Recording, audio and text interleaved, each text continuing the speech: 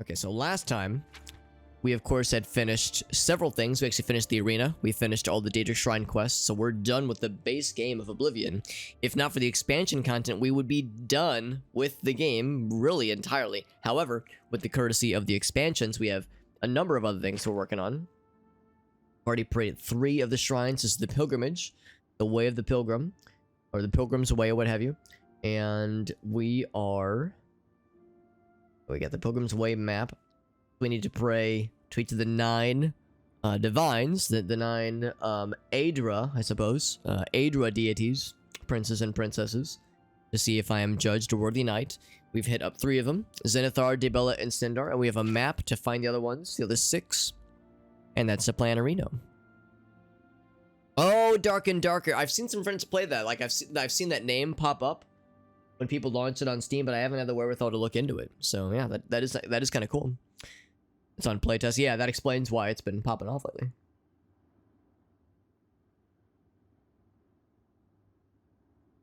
So yeah, that does sound pretty cool, actually, Murdercrats.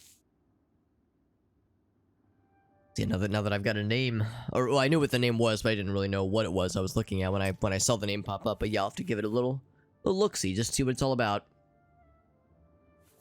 It was Wayshrines map. Yeah, here we go. So we've been to Dibella, Zenithar, and Stendar. So let's go to Talos. Actually, Talos and Julianos are both pretty close. Looks like Julianos is kind of right at this little delta here. I don't know if that's the right word, but where the river kind of splits out. Let's go to that one real quick, because that shouldn't take too long. Can I fast travel to somewhere near it? So right around here. Let's fast travel to the Memorial Cave, and we can hoof it from there. So yeah, playtest, or yeah, playtest, but not early access necessarily, so yeah, not quite the same kind of thing as early access necessarily. But still, it's pretty cool though. Because yeah, like I said, I've seen a number of friends launch it. At least I get little Steam pop up whenever my friends go live, so. Or not go live, that's not the right word, but when they launch the game.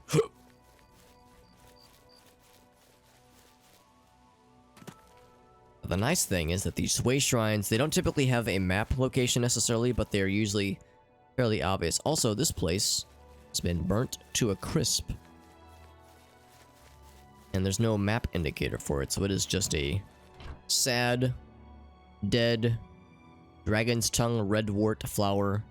Anadil dragon's tongue. Huh. Damage health. Restore health. The duality of tongue. This little bridge. What this?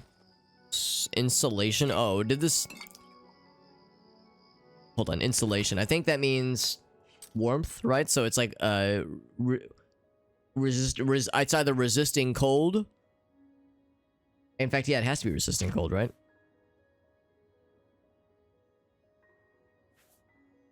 Oh, it's resist fire. I thought it was resist cold, which would imply like, uh-oh, did it insulate too well and cause a horrible fire to break out? But if it resists fire... Probably not if it resists fire. Shocking burst. Okay, it's fine.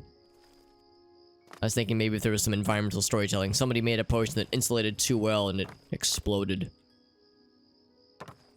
I mean, that could still be the case.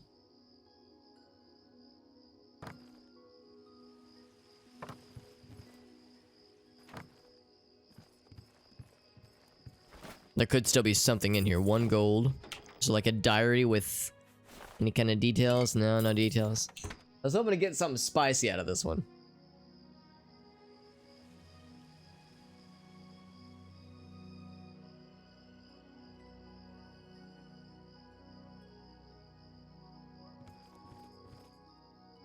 But anyway, anything in the chimney? When we were playing 7 Days to Die a couple weeks ago with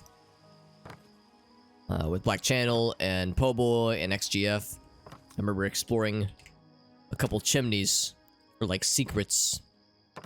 These things are very well hidden in that game. It's procedurally generated anyway, but still, like there's sometimes some like very interestingly and creatively hidden objects. Ouch. In that game's world gen. What's going on over here? Oh, are those will-o-wisps? No, it is a Spriggan fighting a guard. I bet the guard's gonna win. Oh yeah, he won. I saw glowy lights. He got a little bit fucked up. Just a little bit. Just a little bit fucked up. This isn't for you, sir. It's to raise my restoration. Actually, no, it's not. My restoration is maxed out now. Our restoration got maxed out because of the quest we did earlier. Forgot about that. From the arena, I think? Oh, it's from the Daedric Shrine. Not from the arena, it's from the Daedric Shrine. The final Daedric Shrine. What's this gateway here? You know, I'm from St. Louis. We love our gateways and our arches. It's kind of our thing. It's like kind of our big thing. Being all about gateways and arches. We have a gateway fetish. Power from the whale. Now, is this the one? Looks like it should be here. Recharge slowly. If this is like the shrine, or is it just a shrine? So again, we have Stendar, Dibella, and Zenithar. We're looking for Talos. Oh, map, right.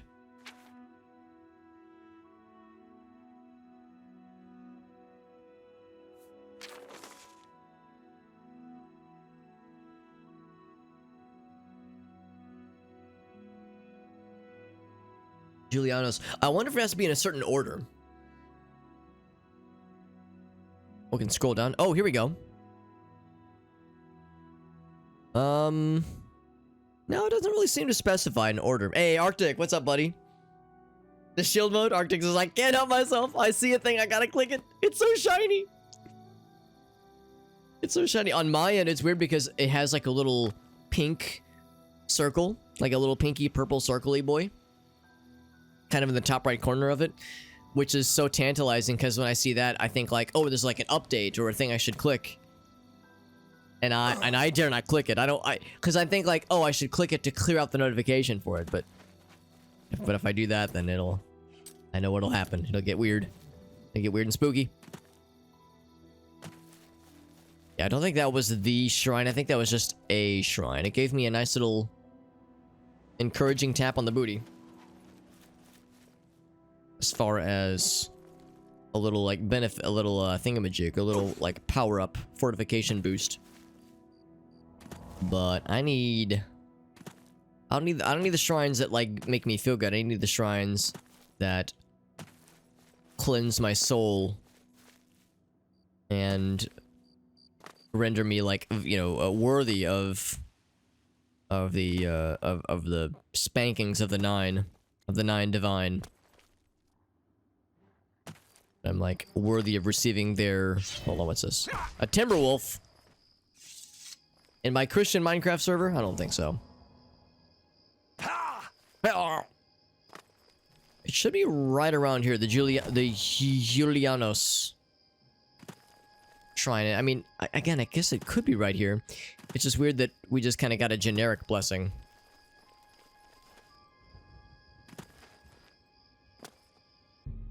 And it even just says Alien Well. It doesn't even say like, oh, this is like a fancy thing. It's the game's just like, who fucking cares? It's an Alien Well. Old news.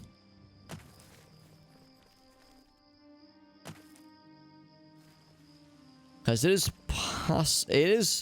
possible that it is either elsewhere or that there truly is an order that we need to follow.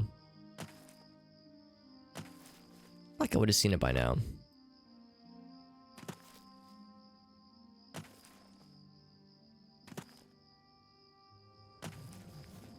It would kind of make sense for there to be an order, honestly, like an order to the madness.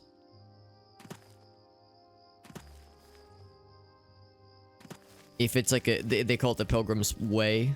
In Morrowind it was the Pilgrim's Path, but in this game it's the Pilgrim's Way, which to me indicates like, yeah, like you're charting a route that has to be in like a certain order. You have to fight, and also some mountain lions. That's also something that the pilgrims would need to do. Wrestle a mountain lion and make it submit and become your wife or something. Something normal. Here we are back at the burnt cottage. I feel like I've just kind of been hecking around this general area.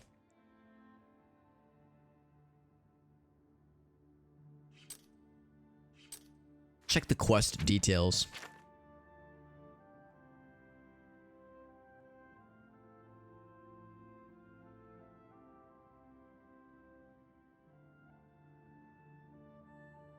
Give me a map.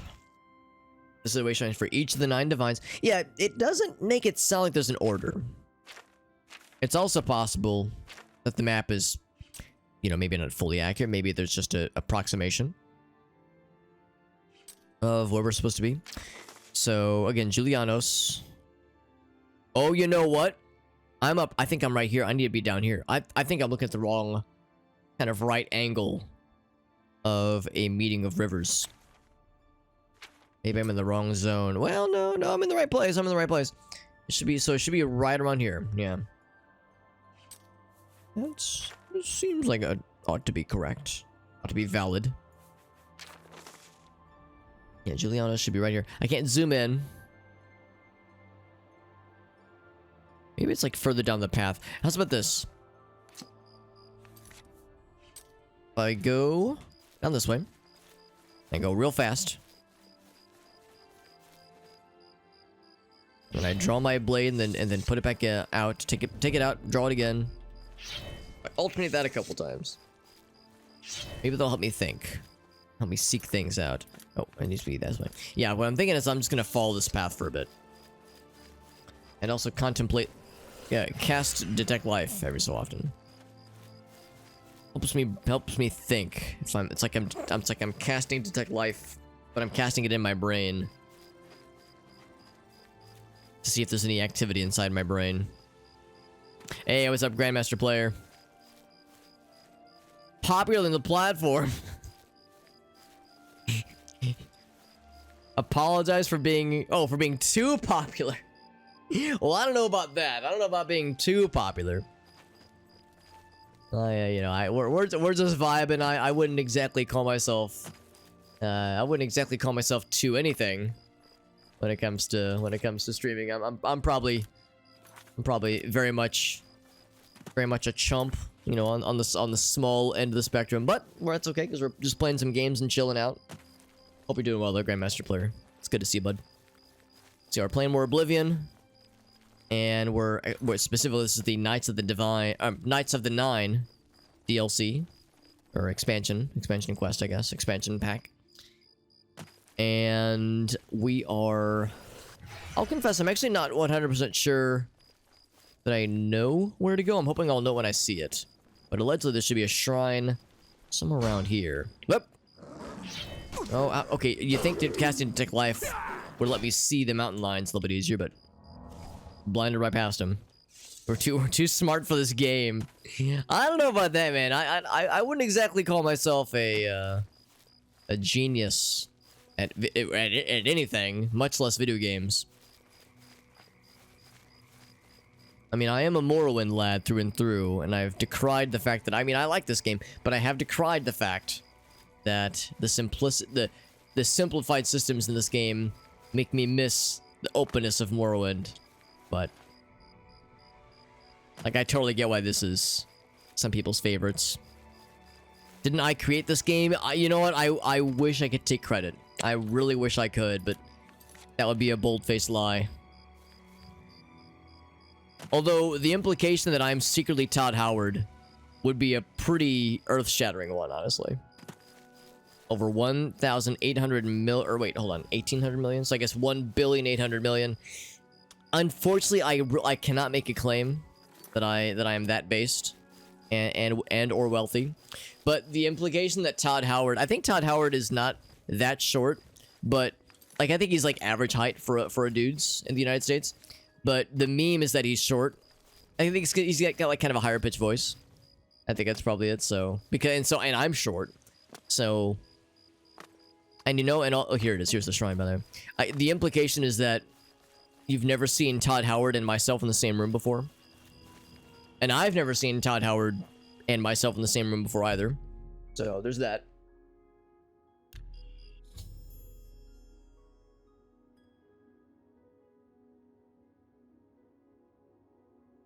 But no, I was in, let me think about this. I would have been a junior in high school when this game came out. I mean, I'm old, but I'm not that old. So junior in high school when this game came out. So, yeah, I would have been 17 years old thereabouts, because I graduated in 07. Myself and Todd Howard, are we both game devs? I am a software developer, but not a game developer. No, I've never done any game development. It'd be something that'd be kind of cool to get into, but I would only want to do it as a hobby. And I have too many hobbies as it is, so like streaming is my main hobby, but I have other things too. Like I like software development, but I don't know if I like it enough to like pivot to game development, because game development's like really hardcore. That's the kind of shit like you need the passion for it, so it's super competitive out there. And that's yes, so I that's exactly it. It's not that I'm old. It's not that I'm about to turn 34, or I'm a few months away from turning 34. So it's not that I'm 33, it's that I'm actually a prodigy and I graduated high school at the tender age of 7. Now that would be a lie as well. That's not the case. I wish I could make such a claim, but I am not nearly that smart or nearly cool enough. And by the way, this confirms my suspicions that the map markers are just kind of approximations, because Julianos is actually closer to this little extra nook down here, so it's further down that path. So if we're going to do Talos next, that's, I mean, kind of generally southwest of here, kind of, sort of. I think we probably have an item to map to warp to. Let's say right at Hircine's Shrine. Do that. Yeah.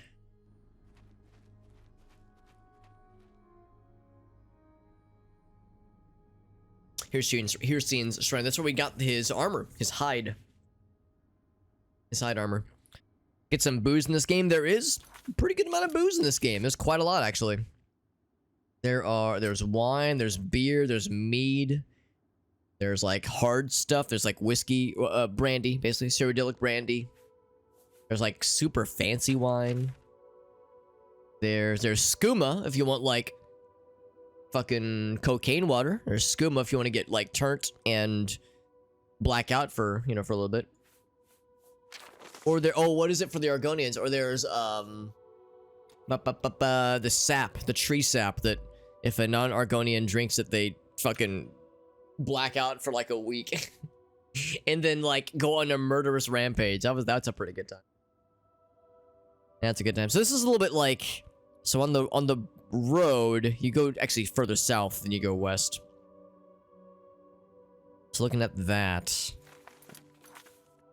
we are, I think we need to like go closer towards the valley. So we'll have to explore a little bit. That's fine. Pokemon don't have any drinks. You know, that's a fair point. I don't really know if I can think of a Pokemon game where alcohol is implied. Granted, I haven't played a lot of Pokemon games in a long time, so I'm pretty out of the loop as far as Pokemon goes. At least in Zelda, the Zelda games, at least there is, in Majora's Mask, there's what they call Chateau Romani. So Romani is the name of the ranch that supplies milk. It's like a dairy farm. They supply milk to nearby towns, but their specialty is a beverage, here we go, called Chateau Romani, which is, they don't like call it alcohol, but you have to be an adult to order it, or be a member, like be a member of like their cool club.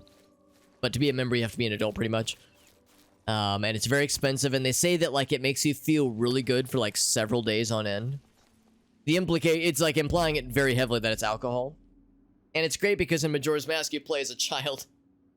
So, you know, there's people that are like, wow, Nintendo games are for kids. Meanwhile, Nintendo's like, underage drinking. We think it's great. Children drinking alcohol. Yep, we're all about it.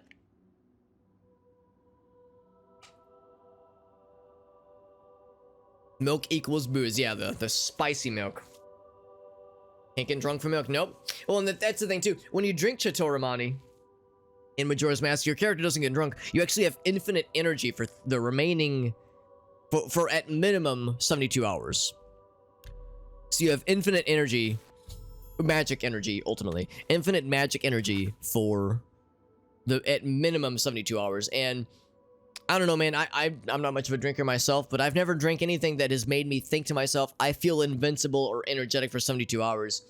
Maybe that's the equivalent of skooma. Maybe it's that cocaine water again, because I've never tried such a thing, but maybe it too would make you feel really good for 72 hours of uninterrupted infinite energy. So we got Talos Shrine as well. What's next?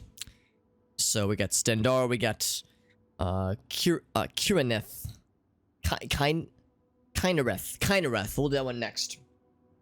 It's kind of in this little hook shape right here. And actually, it would be almost exactly east of where we are right now. Kinareth.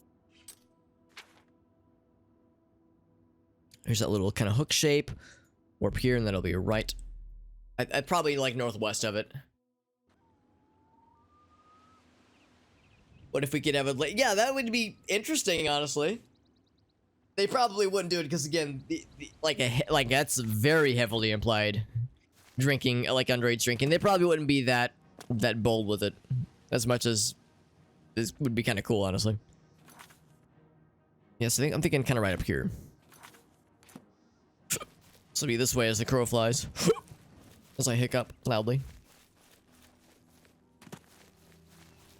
Also, I'm learning that when there's a shrine with a roof over its head, I see you, then it is a regular alien shrine. But if it has like a little roof, gazebo kind of thing, then it is a spicy shrine that has stuff for the pilgrimage quest.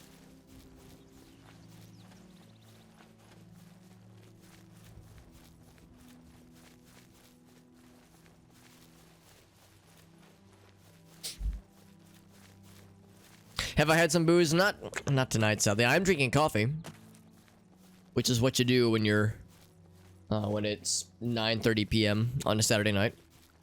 Drinking a coffee beverage. Actually, part of it is that I'm very tired. Actually, I really wanted to stream, but I'm also very tired because it was a full day of family get-togethers, and it was a good day, but it was a long day. And tomorrow will be long too. Tomorrow. I'm hanging out with the fiance's family. It's gonna be it'll be a good day. Today was a good day. Tomorrow will be a good day. Deserted mine. Oh. Desert mine. Delicious. So it was good, but it's also, you know, it's good to be home. Gonna be home nice and cozy. Especially with how cold it is. Driving is miserable just because it's so fucking cold and windy and just awful out there. It's nice to be shielded. Shielded from all that. How's my doggy doing? Doggy's okay. He's just getting comfy. A family, man. Nah, like I said, it's a good thing. It's good getting to hang out with the fam. Hang out with the fam and have some nice food and just sit around and chill with them. It's not that bad. I'm an introvert at heart, so social gatherings and whatnot are... Wow, that guy went far. Look at that. I'm right here. Here's where we hit him. Look how far that fucker went. Good lord. That dude went. That dude got some airtime. So, no, it's good. I like my family. I mean, it's probably a dumb thing to say, but it's true. No, I like my family, so I don't really mind spending time with them. It takes energy. Takes stuff out of you. That's what happens when you're an introvert. It takes energy to do stuff. Am I a family guy? I mean, I enjoy being around my family. I don't have any... I'm not married. Not yet, at least. I will be married fairly soon. But I'm not married and I don't have any kids yet. And I don't truthfully plan on having any. But, you know, people before me... friends of mine have been in that exact situation and then changed their minds later in life. So, you know, I never say never, but... But no, like, just generally speaking, you know, hanging out with my parents, hanging out with aunts and uncles, checking with some cousins and nieces and nephews. I don't have a huge family, but it's nice to just to hang out with the fam. What's up, Pineapple? Yeah, girlfriend, fiance. Yeah, I have a fiance, girlfriend, fiance right now. We've been dating for about 5 years, and we'll be married in about a month. About a month from now, we'll be we'll be all married up. So I will level up from being a fiance lad to being a husbando. So I'll be like a snake, shedding my skin. I'll shed my fiance skin. Or no, I'll be like a, you know, like how hermit crabs, when they outgrow their shells, they like abandon their old one when they find a new one that can fit them. So I'll like abandon my fiance shell and then scuttle into a husbando shell, a marriage shell. I don't know, the snake metaphor works out too, actually. And I like the snake metaphor because shedding one's skin is nice and weird and morbid. I am thank you for the kind words, Grandmaster. Yeah, and I am lucky. I'm very fortunate. I'm a fortunate lad.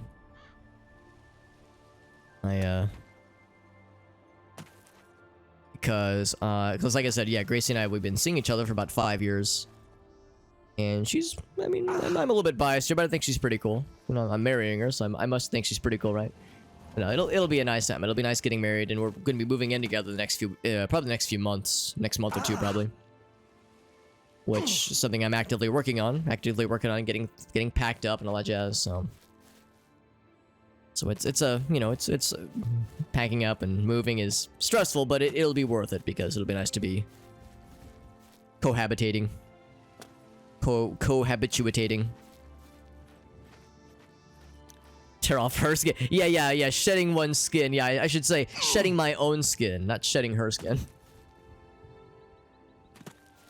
Got excited. I thought maybe there was Nern root down here, but I see no root of the Nern. Looking for a... You know, maybe I need to double check this map. I thought it was kind of in this little hook area right here. Like this hook that is kind of like on the tip. But maybe I'm barking up the wrong tree. Let's double check the map. The Wayshrines mappies.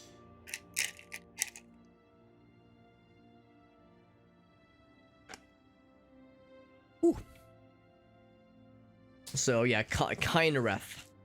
Yeah, it's kind of, well, you know what? I think part of it is that I'm too far up the hook. I think I need to be like inwards a little bit and probably further west. Let's go a little bit south and a little bit west of where we are right now. And here's our hero. See, I think if we actually, you know what? If we keep like, well, actually, it was kind of this little slippily little elbow, a little elbow shape. Yeah, I think I need to be. Yeah, let's go even further south. I think I need to be more into that elbow shape. Let's go back this way. How big's the map? Yeah, it's like, I mean, it's Oblivion's map is pretty good. I think this game's map is larger than Morrowind's. Cause I'm a Morrowind lad. That's my favorite Elder Scrolls game. I've only played this game in Morrowind, so I've only played 2 of them. But of these 2, I'm a Morrowind lad.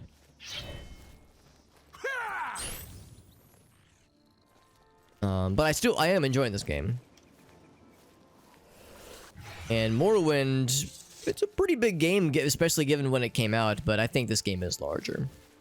My hero, yeah. Yeah, he's a big sad purple man. This hero of ours.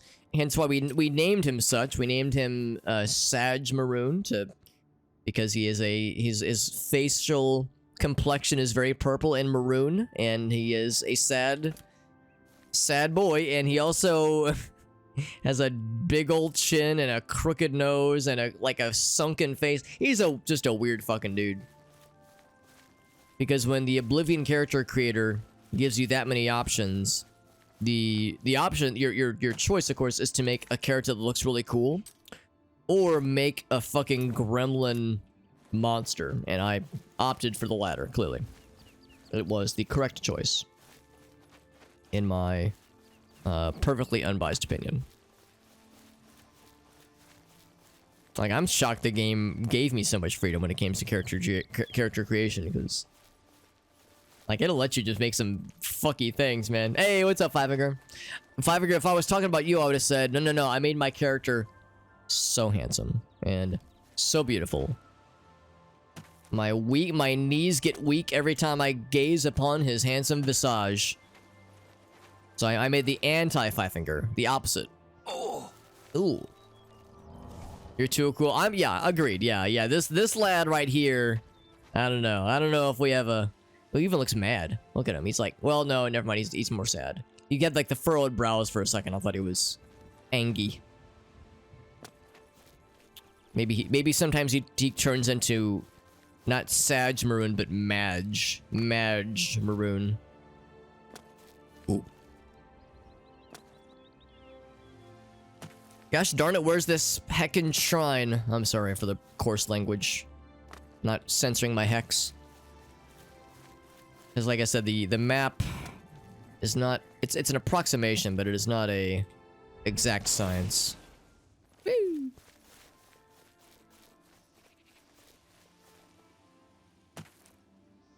I gotta get the profanity out of my sister tonight because... Like, my family is like a bunch of... Pretty much a bunch of hippies. My family is like really chill. Gracie's family is really nice. They're like very sweet, but they're very religious. And they're very like wholesome and like they, you know, no profanity. Like, you know, they're very prim and proper. And they're very sweet. They're very kind people and I love them dearly.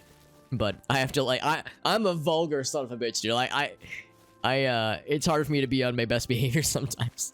So I have to be is that it? Yeah, that's it. I have to be on my extra bestest behavior so I don't, you know, I don't scare them into thinking that I'm, you know, about to steal Gracie away and corrupt her with my degenerate ways.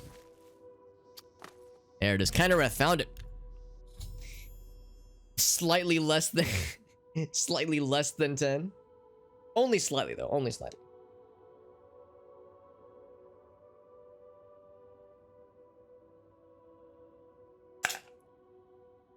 Delicious.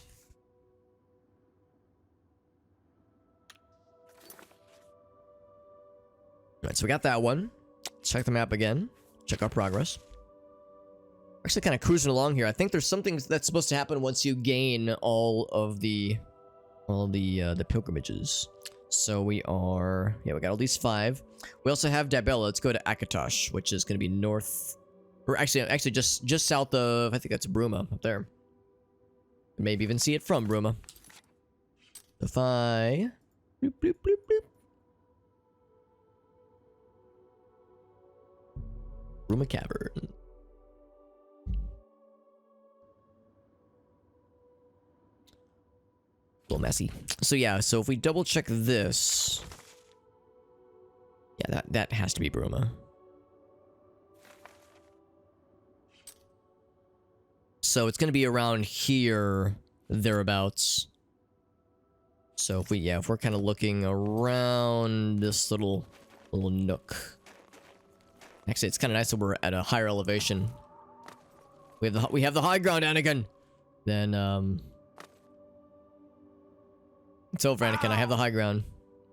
In this case, in this scenario, Anakin is a shrine that I wish to pray to, but I will still cut off his legs and his arms. Excuse me. Never played the expansion. Yeah, I haven't heard as much about the Knights of the Nine expansion. I'm sure it's good, and oh, look at that. Yeah, so easy, so easy. I'm sure it's good, but as I'm sure you know, Fivefinger, everybody talks about Shivering Isles as being the best one, so that's the one I'm excited for. Whomst are these? Oh, I remember these guys. I remember these fellas, and I remember them getting stuck in various places, and this is no different. His noble steed leads him on, and his dutiful squire is at his beck and call as the faithful knight jumps to action. Let's check out on these guys. I'm pretty sure they're our kind of hands of a healer. I'm over here. He's kind of, I think he's kind of our not really our rival. Maybe kind of a rival, like we're both trying to complete the prayer quest, pilgrimage quest. However, I have the upper hand because I can jump. So I can just pray to this easily, whereas he is clearly struggling. I seek the blessings of Father Akatosh.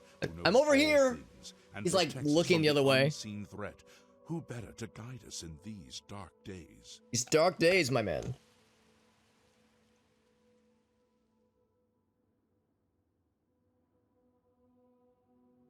I have taken up the Prophet's call to defend the faith. Only a true knight, wielding the Crusader's relics, can stop the evil that now threatens us.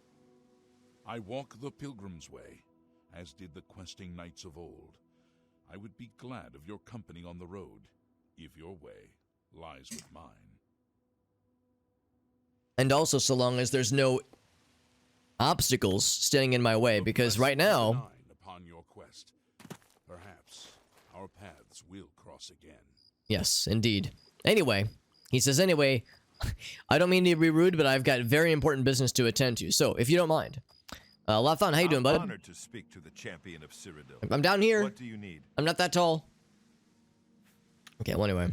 Be seen. So their pathfinding is fucked, and their ability to, like, look us when they talk to us is also a little bit hacked. Didn't do a lot of the side quests. Yeah, I have no idea what to expect. All I know is that it's apparently very good, and also fairly long. Although I bet it's probably short if you don't do the side quests, but... yeah, apparently there's, like, a whole bunch. So, Wayshrine of Akatosh has been prayed to. Oblivion, Dark Days Ahead. Wait, Dark Days Ahead. Oh, Cataclysm, right? Cataclysm, yeah. Oblivion and Cataclysm. That'd be interesting, yeah. Like an Elder Scrolls mod for Cataclysm. Lunar Waffles, good to see you, friend. The Ascena, yes. The good one. Hey, this isn't Morrowind, Lunar Waffles.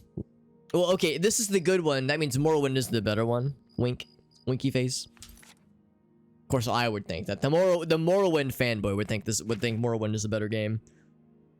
I'm only a little bit biased. Only a little bit. And like I said, we have Dibella. Yeah, we're actually kind of cruising along here on these puppies. We only have Mara and RK remaining. Mara is just kind of west by northwest of, I think that's Coral. And RK is... oh no, that's Skingrod? I get Coral and Skidgrod mixed up all the time. I think that's Coral, I think that's Skingrod. So anyway, yeah. Head to Mara next. Oh, that's... oh, Kvatch is on the map. I forgot. Right. Okay, yeah, this was Skingrod. So I was right about that, but... yeah. Adorable that Kvatch is on the map. Wonder what it looked like before the whole, you know, Burnination station thing. Lunar Waffle says they're all the good one. You know what? I can get down to that. Hey. What you we can be buddies. Okay, no, we can't be buddies. Oh, fuck you. That was kind of satisfying, smacking him off his ass like that. Hey, what's up, Baby Lobby? Yeah, it's an older map. That's what we'll just go with. Wait, is that what I think it is? Is that the burn? No, that's... oh, that's the remains of a Oblivion Gate, probably. A remnants. I was like, that's not Kvatch still burning. Yeah, this was an Oblivion Gate before it got exploded by me. Bender. So I think... let's double check that map again. So... thereabouts, I'm gonna assume that... it's probably like more that way, so it's kind of slide up that way. Some kind of mod like that 5. Yeah, I'd be down. I haven't played a lot of Cataclysm Dark Days Ahead, but what I have played, it's really fucking cool. I mean, one of those true roguelikes with a K, not a T, roguelikes that is like, you know, which is to say a game, there it is, very similar to the game Rogue, the original roguelike. It's one of those kind of no two playthroughs are the same kinds of games. And also practically impossible to beat, but it is fun. I think we just got one left, boys and girls. We're just cruising. Cruising along. RK is the last one, and it's yeah, just, I guess we'll say, just west of Kvatch.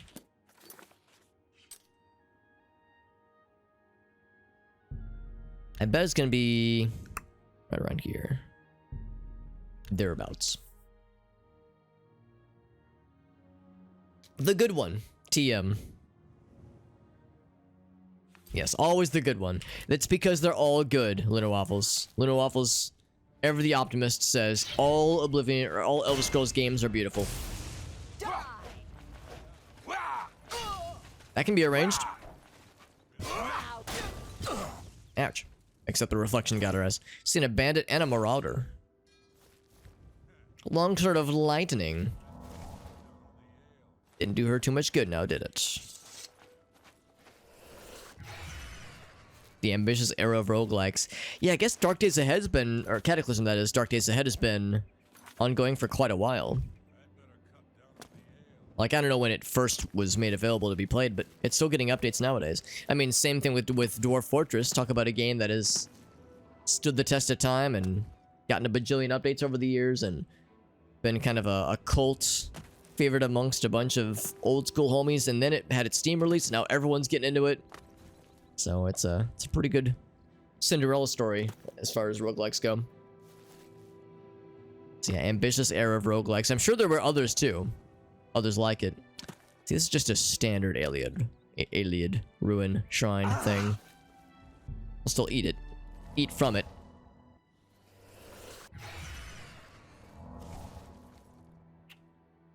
It's not the shrine, that's just a shrine. Keep looking around. But yeah, there's when I think of like old school roguelikes, I think NetHack.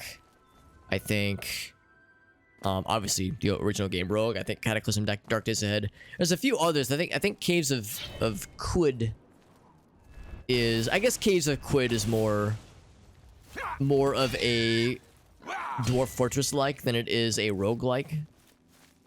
Insofar as it's you managing like a group. Whereas I think typically a roguelike is like one... Like you know, a single adventurer. Roguing through a dungeon. As rogues do.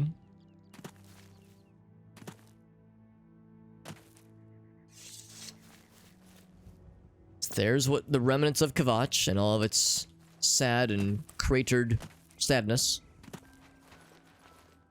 Have I mentioned how sad it is? Because it's very sad.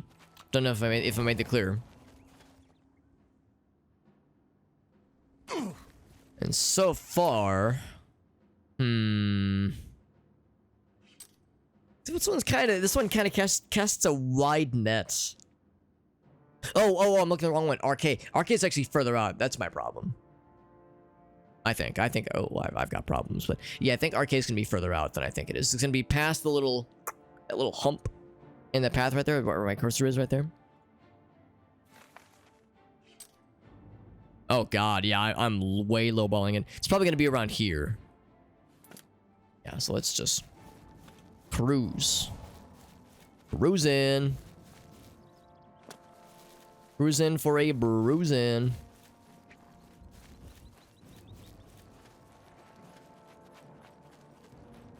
Do I hear battle music?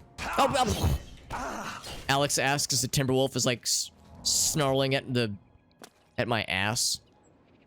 It's like, arr, arr, arr. It's like, what's going on back there? Another arch. Again, us Midwesterners, us St. Louis individuals, we love our arches. It's a fetish of ours. Roguelikes making big projects, lots of things happening. Some of them don't pan out. Yeah, well, I mean, you mentioned ambition. I mean, yeah. I mean, Dwarf Fortress has been ambitious. I mean, Cataclysm, yeah, is up there too. But that's, I guess, the downside is that, yeah, some of these games that have a very large scope in mind, but a small development team that has a lot of complexity to it, and they're passion projects, so, you know, it's not paying the bills, obviously. So other things have to take priority. Yeah, that's like the downside of those kinds of super ambitious passion projects type of games. I think the music is awfully low. I'm gonna turn it up a little bit.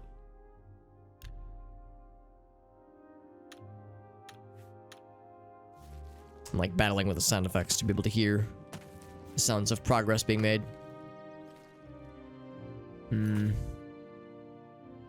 Further, I think. Past the hump.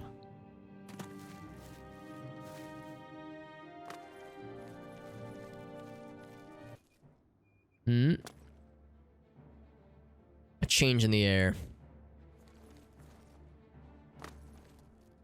And a mountain lion. And they're so physicsy and weird. Just the potential, yeah. I guess, like, there probably was a period of time where it was pretty exciting, honestly. Because, yeah, there are, like, some pretty high-profile roguelikes that have made it big, but I bet, like, at the height of roguelike hype, I bet it was kind of cool. I'm sure there's been plenty of really cool ideas, here we go, that didn't get past the cutting room floor. Or projects that just didn't get a chance to thrive. You know, they didn't meet their Kickstarter goal, they didn't have enough, like, of a player base, so it just dwindled. Because it's pretty niche, like some of these are uh-oh. That's not good. Hold up. Give it a second. See if it recovers. Oh, come on, Oblivion, you can do it. Up.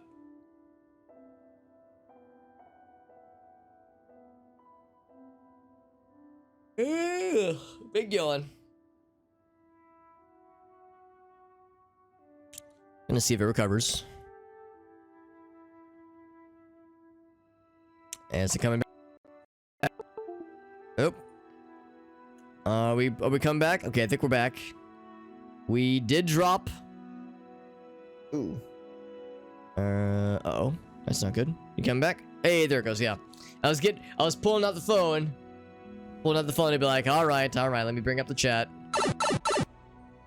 Ace Attorney Investigations. Is that one of the, like, spin-off games, Dave? Because, yeah, if it's... Or maybe it's the DS games. Because... Oh, is this not the right one? Alien Well? I thought this was the thing. This is just a thing. I celebrated prematurely. I thought I'd found the shrine. This is just a shrine. So it's probably even further this way, actually. Spin-offs on the DS, yeah. Yeah, the unfortunate case is that some of those games might have been, or might still be, on the Wii U eShop. Because there are some DS games that are available on the Wii U eShop, but not very many. So it might have to come down to emulation, strategulations. And if you do want to emulate, then... I mean, DS emulation, I understand, is actually quite good. Like, it's pretty good. Or I guess maybe I'm thinking of 3DS simulation, but I would imagine it's probably fairly samesies. So the setup probably isn't too difficult, but it's probably a little bit wonky, honestly. Like, gotta find a way to stream them too, yeah. I've heard, I think if they're what I've heard they are, I've heard they're pretty, I think they might be pretty good. I've heard the Apollo Justice games are kind of so-so, but I think the investigation ones were like well reviewed. I know the Professor Layton crossover was like a very well received one. Apparently, I think it was just the one, but apparently that's super fucking good. And my understanding is that if you like Ace Attorney, you might also like the Professor Layton series. So that's like maybe a good introduction to both. Or to one or the other. Didn't get ported to the West. It's one of the best ones. Oh, you're right. You're right. I think it is. Because I think there was like a fan patch. Or a fan translation. So I think you're right, Dave. I think that's like a pretty good one. But I guess the first one didn't sell well enough. Here, we found it finally. Because I think... Because again, to name drop Ant Dude, I think he made a video that talked about the fan translation and said that it's a pretty good one. Like a pretty... Well, I mean, it's hard to be like... It's hard to know how authentic it is, you know, when compared to the source material. Woo! Oh, almost cleared the... Ooh, nice physics. Yeah, he did clear the hill. That's pretty good. And again, from like smacking him from here, that's some pretty good airtime. It's the second critter we've launched for like more than 20 feet. So yeah, so at least there's fan translations. It's maybe not quite the same, but it's still good. Better than nothing.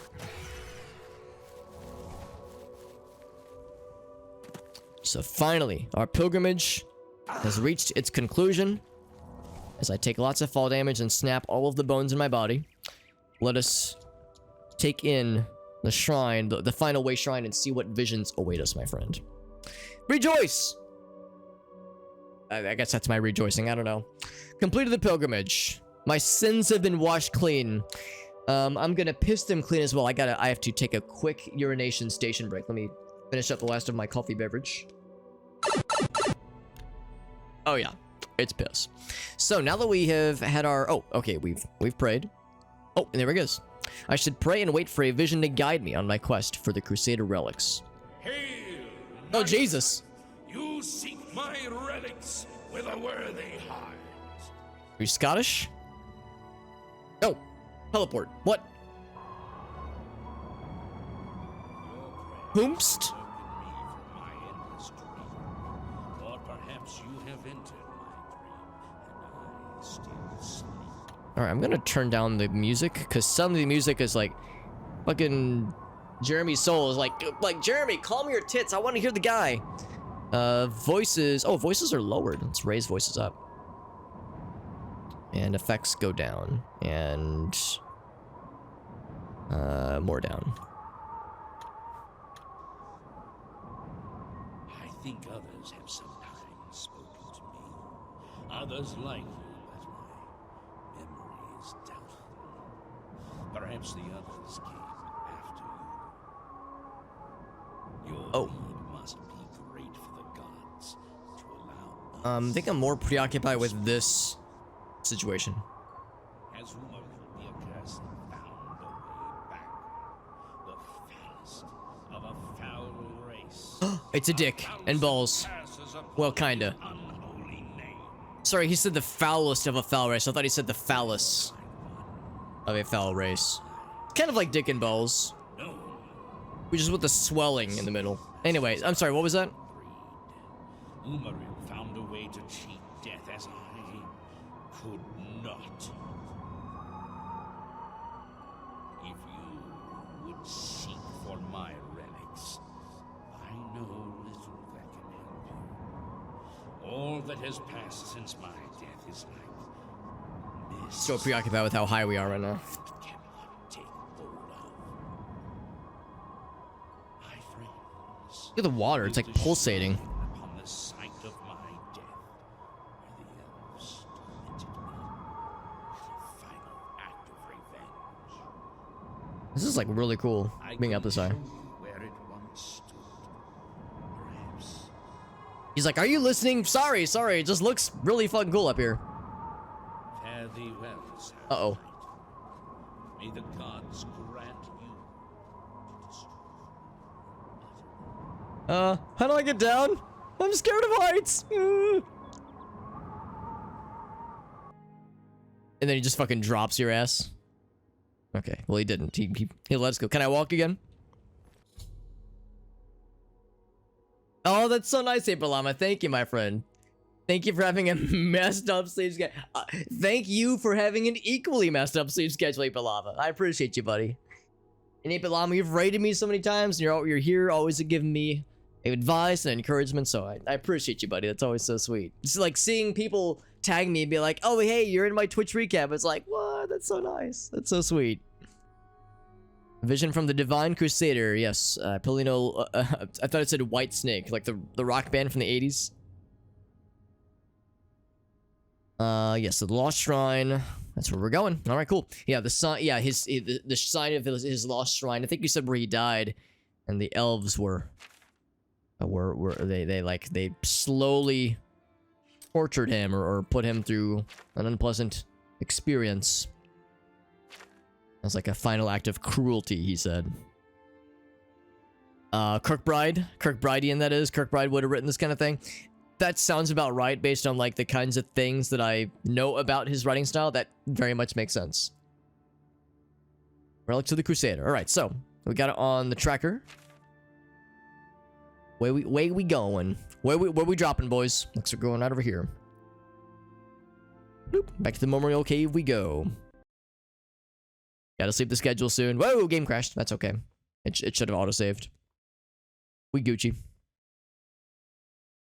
Yeah, fix the sleep schedule soon, Ape Llama. Are you starting up? I'm trying to think if you're in school or not. I'm trying to think if I'm trying to tap into the parts of my brain that have stalked you deeply. No, I mean, I didn't say that out loud. I mean, know of your things you've shared with me. But yeah, if you got like a new job or school or one of those situations where there's like a normalizing of sorts. Normalizing of schedules. My schedule's a little bit fucky right now, partly just because of holidays, obviously, but also I'm in the process of moving. Getting things packed up at least for a move fairly soon, and then I've got also going to Hawaii for like 2 weeks, starting about a month from now. About a month from now, I'll be leaving for Hawaii, and I'll be getting married while I'm out. That's gonna be pretty cool. New job, that's exciting. 7 to 3. That's an early rise. That is an early rise, my friend. Yeah. What's a schedule? Yeah. What's a like responsible, normalized like schedule with, you know, like a grown up fucking normie schedule that does not involve staying up way too late on work nights. Because I mean, I'm very fortunate. My job is quite flexible. I mean, as long as I get my shit done and I'm like, you know, available in the main hours, I can take like a half-hour nap, you know, like at around lunchtime, and it's fine. You know, it's something to kind of charge my batteries. Big fan of power naps and such. Also, I wonder, this is around the place where those sneaky lads, those sneaky slaughterfish like to hang out sometimes. So I'll detect life. See if I can sniff some out, but after a certain point I just stopped finding them. Is this it, by the way? Is this really all it was? The Lost Shrine was in like water that is maybe 20 feet deep if we're being generous. Vanua? Probably it. It probably was sealed previously, like they probably wouldn't let us in. It's one of these, huh? Oh, never mind, we can service, okay.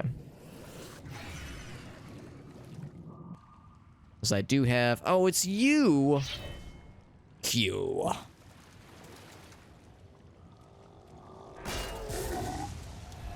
Did you just lightning your own homie? It's ice cold, homie. Oh, get fucked! Yeah, stab him in the dick! Oh, that guy paralyzed him. Oh, no, I didn't. Okay, I stabbed him in the dick that time. No, another one! Another one. You know what? Get out of here. Turns his back to me. Never turn your back on a foe. Unless maybe I'm not a foe, maybe I'm a friend. Maybe this is all one big misunderstanding. Oh, get fucked! Frost damage effect resisted. Ouch. Stop absorbing. You're cheating. Using abilities that the game gave you. How dare you? Dude, I'm fucking landing 1,000 of these. Smack them around. Procs. We've got like 5 of those so far, like smacking them down. Oh, there's his head. Alright, so anyway. Grab a torch. It's dark in here.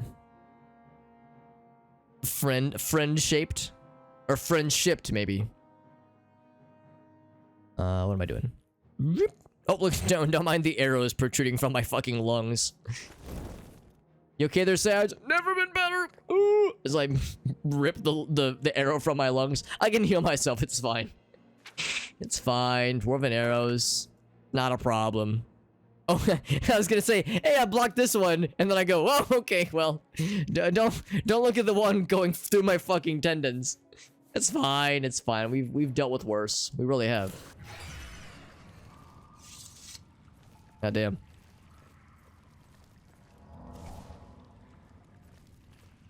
Skeleton champion. Shit. It's got buttons over here. I like pressing buttons. I have a button pressing fetish. I heard more battle music for a second there, but then it got quiet.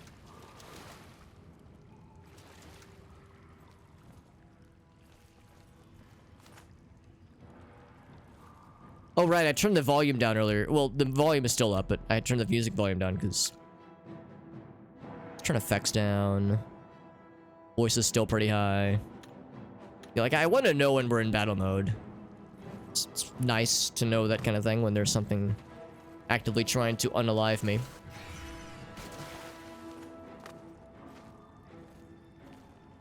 Any sneaky secrets?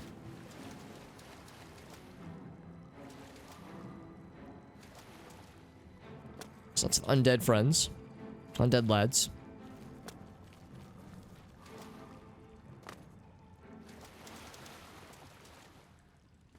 Boop.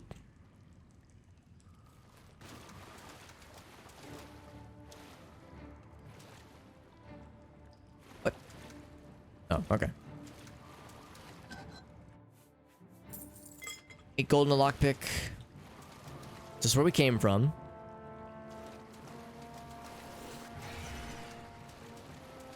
These are all dead ends. And that one, including that one. Alright, well. Start pressing some buttons. This is gonna open up some paths, right? Oh, yeah. No other buttons, or I mean, there's like paths along the left and right here, but who's this guy? Can he open the door? I'll be impressed. He can open the door! What a cheater. Oh, I thought that was gonna be a sneak attack. I don't know why I thought I could sneak attack them. Over encumbered my ass. That doesn't sound pleasant, actually. Don't actually over encumber my ass. Alright, well, I'm still burdened, so I guess I'll just wait here for it to end. It's almost done. I can move! And so far, this is like pretty much any alien ruin that we've visited before. Just more underwater sections, which is not a problem. But there's things. Oh, you! Can I turn you? I can. Fucks me up that undead can just be like, I'm just gonna open a door.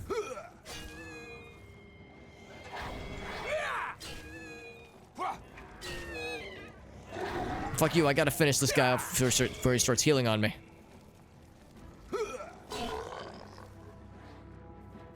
Everyone's summoning friends. Everyone's summoning their buddies.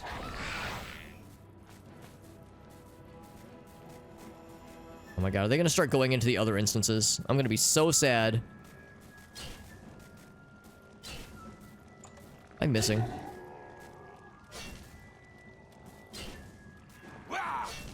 Bonk. Oh, there we go. Man, yeah, we're getting a lot of those knockdown procs to happen, and I'm very okay with that. Although our weapon is starting to get low on charges. Whoa, he knocked my ass down! If there's any asses getting slapped, it's gonna be yours. Please, I just wanna... Before you, like, restore all of your health, these goddamn zombies, they just regenerate health so quickly. He was, like, nearly dead for half an hour. Can I sneak attack you? Nah, he's very much not flat-footed. Alright, so we just killed, like, 4 things. There's still Moa. Where that came from. Get the mysticism skill up. So what is this? Oh, that's probably where we're going. Shrine of the Crusader. That sounds encouraging.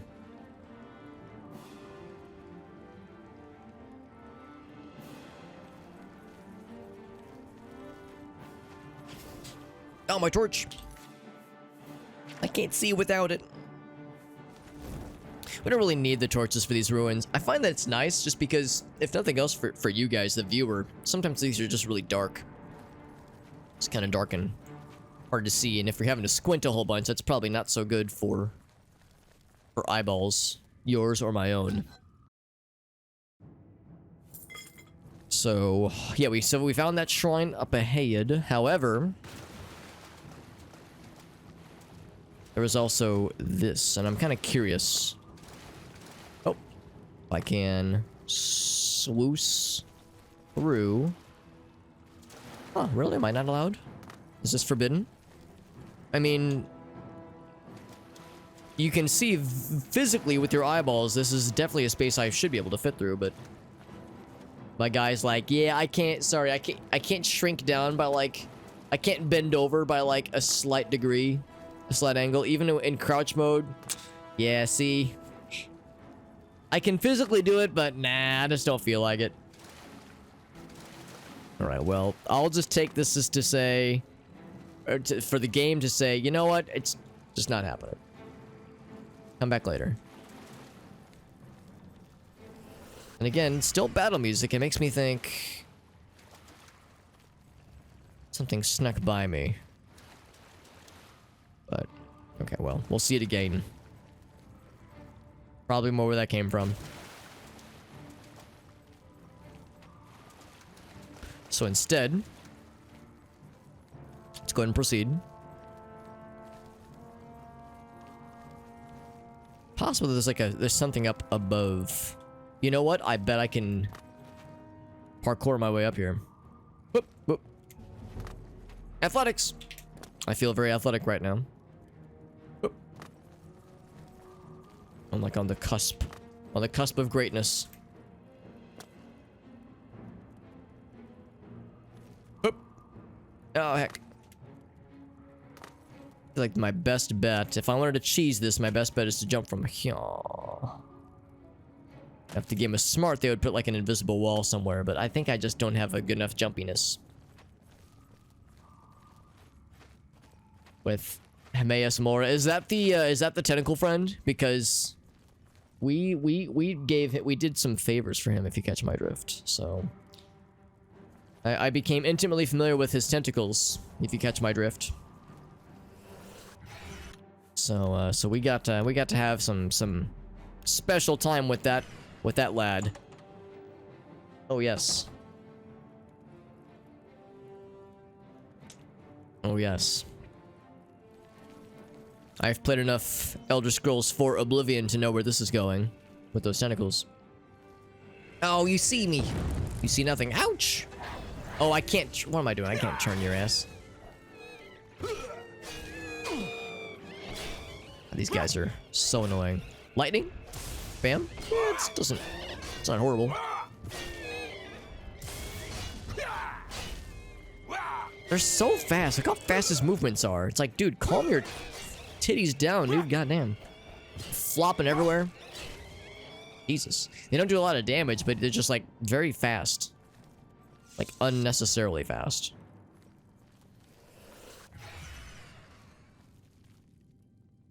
Like, dude, just you're going too quick.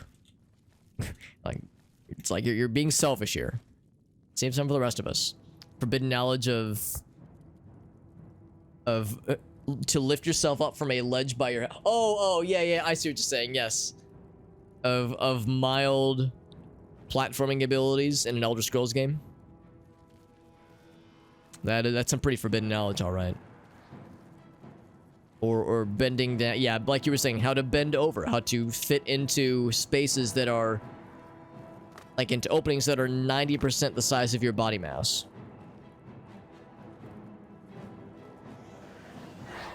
So he's turned around. Turn the beat around. Hatch. Oh, did he paralyze himself? No, he didn't paralyze himself. I think he silenced himself or something.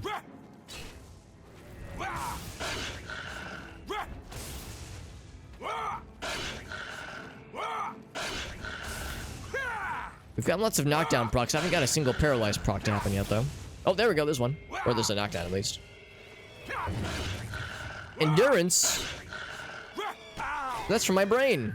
Or not from my brain. It's from my, What's endurance for? My ass? I don't know.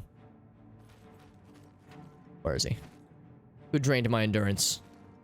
Who gave me the slurp? This actually looks a little bit like the original tutorial dungeon. What? Rock wall. It won't shift. It like moved on its own earlier. Oh, is that how we got here?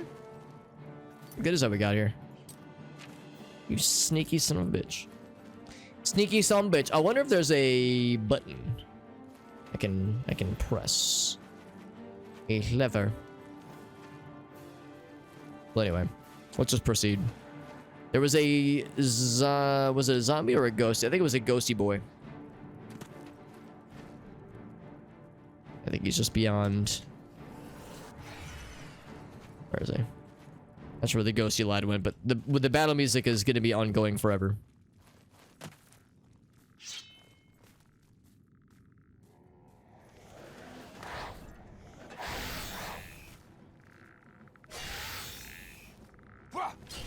Bonk.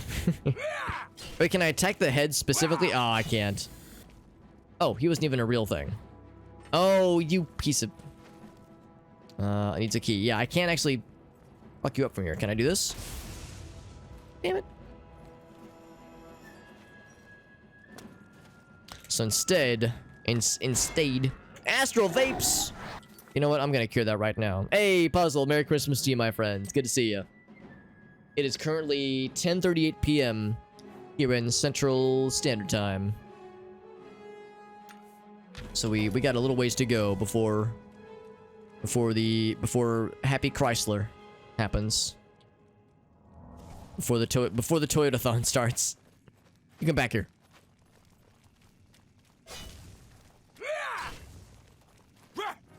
Oh, actually no, I should try to nudge you that way because that's a dead end. Ooh, there's the paralysis. We had him sleepy. He's taking a nappy. And stab in the butt. Bam. Butt successfully stabbed.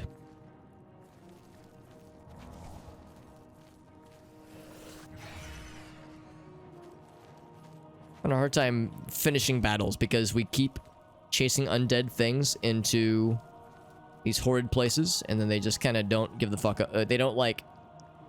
They get into a place that we can't pursue. Oh, here we go. Here's one. He just fucking suplexed me with several drain things. I'm gonna go ahead and feather myself. And I can move about. It's a shits for the birds.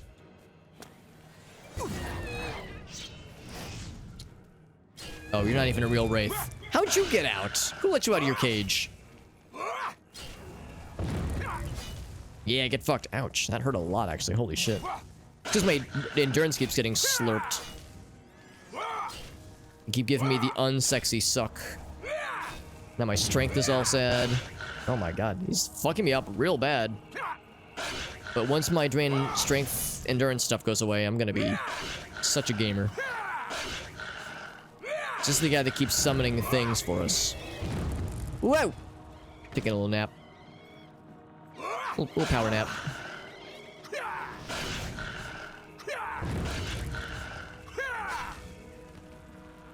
Okay, he's dead. He's dead. That guy hurt a lot.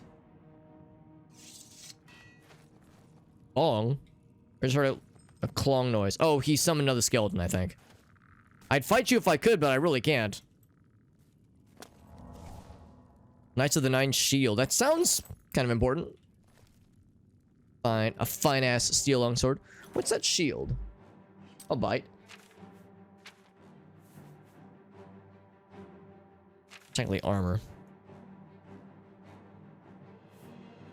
Oh, it has no enchantments. It is light armor, which is convenient.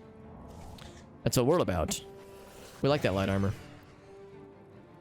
Maybe that's why this is abandoned. Yeah, the liches are more of an issue than the being underwater by like 10, 20 feet of water would be. If it was like under an ocean, that's one thing. But when it's, yeah, like 20 feet of water, that's nothing. Especially like off of a bridge. 20 feet of water just beyond a bridge that leads to the capital, the Imperial City. Kind of a big deal, honestly. Helmet of the Crusader. First piece of the Crusader's relics. Is the shield a big one too, honestly? You'd think that it would be.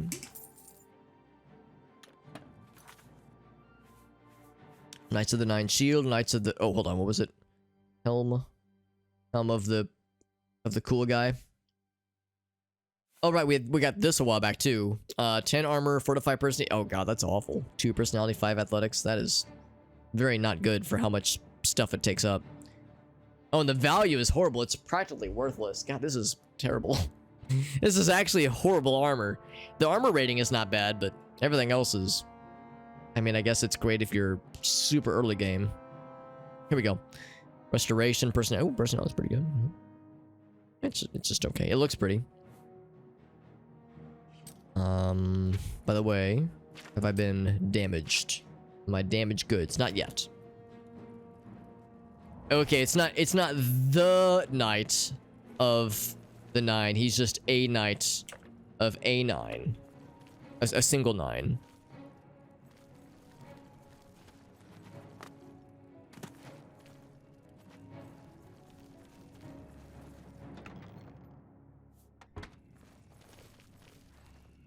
Lost Catacombs. Right, so that's a separate instance then. Lots of little winding paths and such. I've been here, have I? Skeleton. Yeah, again, I just think of the intro sequence going through a tutorial dungeon that looks very similar in scope and in design. See, I can't get to you. I came from here. Can't do shit about that. I say we just pick a direction, or we go this way. Oh, never mind. Yep, that's a dead end. All right. All right, we chased this guy to the ends of the earth, and we could not pursue him any further. So the options are, yeah, the Lost Catacombs or bust. Away we go. And I will save because we have a new thing. I'm gonna make a new save. Just every once in a while, I should be doing that. Making new saves is a good idea. That's one of these.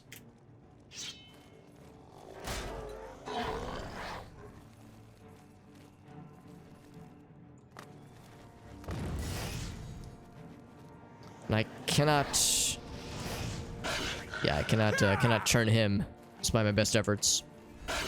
Oh, did he just get paralyzed by his own homie? Oh, you'd love to see it. Oh, he's getting silenced.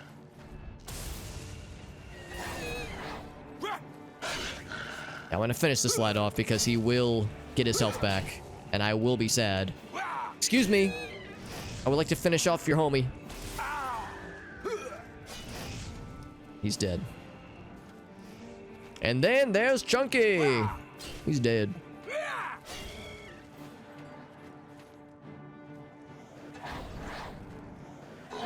Which skeleton is the real skeleton?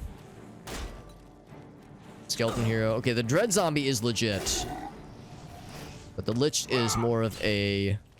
insane. Hey, Jade, good to see you, friend. How do I feel about the game? I do like it. The meme is that and it is the honest truth, I am a Morrowind lad through and through. And I do prefer Morrowind, but I do like this game. I do like this game. Even though I'm more of a Morrowind lad, I still enjoy it. This one, that is. And I understand, I think, why some people prefer this game quite a lot compared to Morrowind. Like, I think I understand the appeal a little bit better than I used to. Back when I was still...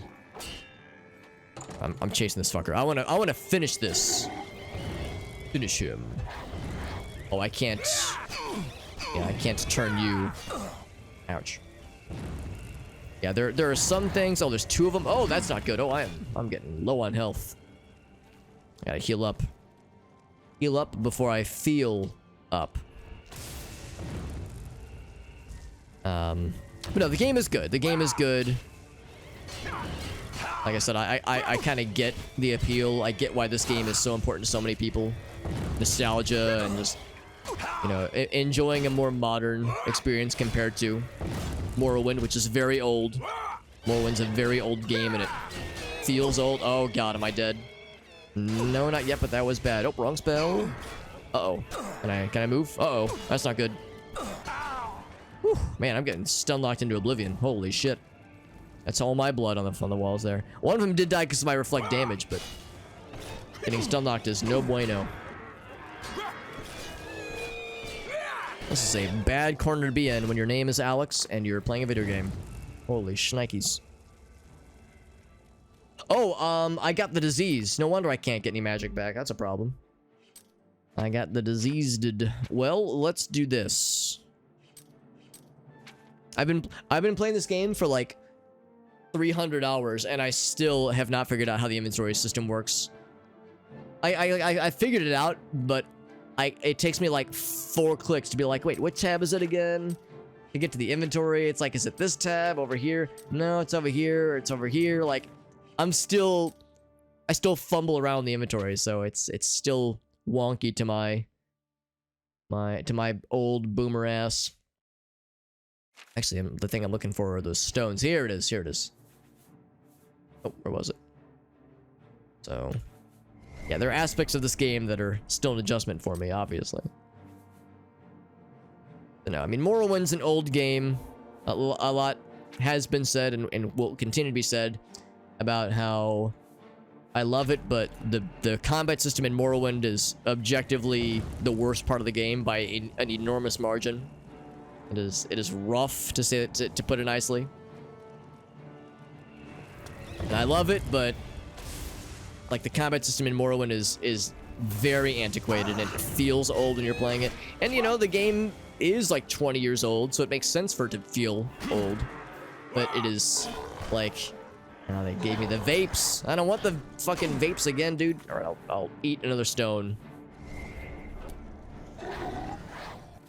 Fucking, this guy breathes in my general direction and I contract astral vapes for like the 90th time. But no, there's just a lot of modern isms, modern conveniences that this game has that are kind of hard to go back from, honestly. Like, you know, again, I love me some Morrowind, but when I eventually play Morrowind again, there will be times where I will say out loud to myself and to you, dear viewer, where I'll think to myself like, damn man, I missed this aspect of Oblivion, because that was pretty convenient. Like, that was pretty cool as hell. But there have been so many times while I've been doing this playthrough where I've thought to myself, damn, I missed how Morrowind did that thing. So it kind of brings you a new appreciation.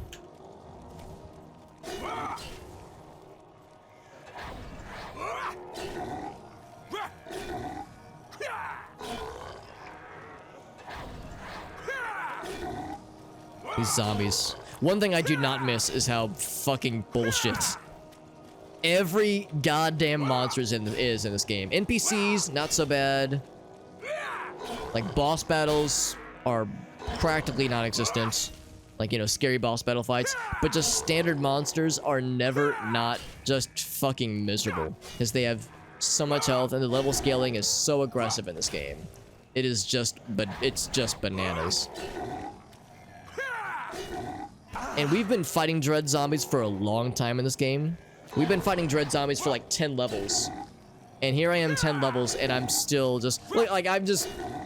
Like, we've got him backed into a corner. We're just wailing on him. And it is just a miserable struggle trying to kill them. So just everything has so many hit points. In Morrowind, there is level scaling, but it's not nearly as aggressive. So it's never... It is not nearly as obtrusive. How goes the game? We're doing well. We're doing well, Jade. We're playing some Oblivion, having a nice chill evening. I got to spend a lot of time with family tonight, which was good, but kind of draining, so it's nice just vibing with some video games. I'll be doing more family stuff tomorrow with Gracie's family in particular. But this is good. It's been a good day, and we got more good days ahead. I want to get at this game. It is good. If you like what you've seen and you've never played it before, then I would recommend it.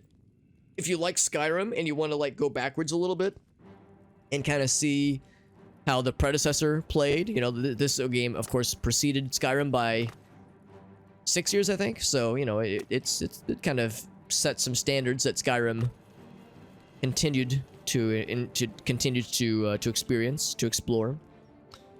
And quite well, I would say, from what I've heard at least. Or if you've played a lot of Morrowind like I have, it's a cool bridge into the more modern realm of Elder Scrolls. As we know and love it.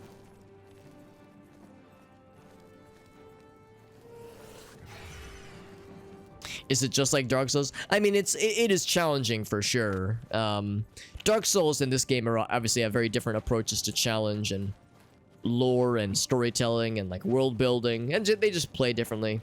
So I mean, I would say like the medieval kind of fantasy setting is similar-esque to like how Dark Souls setting looks and feels, but they're pretty different games, I would say. You know, if you want a Souls-like game experience, a Soulsborne-like experience, this might not scratch the same itch, but it is good though. It was good.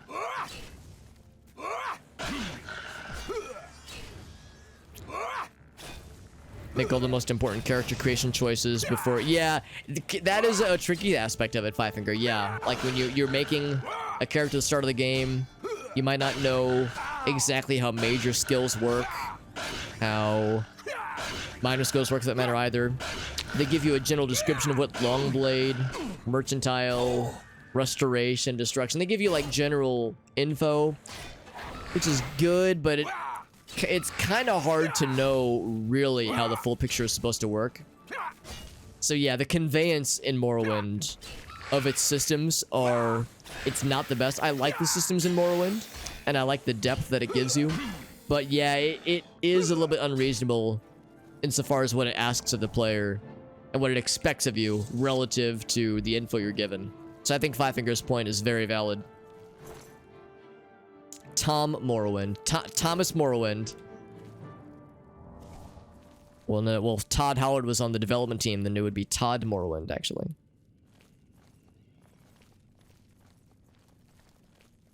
Get to be drunk, but the character can't drink. In this game, actually, and in Morrowind, your character can drink a lot. In this game, your character can, like, drink booze, and your character will get, like, sloppy and silly. And you will lose temporarily personality points and agility points and dexterity points and whatnot, or whatever. What's the equivalent of dexterity? I guess agility. So, what? Excuse me? Skeleton? Is that your real name? How? How did you even manage this, my friend, my brother in Christ? How do I attack you? He can attack me, apparently. What in the absolute fuckery is this bullshit? If you go to www.superhobbit.com, how's about this, Grandmaster? Go to that website, type that into your browser, and see what happens. It'll be a surprise. It'll be familiar, but it will be a surprise. My weapon is on charge. I probably should charge it, actually, yeah. How much more of a chance to hit do you have? Yeah.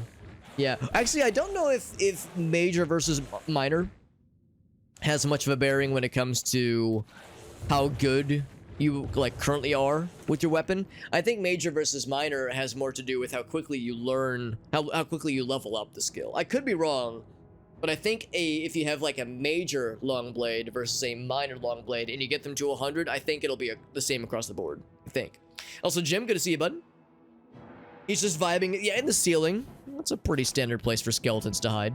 Some people like to store skeletons in their closet. This motherfucker stored a skeleton in their goddamn ceiling. There's like a sliver of how he got up here. There's like a little slit in the walls. Motherfucker, I would hurt you if I could, but he's hurting me really well. I'm like trying to tickle his little toesies, his little footsies. Alright, so let's try some area of effect shenanigans. I bet that'll do some stuff. Some stuff to his face. And maybe even other parts of his body. 15 feet. Enough magic. And give me the juice. Juice! I have no idea if I'm doing anything to his ass. Or his face. They're rarely reliable to start. That's the thing, yeah, if it's a minor skill, the numbers will be not great. If it's a major skill, the numbers will be okay at the start. But if it's a minor skill, the numbers will be not great at the start. And if it's a neither major nor minor, then the numbers will be practically 0. They'll be like 10 or 15 or 5 maybe. So very minuscule. So yeah, it very much affects how the numbers are at the start. So if you have a long blade or a short blade skill of like 5 and you have a dagger and you're stabbing at a mud crab, you will get a lot of misses. You will be nearly useless, especially if you have a low fatigue meter. Because if your fatigue meter is near empty or is empty, then you can't do shit. Like, you can't cast spells, you can't land attacks. You are a useless potato whilst in that position.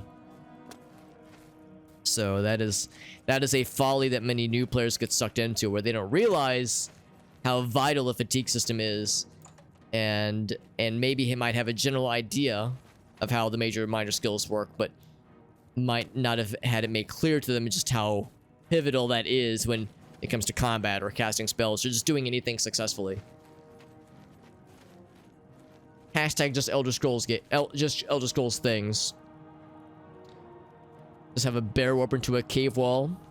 Maybe that's what I need to do. I need to have a bear warp into that skeletons area so they can fight amongst themselves and, you know, resolve their like physics situation they've ended up in.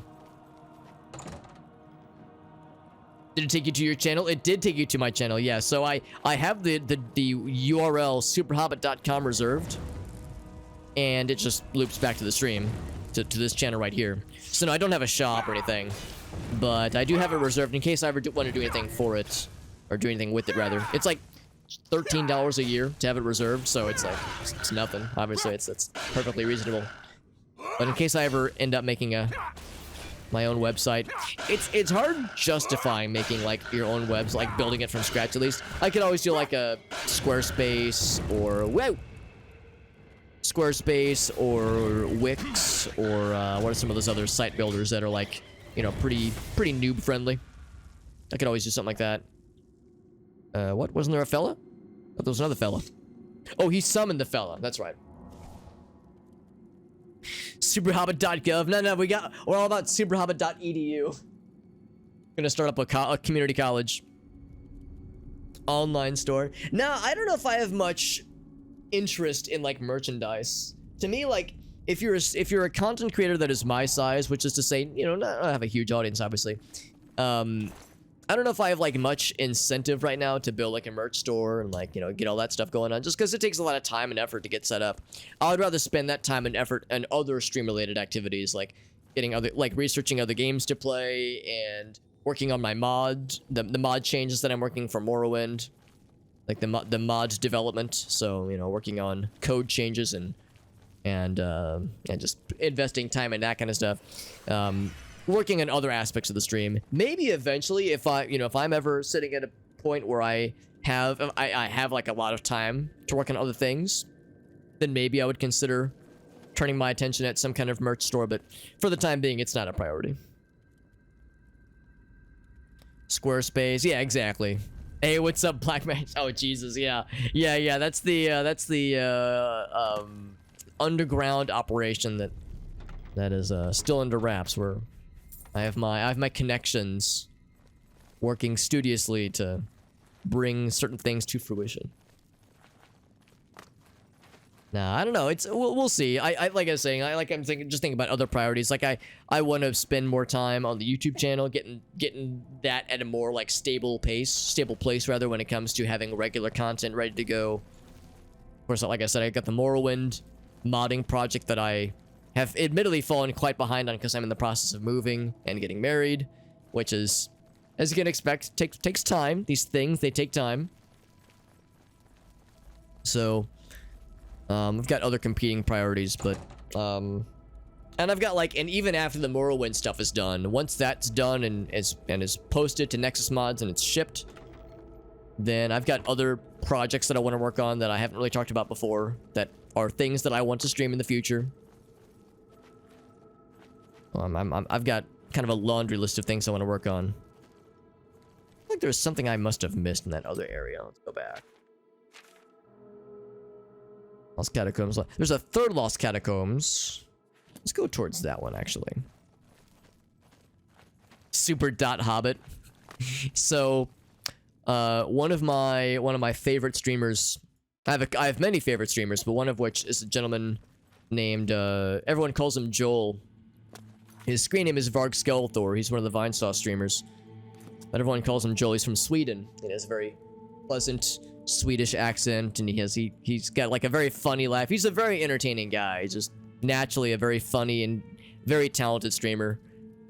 He's kind of a natural when it comes to just being entertaining, and he has a certain sense of humor that is at times slightly juvenile, only slightly. He's very mature. He's sometimes a bit of a jabroni, but his particular brand of humor has been called fecal funny, because, you know, fucking 12-year-old, like, immature, like, potty humor, that kind of shit. And I think if you actually, hold on. You know what? Before I overcommit, Let me save. I want to see if this actually works still.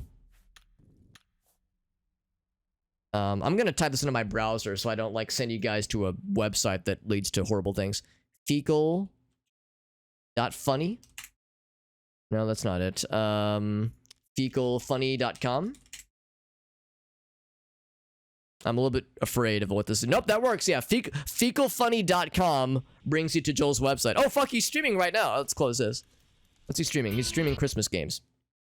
So, fecalfunny.com brings you to Joel's stream. And then, what is it from Mike? There's another streamer, Jabroni Mike, that Grace and I like to watch.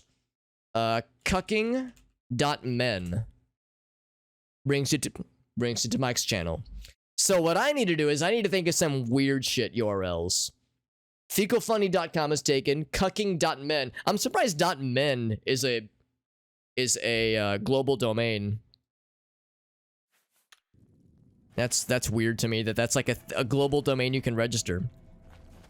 There's others. I know if you type there, and then there's the game developer. Well, it's a publisher, but the game publisher New Blood, they are well known for reserving fucking weird ass like URLs, like custom URLs for their various projects. So if you type in, I think it's we hate.money. We hate.money brings you to their list of games, their list of Steam games. Yeah, we hate.money. That brings you to the list of games. If you type in thiefwithguns.com, it should bring you to their Steam page for Gloomwood, and it does. And then if you type in, what is it, notfortnite.com, does it bring you to Dusk? Yeah, brings you to their game page for Dusk. So, the possibilities are endless, man.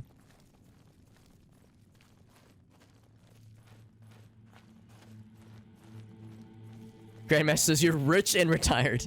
Now, I'm not a young man. I like to think I'm not old, but I'm definitely not young. But I'm far from the age of retirement. I'm 33. I'll be turning 34 in a couple of months. So I'm not quite at death's doorstep yet, but you know. And nor am I rich, nor am I able to retire. I do work a full-time job in addition to streaming, but maybe someday. All the catacombs and no cats to groom, says Jim. I'm sad about it, honestly. Joe Sweden. Well, his first name is Joel. I don't know what his last name is, but his last name being Sweden would be appropriate. Joel Swedishman. Scatological humor. His humor could be called scatological. That is an accurate term. So have I gone in there? I think that's a dead end. An end that is dead. Check the map here. Yeah, I feel like that's where I want to go, honestly. Midgetpo.rn. I mean, I think the term is little people, but the point stands. Samus.link, that's really smart. That's really smart. I like that a lot. I mean, I'm a card-carrying Metroid fanboy, but don't let that distract you.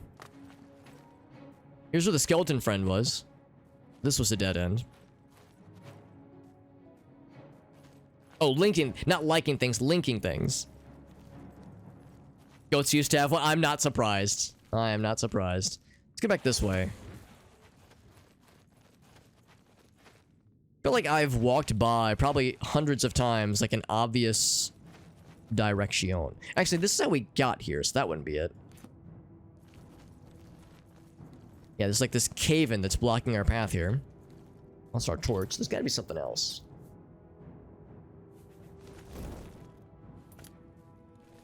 An email service for a bit. I am not surprised by that either. I'm disturbed by it, but not surprised. Only as old as you feel, and then we're all ancient. It's interesting because when I turned 30, I was like completely unbothered. It was actually kind of a relief.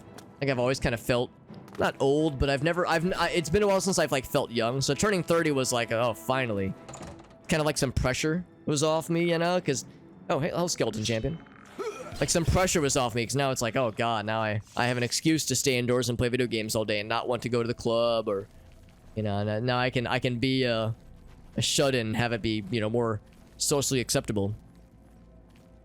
And as I approach my mid-30s, you know, 35, I don't really feel all that different. Like, I'm pretty at peace with it. I think turning 40 might be a little bit weird, but I'm also, like, not too terribly bothered. I think turning 50 might fuck me up, though. 50 might be like, oh, I got 16 and a half years to go, so there's no rush, but time does fly, man. It will be here before I know it, and I do recognize that, so, and, you know, the sooner I make peace with it, the better, but not much you can do about it, right? The flow of time is unyielding. No sense in trying to fight it, because it can only get you so far. So what is this one? I'm trying to find my way. Maybe I need to, like, go to this other door. I feel like I've been to other shrines of other Crusaders. Yeah, I've clearly been to this one, too. The path seems to be this way, although... you know, maybe I should actually backtrack. Yeah, maybe my issue is that I'm, like, banging my head against the wall. Yeah, let's backtrack. I bet I've overextendified. Get into Metroid. Metroid is a very good series. If Metroid looks interesting to you, Jade, I would recommend Super Metroid, probably, which you've probably heard. You've probably heard Super Metroid is the best one. It probably is. It probably is the best one. It's a very good game. But yeah, I would start with Super Metroid, or the Prime games. Metroid Prime 1. I actually replayed Metroid Prime 1 last year. I played with mouse and keyboard controls on the Dolphin emulator, and it worked, and it played beautifully. It was absolutely wonderful. And what's up, Tarkson? Let's see, what color would that be? Your options, Tarkson, are blue. We actually already have blue friend, but we also have the original. We have the original bomber friend, the classic. We have this buddy. We have black bomber, and then we have red bomber. Bam. So those are your options. If you wish to switch one out, we can do that real quick and switch out to a different friend. Can go out the way we came. I guess that's the thing, like, yeah, if there's more stuff we have to go deeper for, or if we've got what we need, because yeah, we got the helmet. Maybe there was another path that opened the way we arrived. Go up this way. Because yeah, oh, this shut behind us, that's why. The wall won't shift. Maybe, so we need to find a way to open this then. Wasn't a huge Super Metroid guy, but you like Metroid Fusion? Interesting. Zero Mission. Just couldn't quite get into the other ones, though. Yeah, Prime Hack for Metroid Prime. The problem with Prime Hack is that it makes the game very easy. Because Metroid Prime... Black Bomber? Yeah, you got it. Metroid Prime is a game that was designed around the GameCube controller. And maybe I'm in the minority here, but I think Metroid Prime played just fine on the GameCube controller. It'd be one thing if it was, like, you know, built with dual analog sticks in mind, but it definitely wasn't, mercifully. It was built with single analog controls in mind, so, you know, it works pretty well for what it was. But when you get those dual analog, or at least mouse and keyboard controls with Prime Hack, the game becomes so easy to play and so easy to control. It's kind of too easy. Even in hard mode, or expert difficulty, it's still a cakewalk, but it's just so fun. It's, like, so smooth. Black Magic makes a good point, though. There's Zero Mission. If you wanted a way to play the original Metroid game, but with, like, a more updated graphics, updated control scheme, yeah, Zero Mission's also quite good.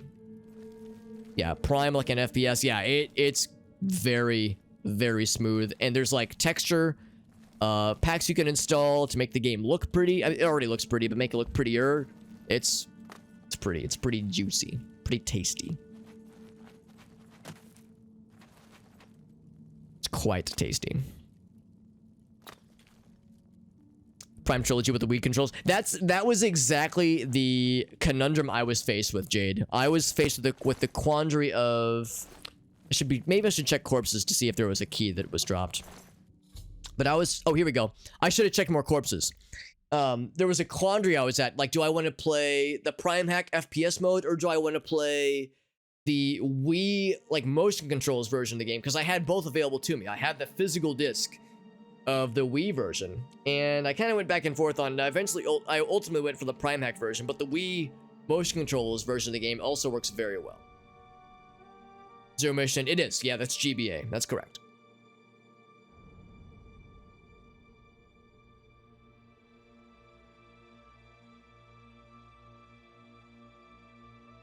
Yeah, you started with mouse and keyboard. Exactly, yeah. Because that was my problem. I started with the N64 and GameCube. I didn't get into first-person shooter, like, computer gaming until much, much later. So yeah, to me, I loved Metroid Prime 1 on the GameCube and had no problems. But yeah, I mean, that was where I got my start. So getting spoiled by mouse and keyboard controls didn't happen until later. So yeah, I'm fine to go back to the golden days, playing GoldenEye on N64. Love it. Is it clunky as fuck? It is, but I'm also kind of used to it, so I don't mind going back for it. But I am spoiled, and the last time I played GoldenEye was with mouse and keyboard controls, and I did stream it. So I've definitely, like, dipped more into the more convenient aspects lately. Primarily PC, yeah. Yeah, I mean, I would say modern consoles, it's not so bad because you get those sweet dual analog controllers. And technically, the GameCube controller is a dual analog controller insofar as you got the standard analog stick, and then the C stick could be considered another analog controller, a control input. But most games kind of play as a single analog control. Well, actually, I say that. I don't know if, like, Nightfire, like James Bond Nightfire, like the Call of Duty games that got ported, I don't know if those were the case, but for many of the more noteworthy cases, they were single analog controls, because that was before dual analog really became the standard. Back in those early days. The C-stick is tiny. I would say it is smaller. I would say it is smaller for sure. Find some clues to his body. Let's do this. Let's save, because we did find some progress after bouncing around a lot. So I'll show you. There's definitely a size differential when you look at, like, the analog stick versus the C stick. You know, they're smaller. It is hard to ignore the fact there's a size difference, but it's not, like, enormous. It's workable. It's not ideal. It's not the best, but it is workable. But again, I think a lot of games kind of treated the C stick as, like, a menu or, like, a submenu navigation tool, as opposed to a thing to complement your aiming, like your standard aiming and looking controls. So I guess it depends on the game, really. It wasn't until later on when they were like, oh shit, maybe we need to, like, do more to embrace dual analog as, like, the standard. Because yeah, GameCube, PS2, I guess with PS2 they had the DualShock, which wasn't as bad, wasn't as rough. And of course Xbox, original Xbox did have dual analog. But yeah, GameCube was kind of in an awkward in-between state where it hadn't quite truly caught on. Oh, he was even named Sir Amiel. Look at that. It is small, and it has a different feel to it. It has a different, like, consistency, I guess. So yeah, it's like, it's just weird. It's just a little weird. The DualShock, yeah. Armored Core, I can't imagine playing with single analog stick. That would be awful. Get the key or the ring, the key, and let's check his journal. Member of the Knights of the Nine, how perfecto. Priority of the Night, is that where we're going next? So it's a Curus, as Sir Amiel's journal suggests. Actually gonna check that journal myself, see if there's any cool deets. Some cool, hasty lore. Oh, not the key. Whoops. I can't read the key. I was to read the urinal. Not the urinal. The urinal. It's weird to shut the analog face buttons. Yeah, I never really played, I never owned a PS2 or a PS1, but I did play a lot of PS1, like at friends' houses. I played a decent bit of PS2 games as well, but the PS2 games I played more heavily, like, emphasized the D-pad, like the directional input buttons. So that's like the PlayStation special for me, is like the D-pad input. And it worked fine, but yeah, there are some games where it's a little bit weird.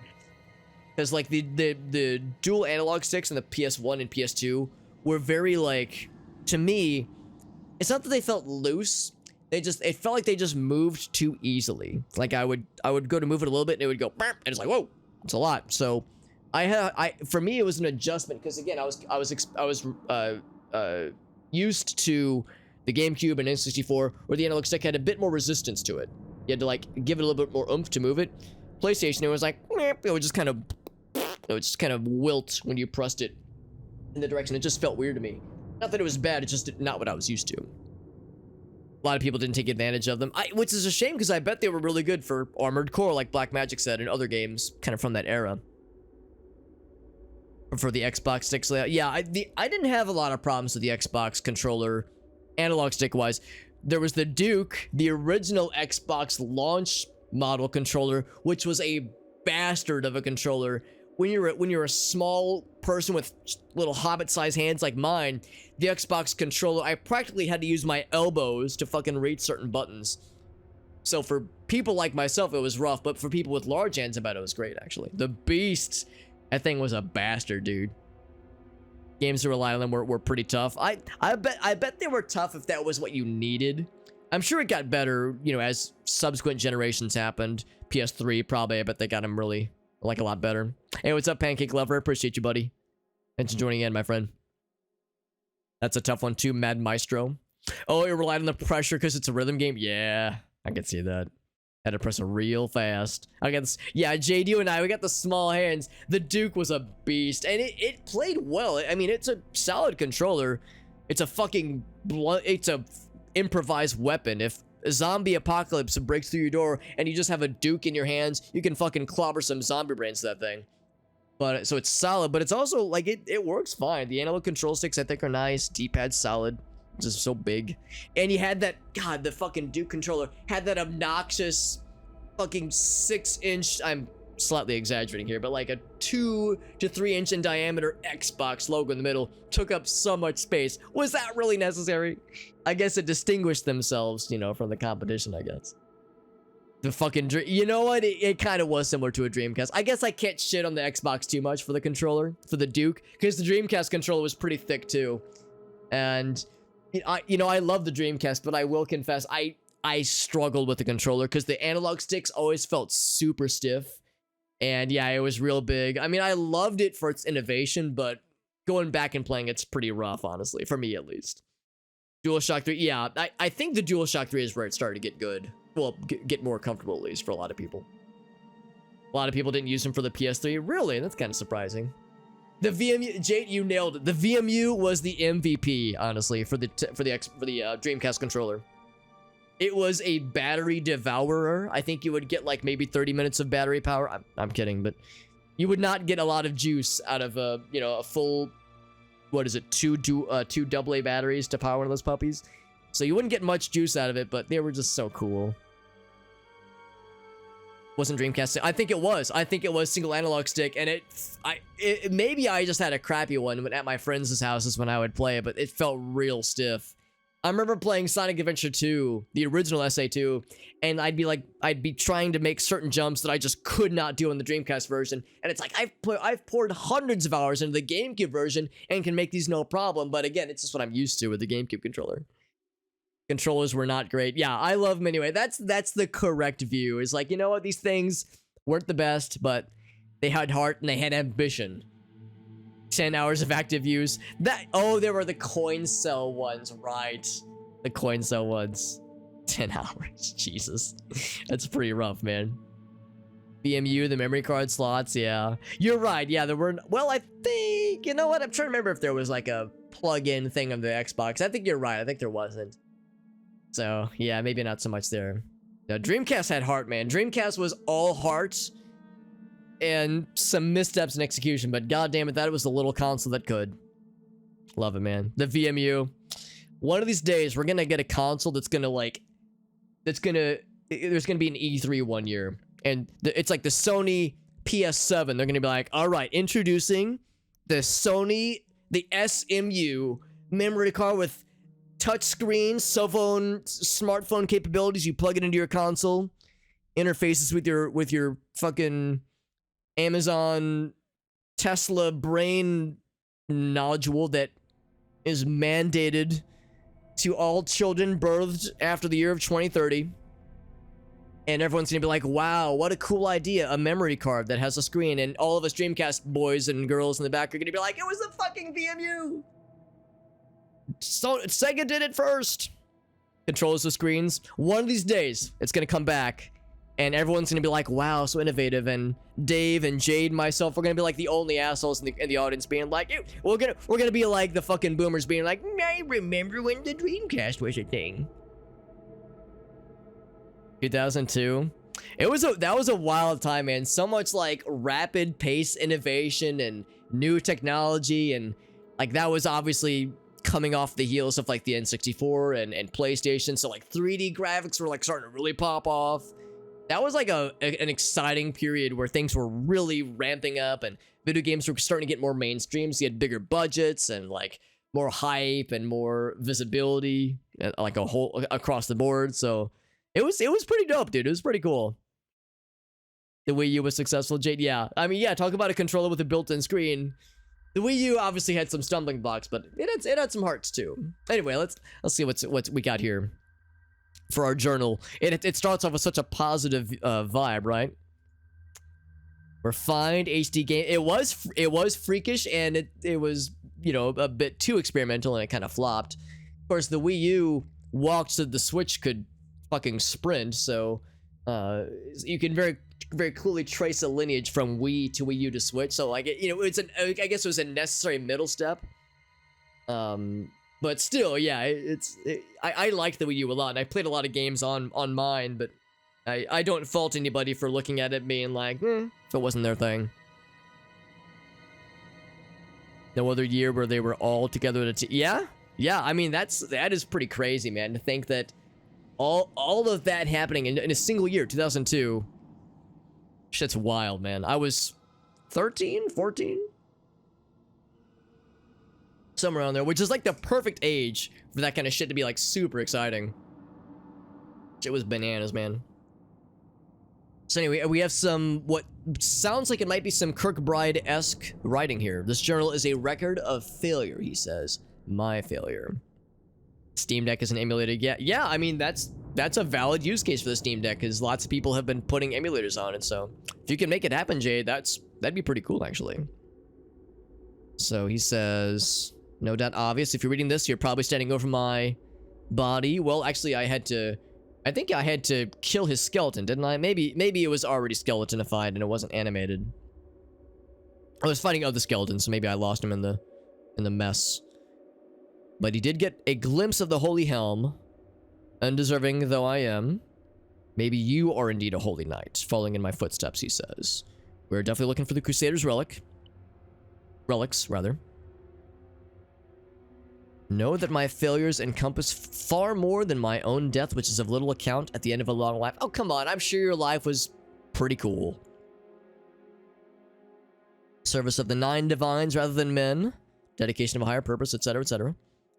The scratching of my pen, the only sound in the empty priory. I guess that's what we are. I guess we're in a priory of sorts. Helm for the Crusader. Chance success is small. Oh, I think this is like a separate entry. Yeah, this is before he left, I guess. I'm too old for such a task. Spinning tales of days of glory. There is no next generation. Sir Beric is my embittered enemy. The rest of my old companions are all dead. Only me, the last stubborn knight. By failed order. Oh, he sounds so negative. It's like such a negative Nelly. I want to see it. I would be willing to bet, Jade. I bet other people have pursued such ambition, and I bet it is perfectly doable. Maybe it's not available like right now, but like I bet there's people working on making that happen. Because I know there's an emulation scene that is excited about like utilizing the Steam Deck in various ways. Because the idea of a handheld emulation station is pretty sick. To the displeasure of, oh yeah. Yeah, Yuzu, oh yeah, I'm sure that's just super obvious. Get some Half-Life 2 editing going on there, yeah. To me, it's a no-brainer, honestly. Emulation beast, that'd be perfect. See me went open source, I would say that once that happens, it's just a matter of time. So the floodgates are practically open at this point. So I blame Sir Barrick, that son of a bitch, for the dissolution of the Order. But then he says, you know what, maybe I had something to do with that too. Seeds of our destruction were sown early. The fruit did not ripen until later. Questing for the curious was Sir Caius. No shit. It can't be that Caius. There's no way. Torolf, that's not a name I recognize. There's no way it's that Caius. Wouldn't that be a fucking twisted turn of events? Now, I guess it depends on how old this guy was.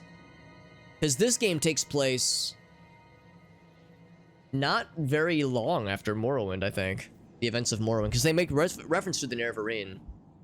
So, no, I don't think it's that Sir Caius. There's no way. But what, dude, that'd be fucking nutty, though. That'd be really cool. We're into battle, accept the acclaim of my fellows. I guess it depends. It depends on how long this corpse has been here. Sword and greaves by Sir... Okay, so Barrick had a bunch of them, apparently. Gauntlets of Sir Casimir. Gauntlets of Sir Casimir. That name sounds familiar. He says, but there's evil to be vanquished.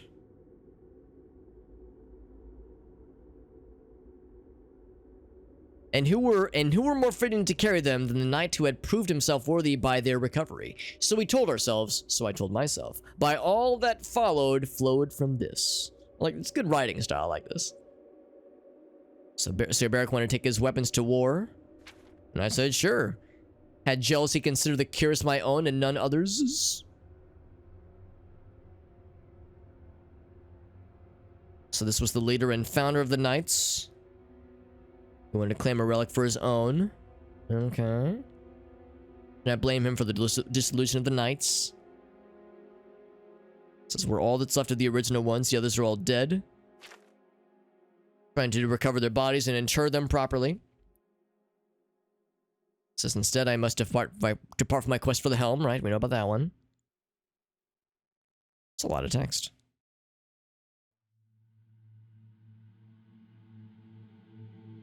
Order is dissolved. Okay, looks like we're reaching the end. So Priory in the West Weald, which we heard about earlier. Use my ring to enter the vaults. We just got that ring. To find the Cuirass. And the Nine guard and guide you. Priory of the Nine, the West Weald, County Skingrad. How about that? So year 153 of the Septim era. So 153. I don't know what the Septim era was, but we're in the Third era right now. So at best, this was 300 years ago. So yeah, it can't be that Caius. There's just no fucking way. There is no actual way. So we got the helm. The guy said, apparently the guy like made it to seeing the helm, then went bleh, and then dropped dead. Sir Amiel. Oh, can I use the key to, okay, use the key to get the fuck out of here. Here we go. So he got the opportunity to gaze upon it with his own eyeballs. But only briefly before succumbing to his wounds. Or maybe old age. 5 years after. Yeah, that sounds right. 5 years. Because, I mean, people make casual reference to the Nerevarine. And be like, oh yeah, the Nerevarine. I heard of he dude. So it's not like people will be like, oh wow, do you remember the legend of the Nerevarine that was hundreds of years ago? People will be like, oh yeah, I heard he fucked off to the mountains and blah blah blah. Very casually. Oh, we got the proc of paralysis to happen. Hey, what's up, Ronan? A lot can happen in lore. It'd be pretty dope if it was that Caius, but I think the timeline doesn't make sense because the implication is that he would have had to have been like, oh god, I'm taking a lot of damage. He would have had to have been like at least 300 years old. And he's an old lad in the events of Morrowind, but not that old. This guy has been at 0 health for 1,000 years. Could you please be not alive anymore? Please. I'm doing 0 damage. Jesus Christ. Something must have slurped my strength. Yeah, my strength is alright, actually. Jim says, use the full title, goddammit. I'm sorry. Yeah. Yeah, Hortator. Neither age nor disease can harm him or her. Or skeletons. And more Sons of Leeches. And sneak attack. A skeleton summoning another skeleton. And you get a turn, and you get a turn, undead. And fuck you.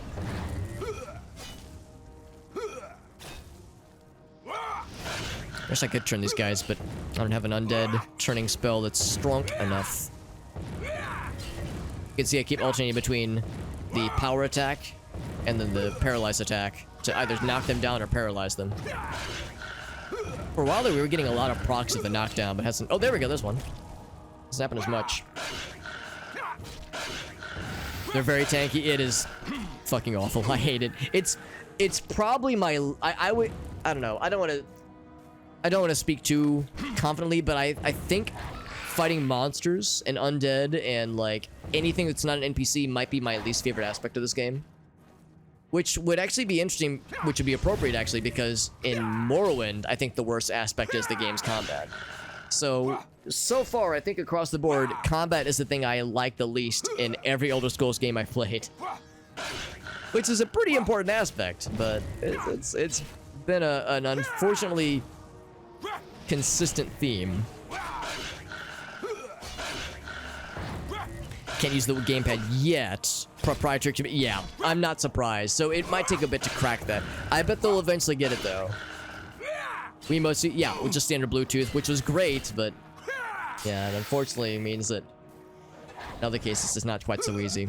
Probably same with, actually, I think Switch controllers might also be standard Bluetooth, because those I think you can pair to other devices. Tanky and annoying, yeah. I mean the like melee combat, the systems of, yeah, the power attack, the disarm attack, the stab to paralyze, like that's cool. And it's pretty easy and intuitive. But yeah, fighting monsters is just fucking like it's kind of boring. It's kind of dull. And of course monsters will just chase you down, so you kind of have to like clear them out when you see them, but it's just a grind, honestly. And of course there are mods to make the level scaling less aggressive, which probably does help a lot. And maybe I should consider just installing one of those mods to make it easier on myself. I kind of go back and forth on whether or not that's the right thing to do for my vanilla unmodded first playthrough. More like ball. Yeah, you're right. You're right. Yeah, you know, when it comes to Elder Scrolls, we know about the Dragon Break events that like fucking bend and warp reality and timelines to their whim.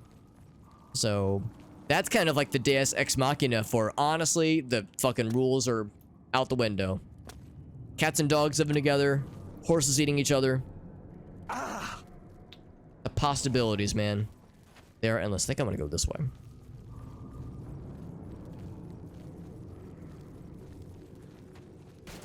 And with that, yes, I recognize this. Who's his friend?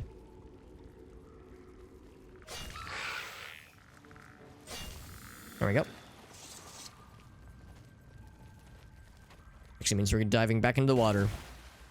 Let's see how far we have to go to get to this other destination. Station. Whoop.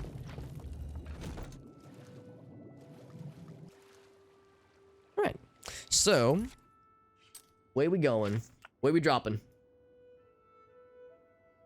So, southwest. Right here. Priory of the Nine, how appropriate. Go this way and then just travel southwards. And Moon and Star, accurate. Wearer of Moon and Star is like the title or something like that.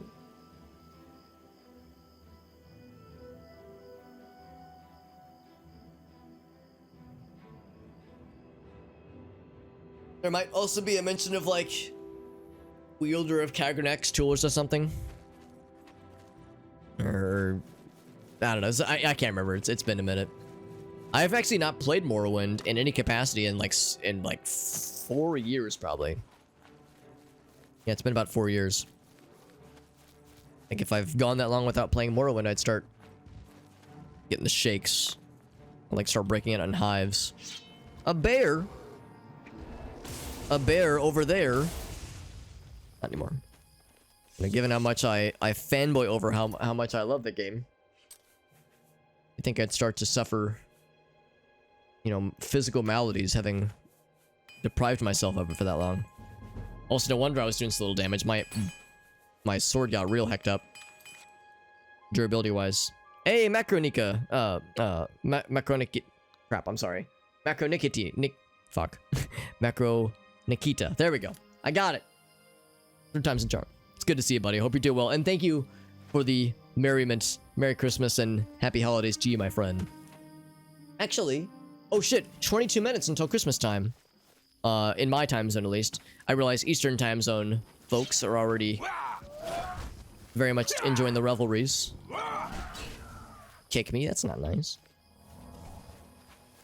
Macro Nikita. Nicotine, yes. The big nicotine.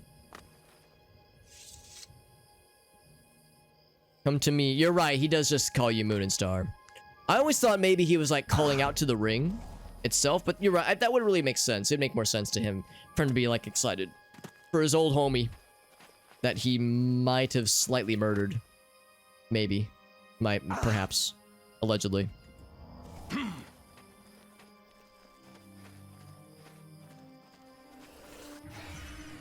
think this is it, by the way.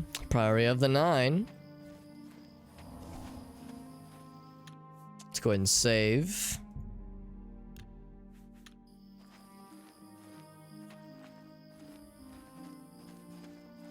I mean, it looks not particularly utilized. Are there like horses in the stable?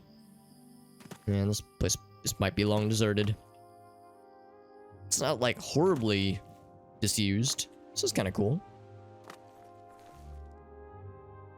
Here's like a fella, and here's an evil lad. Kind of neat.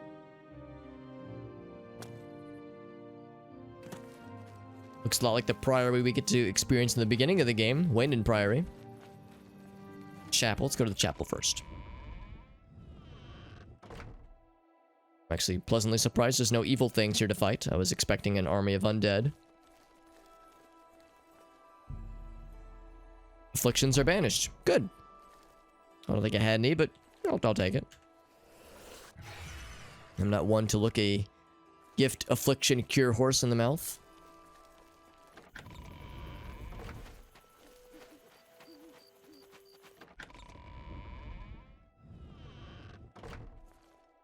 Well, it's a little bit sad. Lots of cobwebs, lots of just stuff strewn about. Symbol. Oh, that's right. You put the ring on the floor and whoa! That's pretty cool. Alright, well that worked out well. Life of Urinal Septum.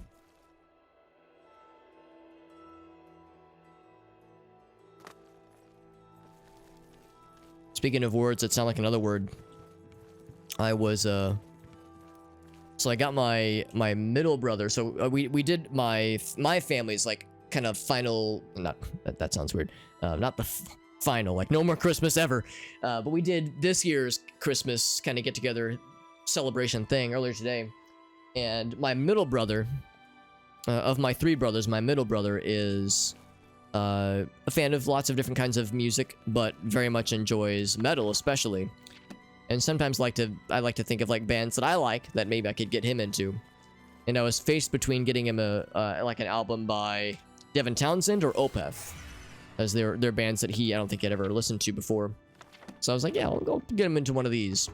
And I ultimately went for Opeth, but I remember also thinking about Devin Townsend because they're both metal, but with like some weirdness to them. And I actually, on the way to my mom's place, to my mom and stepdad's place, it's like an hour drive, I had my music on shuffle, and one of Devin Townsend's albums came up in my playlist, and it was the album The Retinal Circus live album, which is a very good live album. But when it came up in my little like car display screen thing, I misread it. I thought it said the Retinal Circus. I misread and thought it said the Rectal Circus. And I didn't really blink. I was like, well, Devin Townsend would name an album Rectal Circus. That's not weird for him to do such a thing. But I was like, oh, wait, no, never mind. Because he's into, like, you know, this goofy shit like that. He's a very entertaining and strange lad. He's a good lad, though. Hey, what's up, Zerkak? Let's see. Silosis Imperial? Is that a... is that like a band name? Like, if it's like a music recommendation? Because I am always down for recommendations. The Rectal Circus. You know, people say like, oh, the circus is in town, let's go. Then you look at the flyer and it's like the Rectal Circus. It's like, you know what? I don't know if I want to step into that circus. I might get a little bit smelly. Imperial is the song. Oh, excellent. Thank you, Zersak. Hopefully I'm not butchering your screen name. But yeah, that sounds cool. I'm always down for recommendations. So yeah, I shall make a note for that. Hey, what's up, Paladin? Yes, Alcest. Alcest? Yes, I don't know if I've actually listened to their music before. I definitely know the name. Because yes, I love me some Opeth. For any Opeth faithful, I got him Blackwater Park. Because he really likes In Flames and Between the Buried and Me and Under Oath, like some of the, you know, like some of the heavier, kind of more harsh vocal stuff. I'm a Heritage lad. Heritage, Damnation, Sorceress. I like the more kind of Black Sabbath, kind of 70s proggy kind of shit. So I'm not as big of a fan of the harsh vocals, although I did pick up Ghost Reveries like a year or so ago, and I was like, you know what? I'm starting to come around, at least to Opeth's version of like a mixture of harsh and clean vocals. And I've heard a couple people say Blackwater Park. If you want to like experience Opeth in all of its glory, like all the facets of the band, Blackwater Park. So that's what I got him. But yeah, there's a lot of Opeth I still need to get into. I haven't even listened to myself. It's like on my wish list, but I bought it for him. So I told him, it's like, hey man, I might borrow that from you at some point. Little butthurt about, yeah, a little bit of a sore subject, so to speak. So Escape the Fate, excellent. Thank you, sir. Like, I appreciate that, bud. Blackwater Park is Still Life. That's another one that was high up there. Because yeah, I do like Ghost Reveries. That's a good one. Mike Patton. Oh my god. Jim, I love Mr. Bungle. Faith No More I'm kind of so-so on, but I like Mr. Bungle a lot. That's really cool. I think Mike Patton like did a concert for the first time in a long time a month or so ago, and it was kind of a big deal. I got the shield, got the gauntlets. I actually already have a shield. I'm gonna deposit the shield I picked up because I don't really have any need for it. Return that to its rightful owner. It's pretty harsh vocals. The thing is, what it comes down to is that I'm just very picky about metal. I'm less picky, well, I don't know. I'm kind of picky about music in general. I'm always willing to give it a try. I'll give it the old college try, as we say. But admittedly, I'm kind of picky with metal in particular. Because yeah, harsh vocals I'm mostly miss, kind of hit or miss, but mostly miss. But like I said, Opeth, I picked up Ghost Reveries, and I was like, some songs I wasn't as big a fan of, admittedly, but there was a couple of words. You get like a mixture of clean and harsh, and you go, all right, I can vibe to this. But if it's like entirely harsh, that might be a deal breaker for me. Orchid by Opeth. Not an Orchid fan. And Still Life might be too much of the harsh vocals for me as well, but I'll still give it a try at some point. So I like variety is what it comes down to. But like I said, I will give anything a listen, and over time my stance on harsh vocals has softened. So, you know, by the time I'm in my 60s, I might be listening exclusively to harsh vocal death metal. You got to see Opeth, Paladin? Oh my god, I'm so fucking jealous. During the Sorceress tour, did they play Chrysalis? There's a part in Chrysalis that gives me goosebumps every fucking time, man. It's such a good song. Never heard of them before. Some of them are kind of out there. Some of them are kind of like more niche. I mean, it was definitely Opeth, definitely. Actually, I guess Alcest is more like how would I define Alcest? I guess I haven't really listened to them a whole bunch. But I can't name any songs off the top of my head, but like Opeth is kind of out there. They're not super popular. Kind of the proggy metal stuff. Mr. Bungle was, I guess that's kind of a metal band. I think of Mr. Bungle as more like kind of alt rock, kind of alt metal. Voice of the Darkness. Oh, really? That's cool. Yeah, I've never actually played The Darkness. I think The Darkness 2 is available on like Steam and whatnot, but I don't know how to. I think The Darkness 1 might have been a console exclusive or something, because I've never actually seen that anywhere. Chillin' Five Guy. I appreciate you lurking, buddy. Thank you for hanging out, buddy. I appreciate you, my friend. Eluviti.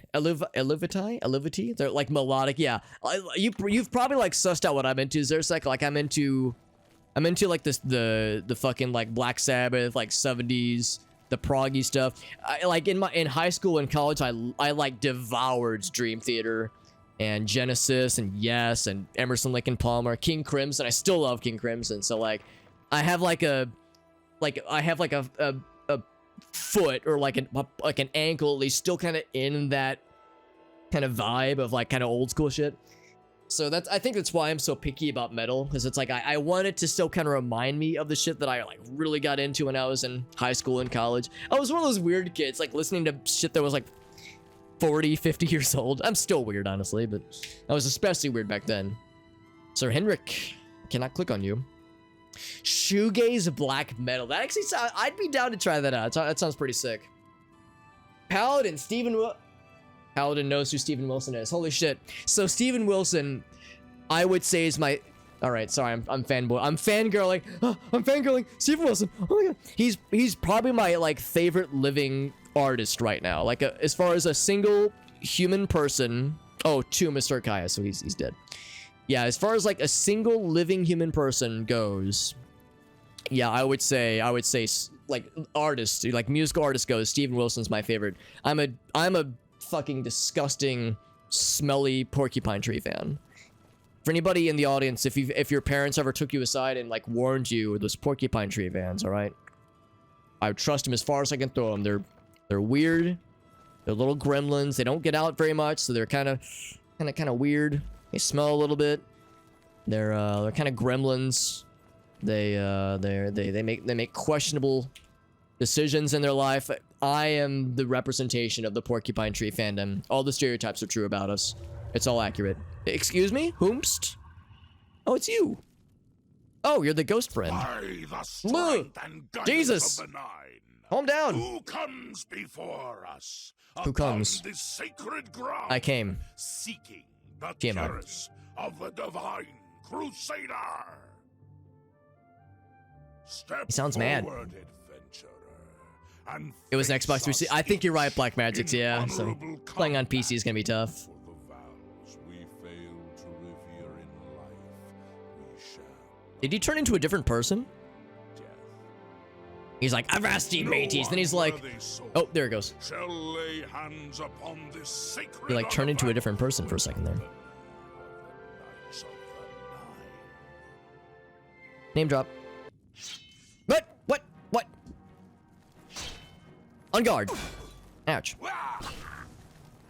Everything from Rolling Stones to Cannibal Corpse, it's all metal. It's just I like it. That's good, sir. It's like that you're like very open-minded. I try to be closed-minded. Like I said, I'll listen to anything, but I very much have my preferences and my allegiances. Whomst else wishes to challenge me? What? I guess you can't really kill a ghost. Hey, Malbell, it's good to see you, bud. This is my first playthrough. My virgin playthrough. Sir Casimir. Yeah, Casimir. Get fucking got. Can I turn him since they're undead? Kinda. Wouldn't that be easy if I could just make these guys run away? Yeah, I was like really getting into metals when I was like in high school, like Metallica, Iron Maiden, Megadeth, and like Anthrax, and like a lot of those like kind of the classic metal bands. I was getting into Black Sabbath, obviously. Getting into like a lot of the classics. Started to branch out a little bit, but I kind of got stuck in like the old school mindset, so I definitely have a bias. Darkness 2. It's a different voice. Oh, okay. Or a similar voice, at least. Candlemas Paladin. I don't think I know that one. Let me turn this fool. Get out of here. Fuck out of here with that nonsense. Candlemas, though. Yeah. Steven, yes, the remasters. Yes, I actually have... I think I might have picked those up already. Because, yeah, he's done a bunch of remasters for Jethro Tull and King Crimson. Again, one of my favorites. He did a bunch of Tears for Fears remasters, which I love Tears for Fears. One of my favorite 80s groups. So, yeah, I'm a huge fan of Steven Wilson's solo stuff. His stuff with Porcupine Tree. His remixes. Again, I'm a big, sweaty-ass, stinky-ass fanboy for this shit, and I love it. Prove Excuse my caps. No, that's the correct emotion. All caps excitement is the minimum amount of emotion you should be feeling right now, Paladin. So you're correct. Oh, stun lock? We might be a little bit over level for this quest because we're slapping these guys around. How much damage did he do to us? 5 damage. 5 damage, goddamn. Doom, yeah, it's like, yeah, Doom Gaze, yeah, like shoegaze metal, Doom Gaze. It's a good subgenre. Algalock, dude, I got some homework to do. I got some bands to listen to. I like it. I like having like things to follow up on. Thank you for those suggestions, friends. I gotta go back and go like pick up, like make a list. Not like the leveling system, Zarasek. I don't mind the leveling system quite so much. I think what I'm bothered by, and this might be what you're getting at, is like the level scaling. Oh, paralyzed? Well, he's paralyzed, but he's like not falling over. He wants to fall over. Bonk. Fell over that time. But yeah, the level scaling where you go to, you know, you level up a couple times and then suddenly you're fighting Storm Atronox and like top tier clan fears that have like 10,000 hit points. And it's like, dude, I just leveled up 3 or 4 times. What the hell? It was like 30 minutes ago and I'm seeing fucking demons when I was fighting bunnies and rats earlier. Maybe not bunnies, but like rats and maybe imps, those winged imps. I want to knock down a ghost. I paralyzed one earlier. Can I knock you down? Oh, fuck you. I got his ass. Oh, I missed. Hello? Like to finish the job? Bonk. Yeah, the leveling system I don't mind because the leveling system is actually quite similar to Morrowind, and like you heard me earlier, I'm a Morrowind fanboy, so I love that aspect of it. But yeah, the level scaling is very aggressive. Noise Rock like Lightning Bolt or the Locust? I think I've listened to the Locust before. I'm kind of hit or miss when it comes to. Yeah, I guess Noise Rock would be like the word. What's a good word? Yeah, I'm trying to think of like ways to describe the kinds of things that come to mind when I think of the Locust. Where yeah, it's kind of not ambient. That's not the right word, but there's. I don't know. I think I know what you're describing, and it's hit or miss for me. I know Puzzle and I love talking music, and Puzzle is a fan of like industrial, and I'm really hit or miss with industrial, but at the same time I really like Thrak by King Crimson. It's a very good album, and that has some really heavy industrial kind of vibes to it. Is that all of them? Face me. I'm ready.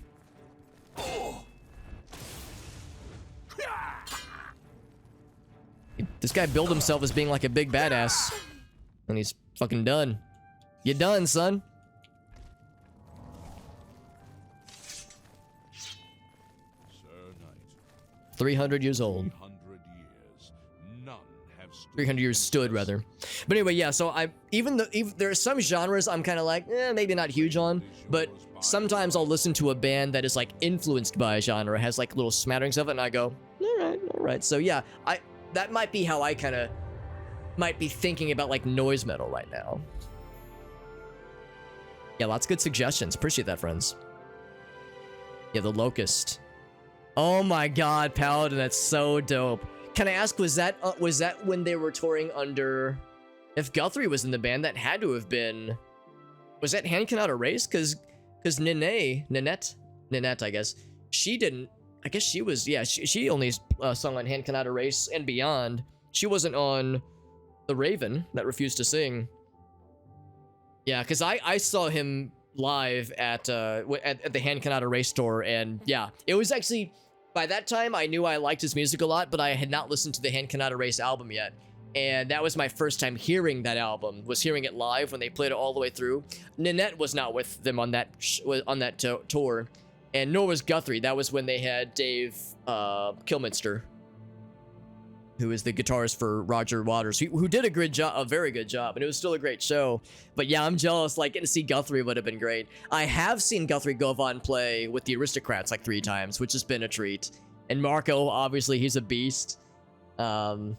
But no, I would have loved to have seen like the fucking top tier lineup of the Steven Wilson solo tour. That'd have been incredible. Routine, and she sang, oh, that's incredible. Oh shit, Paladin, was that the Chicago show where his voice went out? she sang the whole song on her own. Maybe not that one, because I think it was a Chicago show where his voice went out and she sang all the songs, and it was kind of a last minute thing, but they were like, it was either cancel the show or have her sing, and he just, he did some backup, I think, because his voice was out because he was sick. The bunny rats, that's alright. What's up, Elgaso? Proper mage build. Melee as your main. Yeah, that's what you gotta do. That's what we did for ours, at least. Yeah. I see what you're saying. Yeah. You just like supplement your spell casting. Those music, Jim. Oh, is the phone verification. I might lower the verification stuff. I had to raise it temporarily because we had some people that was like, they were clearly trying to cause problems, so we had to up the ante, but I might maybe lower it because I don't think we need to be quite as guarded with the Discord lately. The pirate metal. I've listened to Ailstorm before. Yeah, Ailstorm, I don't know. I'd be willing to give them another shake. It's been a couple years since I last tried them. The harsh sounds a little bit. Yeah. It's not for everybody, kind of like Zersex said, but there's probably like a metal flavor for most people out there. In This Moments is a good one. Excellent. It was before. Oh, okay, I got you, Paladin. Yeah. Because maybe, yeah, if she sang the whole of Routine, but maybe he sang other songs. Maybe it's before he lost the vocals. Or his voice for a bit. Oh, it's the 4.5. Okay, I gotcha. Interesting. So that might have been after Marco and him got pissed at each other, and Marco quit, and maybe when Guthrie is still on. Because I thought when Marco quit, Guthrie quit as well, but... that's awesome. And I bet that was a killer show, man. Alright, so is this the Kiris? Do we get to talk to the homies? By the 9. I've not seen such strength. Could you be... No, you cannot. You are simply a noble. I'm simply a noble knight. Some cool songs. But you like the Glory Hammer. Yeah, it's been a couple years since I've listened to them, so I should give them another shake just to see. Has there been bands that I've previously written off where I was like, not my thing, and then I would check in on them a couple years later and I go, oh, I like this now. That's how Devin Townsend was. When I first listened, it wasn't my thing, but I came back years later and I was like, all right, I get it now.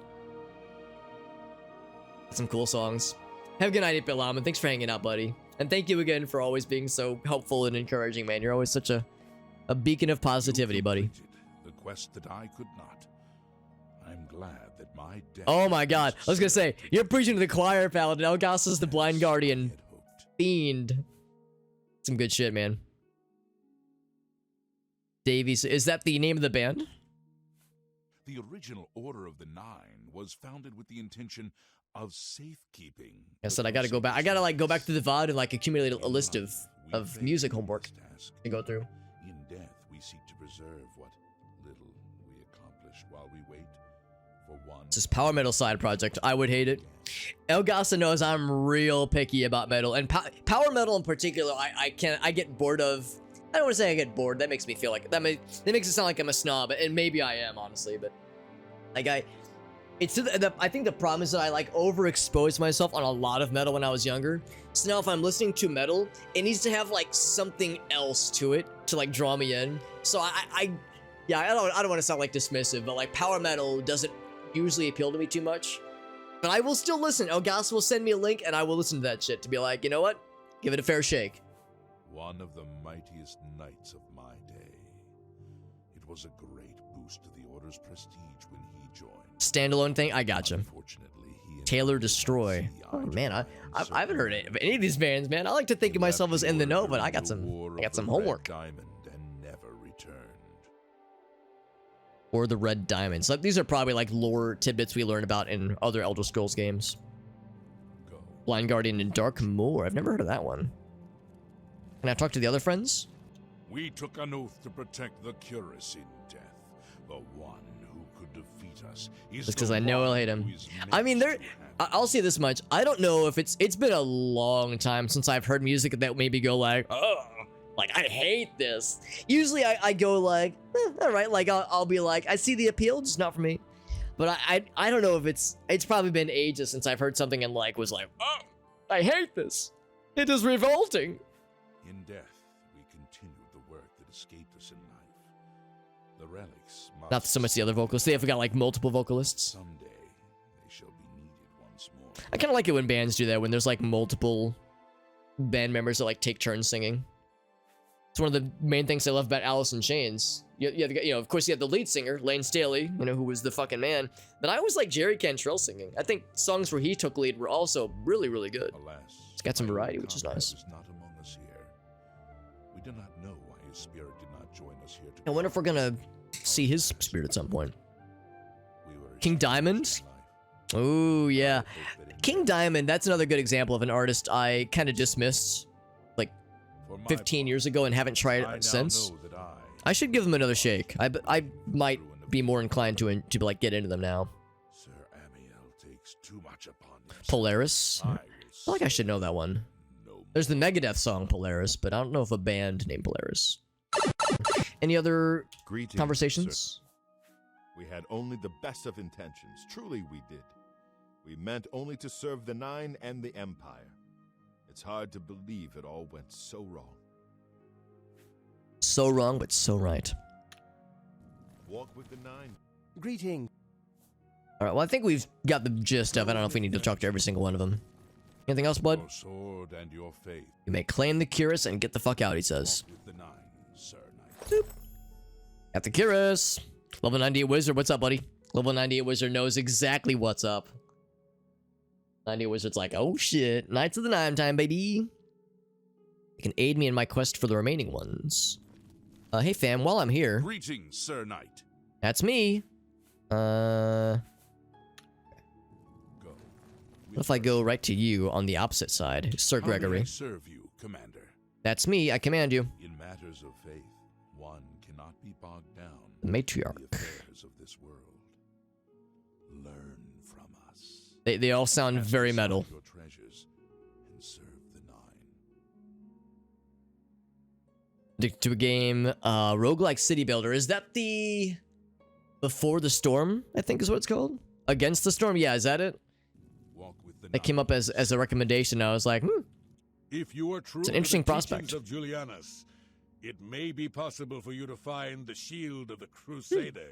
that's what I'm looking for. Hey, what's up, Rogue Jedi? Thank you. Merry Christmas to you as well, my friend. Oh, fuck, it's Christmas. Hey, 12:11 a.m. Hey, Merry Christmas. I don't have a bell I can ring or a flare I can launch indoors. But yeah, Merry Christmas. Merry Crimbus. Happy Toyotathon. When the order crumbled, I'm in I set out on my Central own. Standard Time, obviously. Years Mountain of Time and searching, I found the and, shield and brought it to Fort Bulwark for Pacific safekeeping. Time, what have you, are like, they With got the a help ways of to go few still. Trusted friends, I began work to keep the shield safe for all eternity. I never saw my work finished. Oh, Gospel playing it nice. I died defending the fort from those who would take and misuse the shield. Oh, that's why I've heard of him, El I Gasso. never Yeah, saw yeah. our work finished. Jim says, I I'm trust so that the fucking others merry. carried on God damn it. without me. Let's talk about this fortress. Banished, but with an endpoint. Yeah, it sounds cool. It's breaking into my house. I was watching a streamer a few years ago, and I can't remember who it was, but he was like playing Christmas games on a stream, and it was Christmas Eve, and they were like, "Hey man, it's Christmas." He's like, "Oh shit, you're right." He was like, "Let me go check." Oh, Dave, thank you, buddy. 38 months. Merry Christmas and good night. Have a good night, buddy. I know it is getting late for some of us, but thank you, buddy. I appreciate that resub, bud.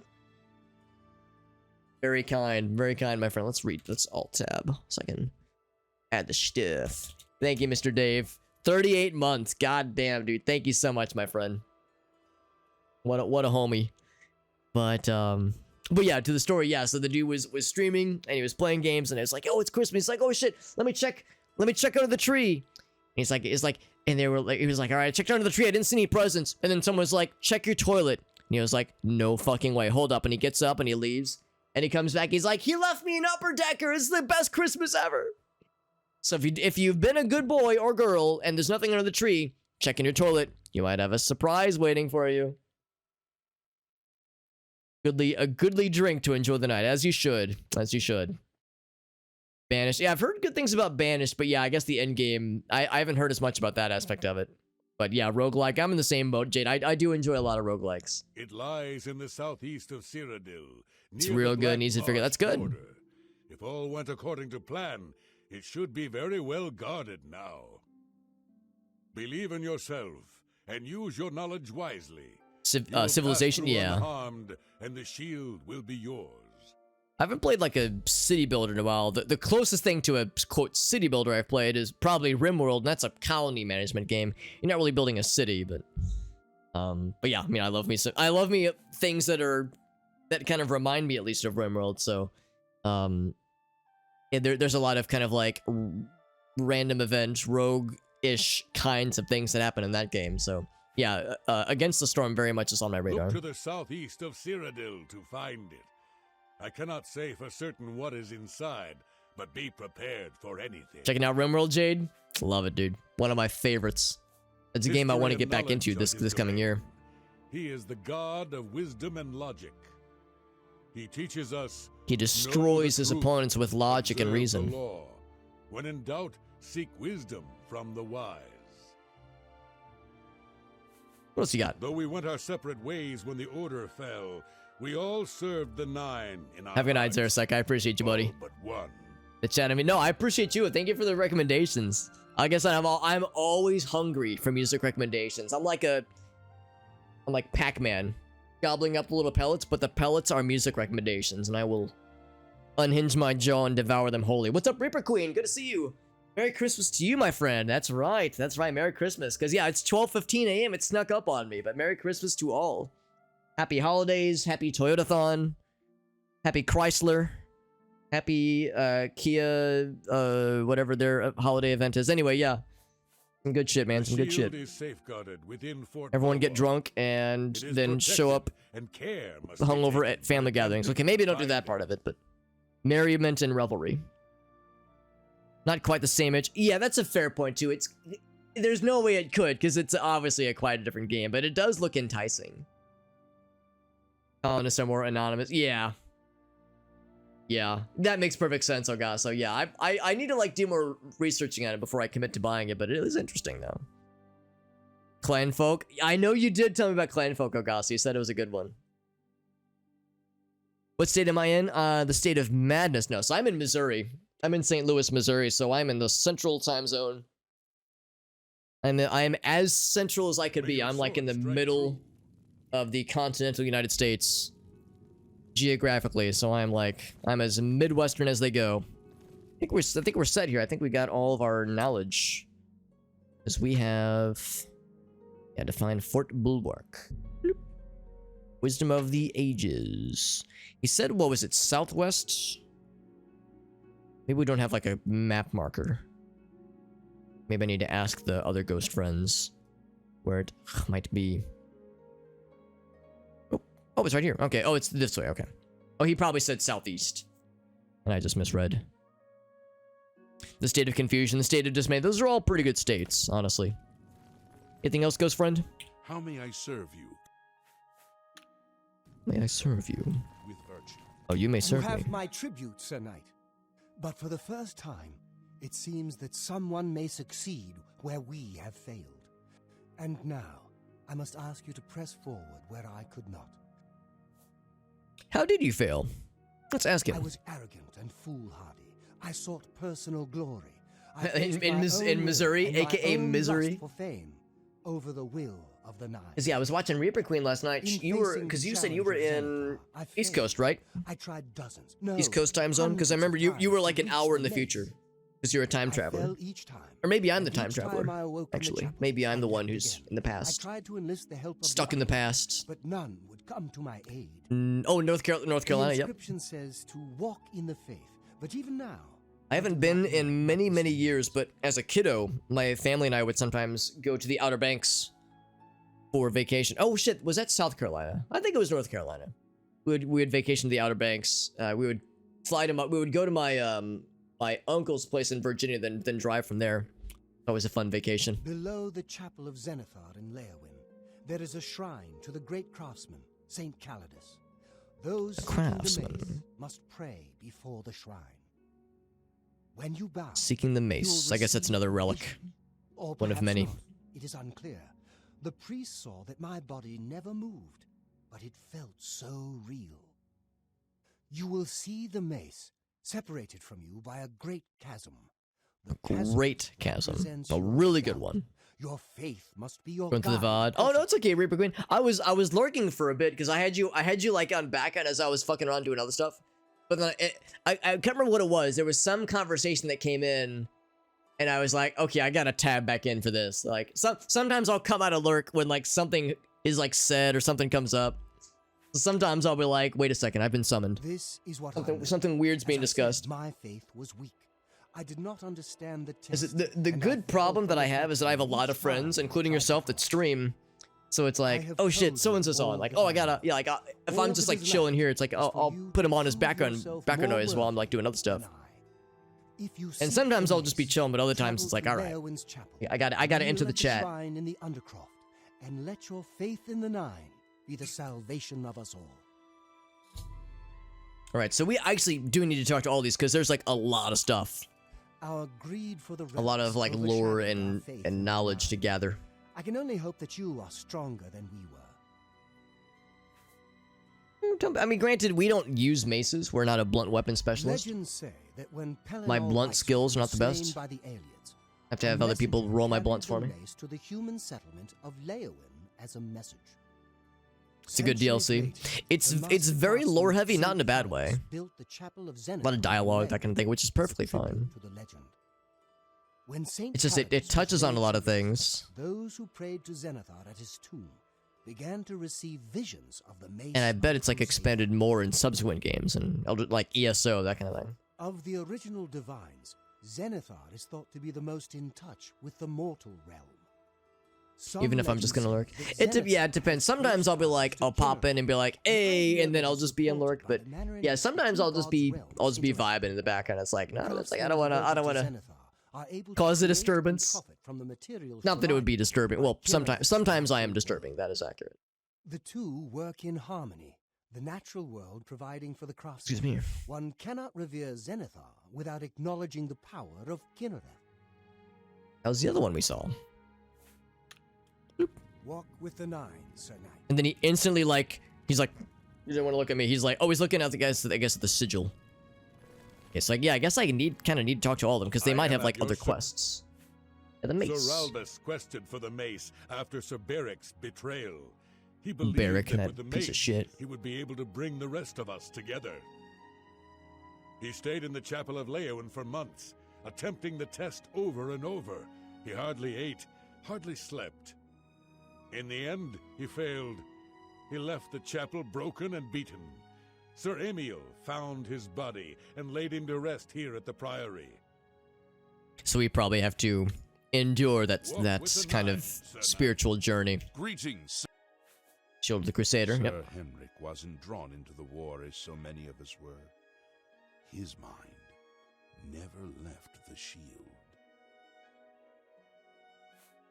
Go to the streams to receive attention. It's like it is genuinely fun going into a stream where like you know the streamer or like the community fairly well, and people are like, How may I hey, serve it's like you, Commander? it's like Cheers where everyone knows your name. It's kind of nice. Kind of nice, and it's like you're part of the crew. You're part of the club. It's like a nice communal The feeling. service of the It's very Nine pleasant. requires eternal vigilance. Like every time without fail, when I go into Grolvana's Walk chat, I with get the like Nine, Sir Knight. minimum 2, 3, sometimes like 5 or 6 people like adding super. I'm like, hey, it's Alex. What's up, buddy? Like, oh, these cool peeps I are so wish to nice. see you succeed where I failed. Do you wish to learn what? Oh, the boots. Tell me. Cannot tell you exactly how to find the boots. I want the boots. So that will be up to Kynareth. Hey, Can tell you Baloney. seek out Bologna? the priest. Bologna. Good to see you, bud. Thank you for the of well the wishing. Imperial Merry City, Christmas to you, my on the friend. edge of the great forest is Yeah, a we shrine, just ticked over Find into them the there, 25th. and they will tell Christmas you time, what you need 23 to minutes know. ago. Here in the Central Standard Time. Nature's Furries. Oh, sorry, Fury. Yeah, tell me about the boots. The boots are safeguarded by Kynareth herself. You Yeah, must more be tested spiritual and prove tests. yourself worthy to acquire them.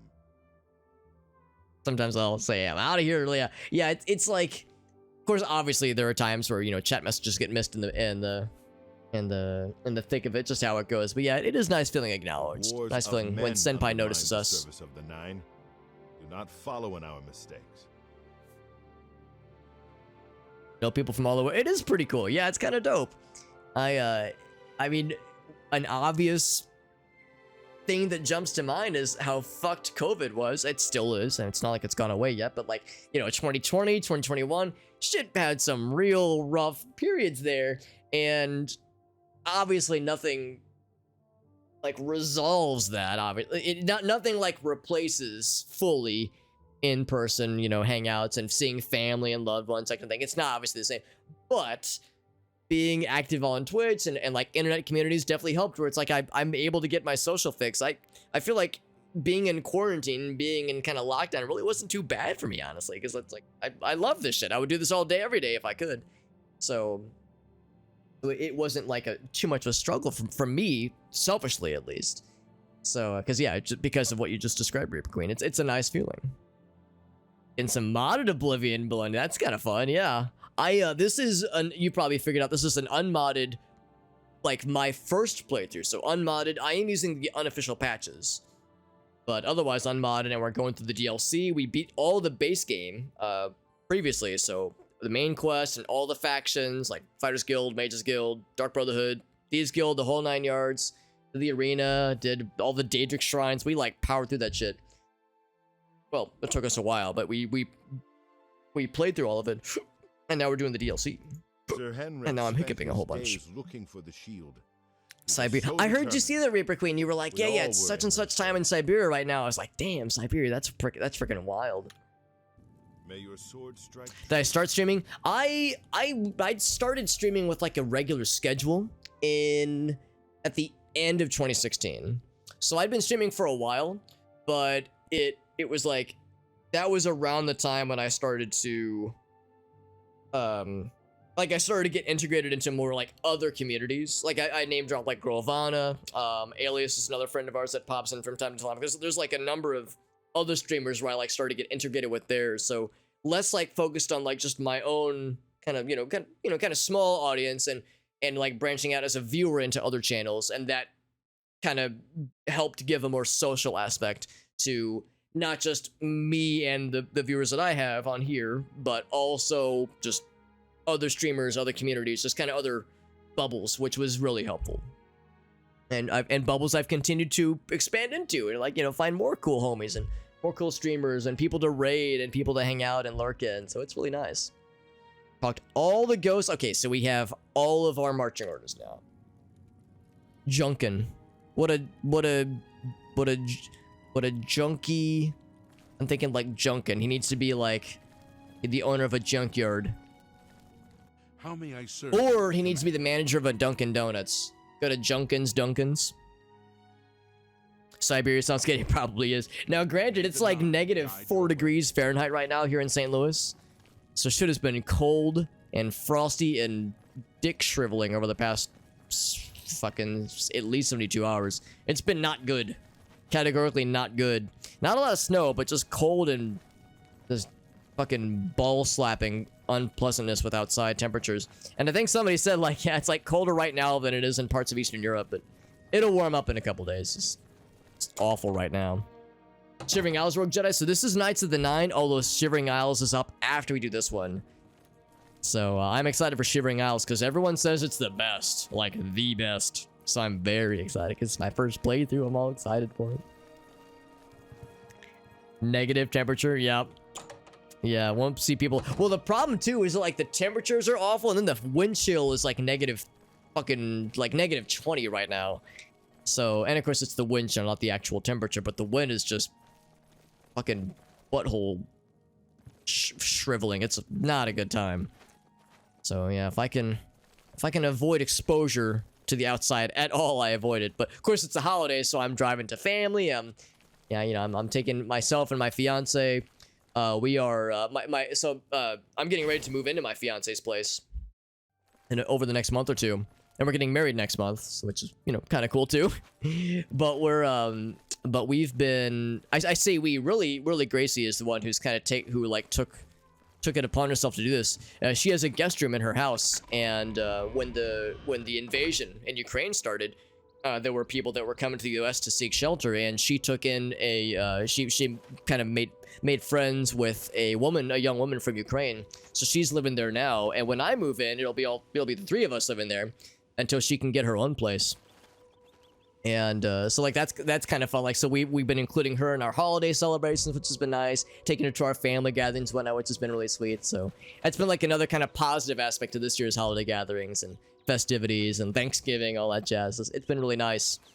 So when it comes to, like, you know, on the subject of you know, different like different perspectives on what's cold or not, you know, in Eastern Europe they're used to this kind of shit all the time, but us Midwesterners, it gets cold and windy, but not this bad usually.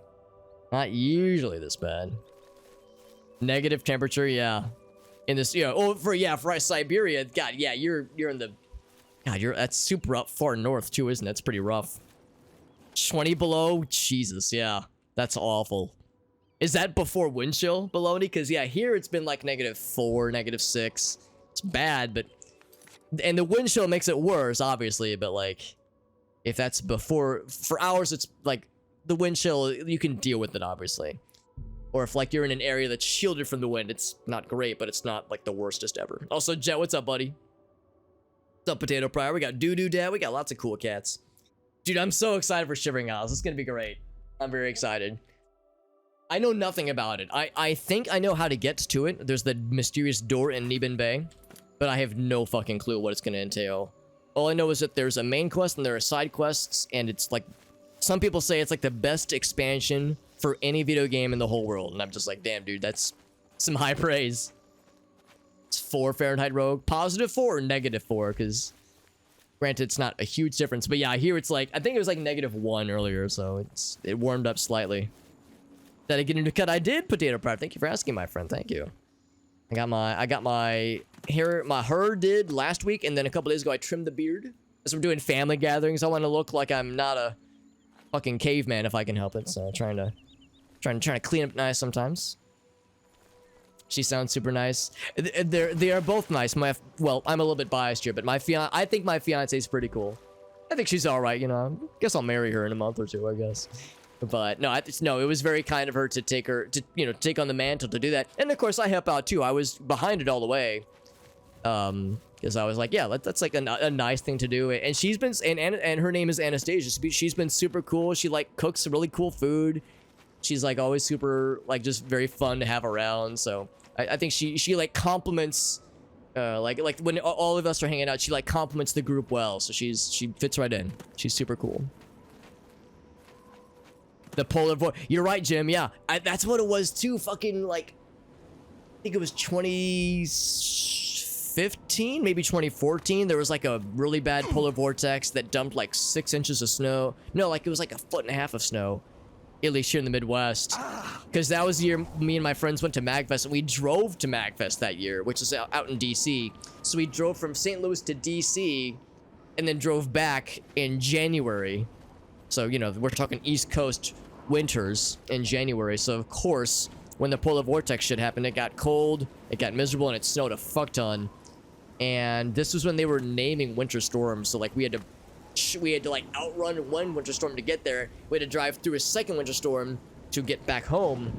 And I counted on the way home. We counted 25 vehicles, not all at once, but 25 vehicles in ditches over the course of that entire drive. It was. We made it. We were fine, but it was dicey and icy. That's usually what I say. It was not a good time. The polar vortex looks like tits. Yes, I saw that photo too, actually, which is delightful. Oh, you're in Alaska? Oh, yeah. Baloney's like, nah, this ain't nothing but a thing. Us Midwesterners, man, we get cold winters, but yeah, not usually this bad. Usually we get, like, you know, below freezing a couple times, but this is a snappy cold snap. All right. Potato Pryor says, I'm a cool cat. You were amongst the coolest, my friend. It's windy, bro. Yeah, dude, that wind chill is just fucking not nice. I saw somebody say, I think it was a shitpost, but somebody said oh, excuse me, conjurer friend, who the fuck are you? He's a high elf, so he's gonna go down like a chump. Oh, okay, I didn't really mean him, but sure. But yeah, somebody was like, the inventor of the wind chill died. He was 98, but he felt like he was 72. Need to get inside. Whomst are you? He's just a fucking conjurer. What a nerd. Potato Prior says, looking smexy. A Potato Prior. Flattery will get you everywhere, my friend. If you're trying to get in my pants, Potato Prior, you're already there. Don't look, but you're there right now.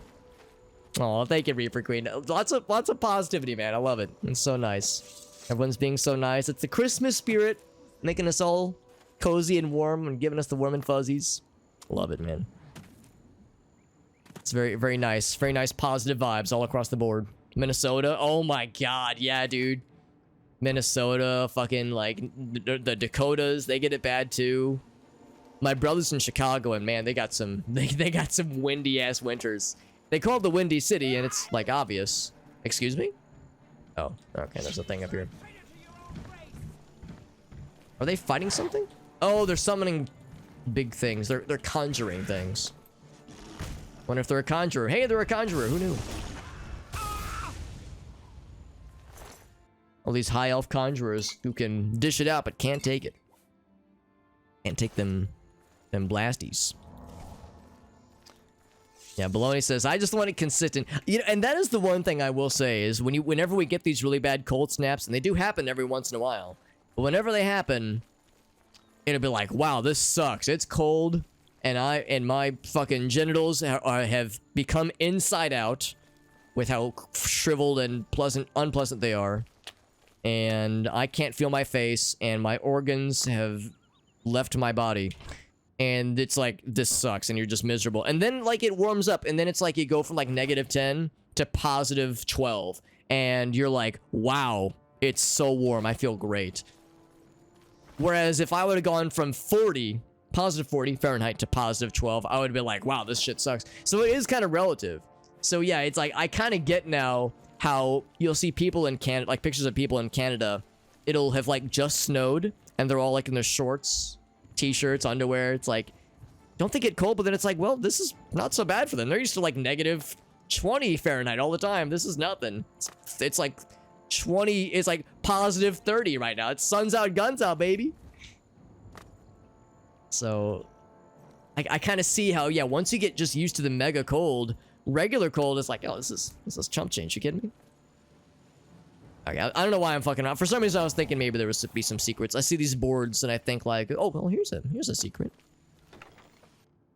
4 feet of snow. Yeah. See, 4 feet of snow in the Midwest would fucking delete the city. Excuse me? Oh, I'm fucking Will-O-Wisp. I hate these things, man. Yeah, we would be done for minimum of... Doesn't have enough charge. Oh, he's dead. Okay, good. Yeah, our city would just shut down for like a minimum of a couple days. It would be awful. But, and we have snow trucks, we have snow plows, we have salt trucks and shit like that. So like we're not unprepared, but just not for that level of snowy times. Reaper Queen says, I don't even believe people live there. Just moose and bears and also moose and bears that dress like humans. No actual humans live there. No humans were harmed in the film, in the existence of these two states. From California, oh my god, yeah, it's a shock to the system, man. It's just when your body's not used to it, it's no fucking wonder. Here the repairs. My shit's all broke. Excuse me. Power went out. Oh, the outage is right. I'm actually kind of surprised that they're giving you they're like the power grid was under that much strain, because I figure East Coast is probably fairly used to this kind of thing, but it must be really bad out there then. Yeah, using too much energy. Freaking knock on wood, we haven't had any here. In fact, we haven't really had like rolling outages in a long time here in the Midwest. I mean, fucking Texas, man, they get it the worst. They got that this is maybe controversial to say, but like they have a privatized power grid, which I think is kind of silly, because that means it maximizes profits. So like, you know, the power grid is operating at like maximum profits, minimum, you know, expenditure. So like, you know, they're thinking, oh right, we're sitting pretty, we're Texas, we don't got to worry about people using our using electric like heating too much necessarily.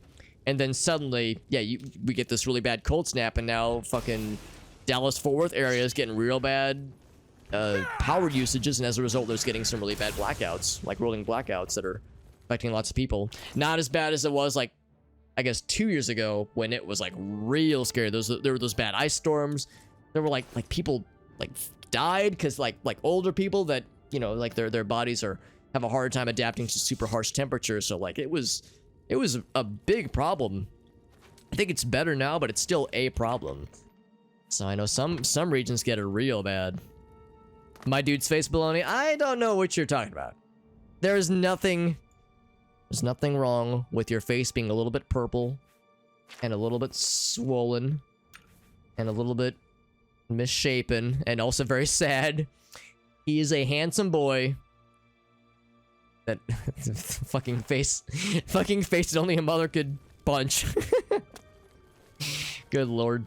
Pennsylvania. Got wires torn out of your area, Pelican. Hold on, let me read that again. Wires torn out of your area. Do you mean like people were like digging or like for construction and they like hit some power lines or something? Because I would hope that you're not also experiencing power outages. February's pretty bad, but it's not so bad. Interesting, because yeah, I just think East Coast, I just think they get shitty winters, man. So if North Carolina usually doesn't get it too bad, then yeah, that might just be it then. Oh, that's how we got here, right? That is absolutely how we got here. Sometimes I'll be playing the video game and I'll hit the pause button. I'll be like, I'll just be fucking around. I'll be like, bup, bup, bup. Then I'll go pause and I go, oh, Jesus. Because I forgot I zoomed in so far. Anyway, oh yeah, we got the bingo Oblivion, that's right. Got the bingo board for anybody who wishes to play along. I should have said that earlier. Anybody who wishes to play along with our bingo times. And if you win a bingo, you get a free nut button pressing of the nut button, and get to experience its nutty glory. And I'll also, Jesus, that's a lot of blood. I fucking meat grounder. Fucking centered to the meat grinder, goddamn. I also have like a little extra life charity. Of course, as you can see at the ticker above my head here, we have a charity fundraising prospect of the stream that I'm always happy to talk about. And we have a little extra life kind of points system. Yes, come to me with this arrow system. You'll regret it. You will regret it. But anyway, yeah, so we do the extra life fundraising. Oh, he didn't get hit by the thing. Damn it, he keeps avoiding the spikies. I keep running out of magics and I'm sad about it. But yes, we have a little extra life point system, whereas people support the channel and donate to our fundraiser. I like add points to this little counter, and when it gets to a certain point, I make donations myself using my own monies. This poor woman's corpse is just getting pelted. All right, you know what? Fuck this. I'm getting impatient. Fuck you. Ouch. So anyway, so we add points to the counter and a free nut button when a bingo is won. Baloney says, "Oh, my guy looked weird." That's the fun of Oblivion, is turning your character into a goddamn monster. Face that only a mother could punch. And albino Khajiit. It was the wind. Oh, that makes sense. Because the wind has been fucky, alright. Looks like Humpty Dumpty. One of my friends says it looks like we, ate a hive of bees. And then got abused as a child. Like, at the same time, somehow. Because our head is swollen, but it's also purple, and it's also very sad. Because that was the goal. I wanted to make him, sad, purple, and round. I don't know why, but that was my mission statement when I made this guy. Hit in the face with a sledgehammer and unfortunately survived. Imagine the conversation at the hospital. I'm sorry, Mr. and Mrs. Maroon. I'm sorry, but your son is going to live, but horribly malformed, horribly misshapen. My little Sadge. He was named Sadge Maroon before he was, fucked up looking.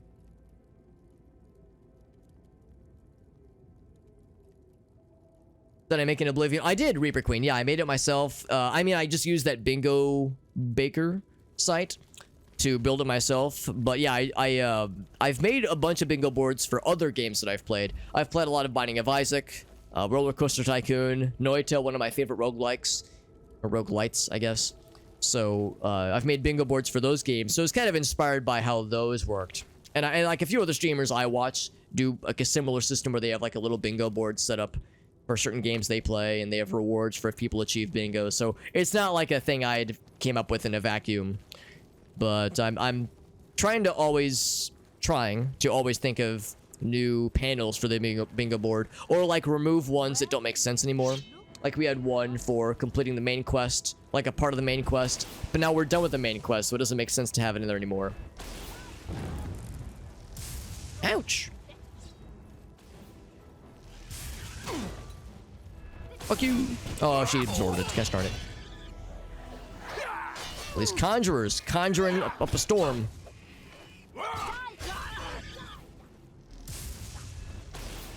Summoning a boob spider in this dungeon, in this hour, in this economy. Well, apparently I never. Oh, she just got zapped by her own homie. Love to see it.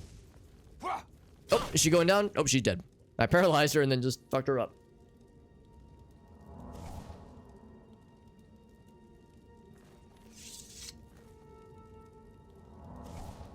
Gotta manually. Oh, I see. Yeah. Jade's correct. Yeah. You have to, copy the whole thing. That's the downside of the Twitch thing, is that it doesn't URLify anything after the hashtag. So yeah, it is a little bit wonky. Yeah, I should probably clarify that. Yeah, I should say copy and paste the following link, because yeah, I realize that is kind of misleading. It breaks the link. Yeah, exactly. Yeah, it is kind of funky. I should change that in the command, in the text for the command, just to be more clear. Whoops. This is all caved in. Reaper Queen says the potions, Alex. Yeah, I have a tendency to hoard my potions and like healing items.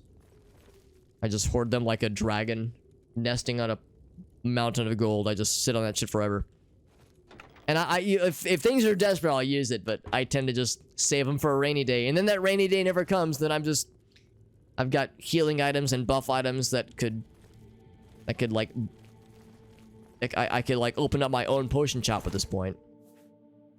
Like, I don't need these. Why am I picking these up? I can't help myself. I'm compelled. I just cannot help myself. It's involuntary. So that was a dead end with that cave in. Oh, but there's a thing over here. Oh, don't mind if I do. Oh, that's upstairs. Okay, we gotta get upstairs. Now the destination station is up here, though. The Isaac bingo, yeah, that's the thing. I've played a lot of Noita. That's one of my most streamed games. But I haven't played as much Binding of Isaac or as much Roller Coaster Tycoon. There was a time where those were my 3 games that I played. I would do Mondays were for Noita, Tuesdays were for Isaac, and Thursdays were for Roller Coaster Tycoon. And it'd be nice to get back into that schedule as well. But there's like, I want to play all the games. There's so many things I want to play, so I bounce around too much. But yeah, for a while there, I was playing the games a lot. So that's why I made bingo boards for them. Oh, hello. This fool can't get through. He's too thick.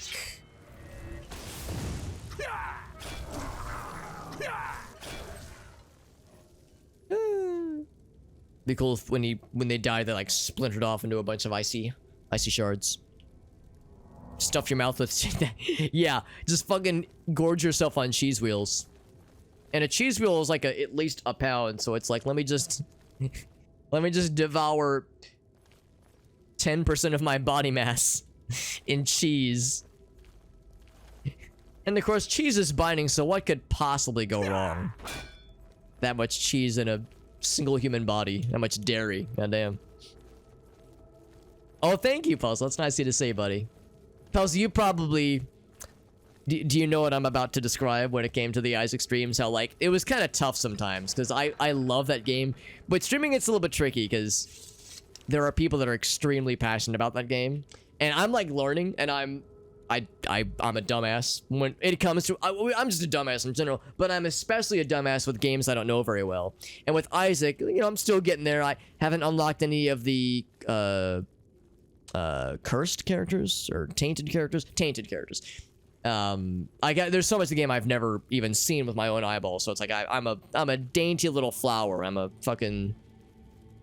smooth, freshly moisturized baby, fresh from the womb in that game. Like, I'm so inexperienced. But then you get people who have played literally thousands of hours in the game, and they see how I play, they go, no, you're playing it wrong. And I go, well, I'm still learning, you know, like, let me figure it out, man. Like, I tend to be kind of lackadaisical about backseating gaming, what have you, because like sometimes like a streamer is like just struggling, and it's like, dude, their life would be easier if they just knew this one thing. Local gamer discovers new trick. Doctors hate him. Sorry, it's a dumb meme, but there are so many times where like I'll be watching a streamer that I like, and they're struggling with a thing. And the streamer is unhappy, they're uncomfortable, the chat's losing their mind, but they don't want a backseat. And it's like, damn, if they just knew about this one thing, it's like not even a spoiler, but it's just a little bit of a hint. If they knew about this, their lives would be easier, my life would be easier. In times like those, I say, yeah, tell me. If there's something that I'm doing that's just making you miserable, and you're like, Alex, I'm losing my mind, I am pissing and shitting and farting and coming all at the same time right now, please know about this thing, then yeah, that's fine. You know, let me know, because I do. If my streams are making people like miserable, then that means maybe I should reconsider. Maybe I should change things up. So like I welcome that, but so I don't say backseating is forbidden, but with the Isaac stream, sometimes it was like, all right, let's tone it down a bit, fellas. It's like sometimes it was a bit much. Let's see. I will take your robe of defense. I will strip you naked. No, I don't. It's not like I need more money. Look at this, 413,000 gold. It's not like I'm exactly, struggling. He's naked. Not like I'm exactly struggling for the cash, but I'll fucking do it. Bloop. Also, Muddy, what's up, bud? It's good to see you, my friend. Going hard, trying to get that 100% Jade. God damn. I'm like. Actually, hold on. I think I can actually see my exact game time in Isaac to give you an idea on how inexperienced I am at this great game. Check. Where am I at with the binding? 70.7 hours. That's actually better than I was thinking. 70.7 hours, which by some measures is just a lot of time. But when it comes to Binding of Isaac, that is baby hours. Those are rookie numbers.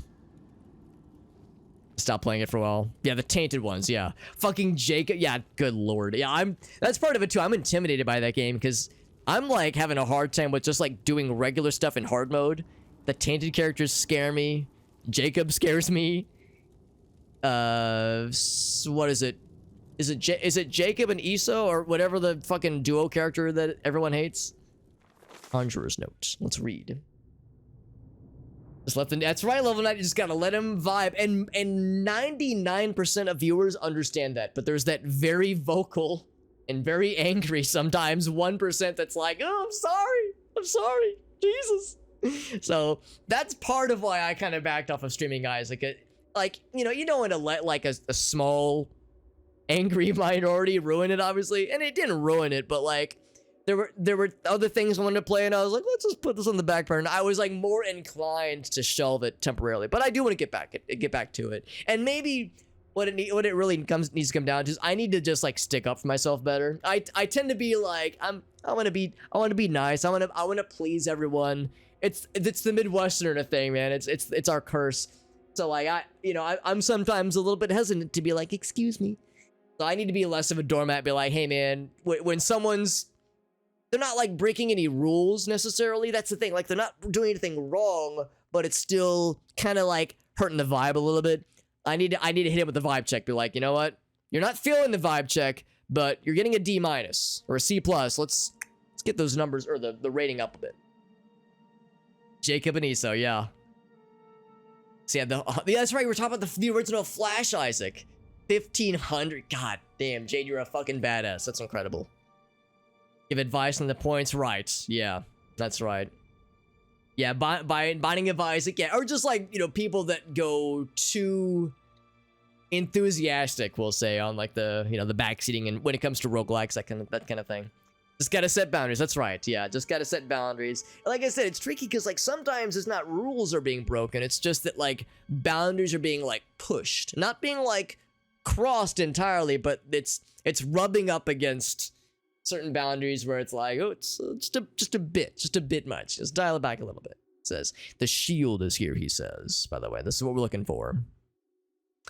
If you have bad vibes, yeah. If there are bad vibes, we'll give you a warning. Because it's hard to like, and I think that's part of why I resist sometimes in my own mind doing this kind of stick up for myself moments. Because, you know, you say to somebody, oh, hey man, the vibes are not so great right now. Like, can we take it down a notch? And they look at the rules and they say, I'm not breaking any rules. And you go, you're not, but yeah, like that's the rule lawyering that happens. It's like, it's good to have itemized fucking soulless lawyer fucking like mathematical breakdowns of here's what's allowed, here's not allowed, but there's a lot of gray areas sometimes, and it can be hard to quantify that. So ultimately it really needs to be the streamer's discretion to say, you know, I have the ultra veto power, or like the end all say, and like if the vibes aren't there, then something's got to give, right? So it's just what you got to do.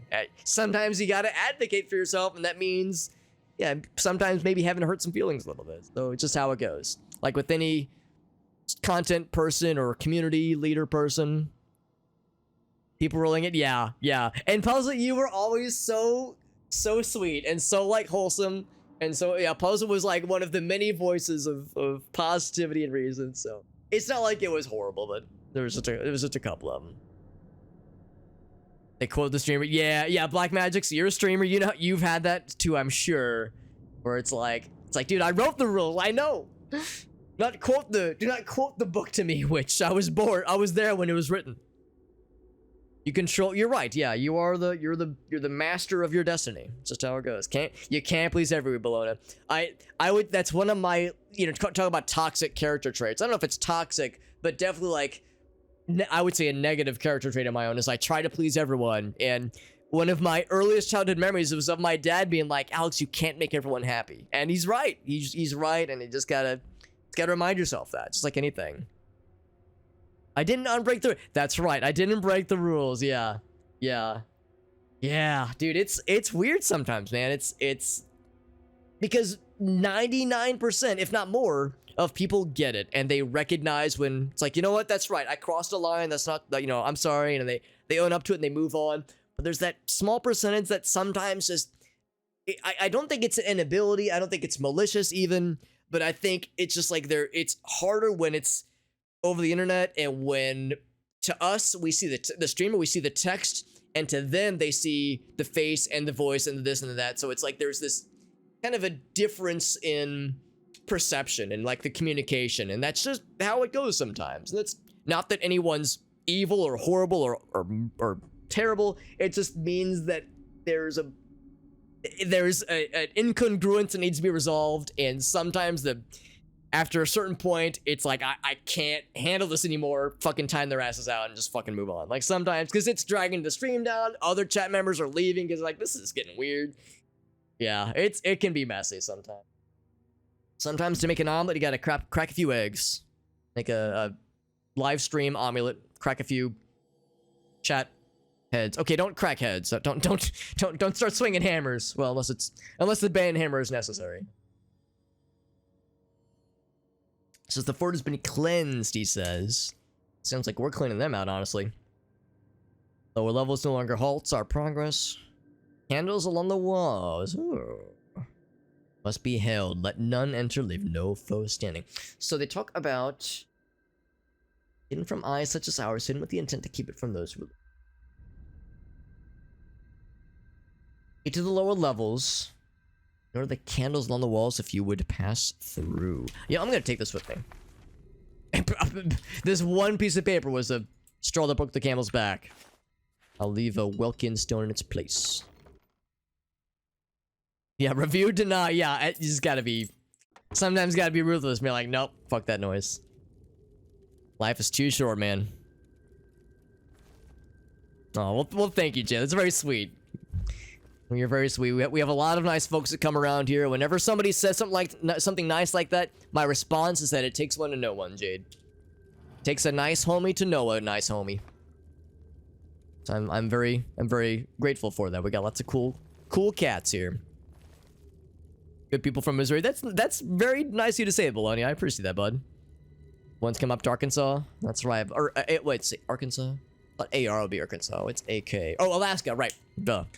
I've never been to Alaska. It'd be cool to check it out, honestly. I mean, everyone talks about how fucking gorgeous it is out there. Just like so much cool naturey stuff, mountains and forests and just wildlife. It sounds beautiful.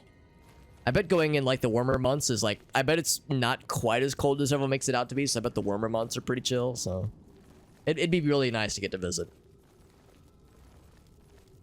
You're getting some Skyrim Black Magics. That's so cool, man. Get some mods on Nexus mod. There you go. Yeah, go to town on it. That's awesome, man. Up to Arkansas. Confession time. I've actually only lived in Missouri for about 10 years. For about 10 years, because I'm from Illinois. So there are aspects of my Missouri-ness that still need some work. Still need some twerk. Oh, there we go. Get them both down. Hell yeah. Got their asses. Yeah, up to Arkansas. Well, Black Magic's knows I play GeoGuessr sometimes, and sometimes I forget minor details like where the fuck is Portugal? And country name, is it in South America or Africa? Sometimes my brain kind of checks itself at the door when I play that game, and geography is not my strongest suit. Not my proudest streamer moments. Born and raised, it came right back. Yep, that actually sounds really nice, Baloney. It sounds beautiful up there, bud. Only 10 years. What's 10 years? That's only 1/3 of my life, give or take. Yeah, there are times where I think about like I'll say something. Oh, I can't go this way.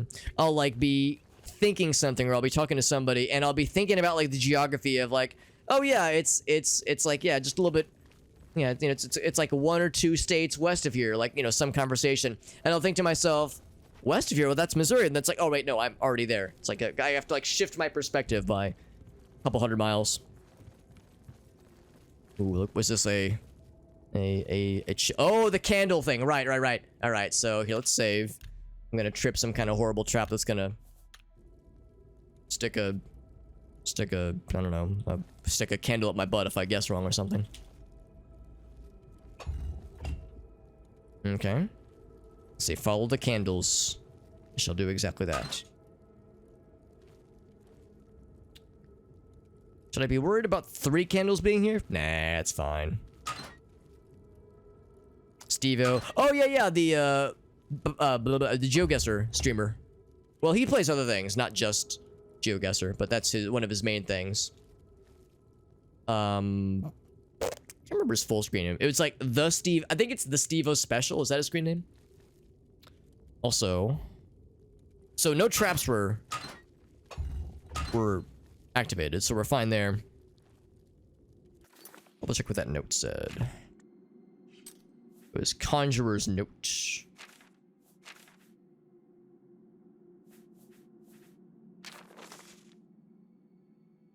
Make note of the candles along the walls if you would pass through. Oh, maybe, well, that shouldn't be it.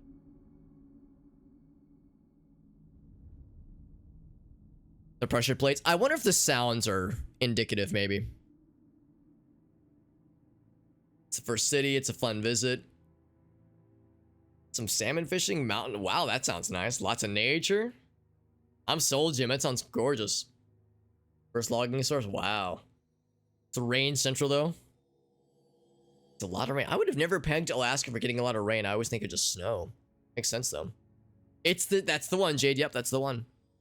Number. I think you're probably right, Black Magic. That's like the next thing to look at. The placement and also the numbers. So maybe like 1 from the wall. So there's one that's 3. Yeah. So we say 1 from here. Then we say 2 from here. Making a different noise. 3 from here. I think that's the key, friends. Hey, we got that shit. Yeah, that makes perfect sense. And in case we get locked out, we got an emergency. Pull the lever, Kronk. Lever, right here. Lever, but I hardly even know her. That's when you found out how much rain it gets. That's intense, yeah. No, I would have never guessed. Largest rainforest, wow. Super different, interesting, yeah. I mean, it's a large state. I bet there's quite a lot of just geographic diversity in general. I'm sure I underestimate just how gigantic it truly is. Yeah, it's like, all right, try the order and then try, like, yeah, the number of the... Or not the order, but, like, the left, right, left versus the number of candles. And, yeah, that's the next thing to try. Not sure why I'm sneaking, although there is a person entity. Or I go that way. Gonna be sneaky snakes. 90 inches. Wow. 150 inches. Good lord. It's a lot of inches. It's more inches than my college years. It's fucking gut. Yeah, it's something like I can't even like fathom, honestly. That shit's nutty. Sneaky snake. Oh, we got a fucking sex dungeon in here? Hell yeah. Nice slap his booty. Oh, we weren't supposed to turn around. Cheater. Well, I zapped his booty still.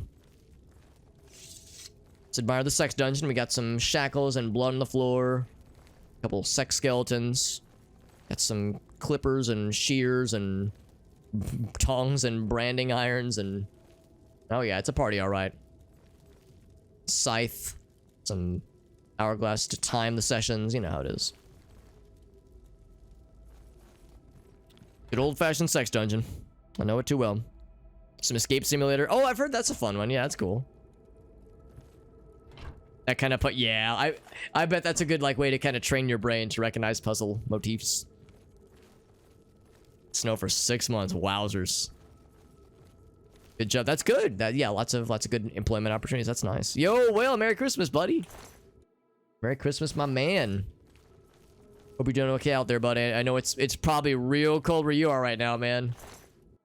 It's not great here in St. Louis. It's actually, you know, here, I've been talking so much how cold it is here. Gives you the exact update. Live update. Oh shit, it warmed up. Damn, son. We're up to 10. 10 degrees Fahrenheit. I thought it was like 4. Positive 10. Fucking heat wave, baby. Sun's out, guns out with temperatures that high. Might not even need to wear a coat when I take Dexter outside. I might just be naked. And give my neighbors a free show. Don't actually do that. For anybody who like has neighbors around you, don't actually do that. Or if you do, wait when it's warmer at least. You're gonna get arrested for indecent exposure. At least do it when it's warmer. More sensible. Got good people out there. That's awesome, man. Fuck, man. I gotta check that shit out. It sounds great. Gracie and I are going to Hawaii in about a month. That's where we're getting married. So we're gonna be leaving the continental United States temporarily, but been asked to check out the other non-continental United State.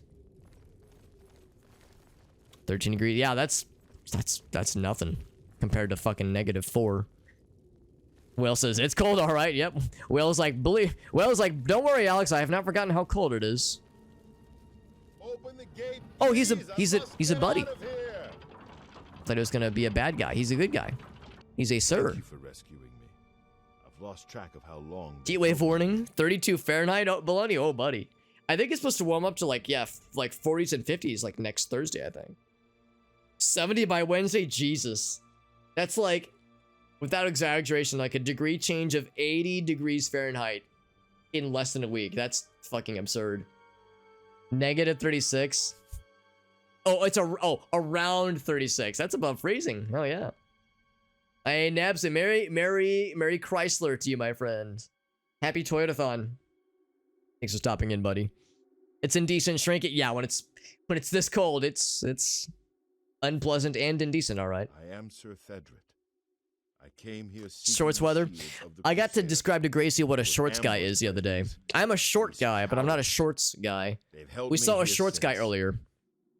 Fucking 4 degrees Fahrenheit this morning, and there was a dude packing his car for like a road trip, or like for, you know, going to his family, what have you. And he was like putting bags in a car, wearing shorts. He had a coat, winter cap, earmuffs, gloves, shorts. And she was like, why is that guy wearing shorts? And I was like, he's a shorts guy. And she was like, fuck. And I was like, all right. Clearly you didn't go to high school in a rural ass fucking Midwestern podunk town like I did. So let me educate you on what a shorts guy is. Like I got to educate her. I felt very, very smart. -10. -10? Yeah. Or is it around? It's around 10. Yeah, Jay knows about. Yeah. You guys know about shorts, guys. Come on. It's common knowledge right here. Fell asleep at 9. Oh Jesus. Nepsit says, all right. Fuck you, sleep schedule. I'm just gonna be up for a bit. I kind of did that last night, actually. I like kind of accidentally fell asleep. My dumbass like went to like lie down. I was like, I'll just like take a nap. I was tired, but I was like, I just want to close my eyes for a minute. My dumbass woke up 4 hours later. I was like, all right, well, some nap. God damn it. Then there's shirtless guys as well in the snow. Jesus, I cannot imagine, honestly. 11 acres of land in Nevada. Ooh, there you go, Jim. You know, when Gracie and I were talking about getting married, the joke that I told her is that I wanted, because for a while there she wanted like a somewhat traditional wedding, which I was fine with. She wanted to do like maybe a backyard wedding, something real chill, but having like an air of traditionalness about it. But the logistics of weddings are a nightmare. Even when you're going small, it's still expensive and stressful. It's just a lot to deal with. So I was able to like kind of over time be like, you know, we could just fucking, you know, elope somewhere or do the courthouse thing. Like there's obvious options. And after a while, I was just like, you know what? Let's fucking do it. And we already had the trip for Hawaii planned. So I was like, let's bang this out while we're there. So that's kind of how it happened. But the joke was that I told her I'm willing to go as low as like maybe one step above or like a half step above driving to Vegas and go into like a drive-through chapel and having like a fat Elvis impersonator be like, oh no, I'll pronounce you husband and wife. Maybe like on like the classiness scale, just going maybe one half tick above that. Like I'm willing to go real simple, man. I'm a simple man. What can I say? So yeah, when you talk about like heading to Nevada, it's like, oh yes, I'm a little bit familiar with Las Vegas at least as a wedding destination. Maloney says, I'm a shorts guy, but not right now. But yes, we all have our limits. Yeah, so that was a negative. Yeah, I had my glasses on, so I couldn't quite read that one.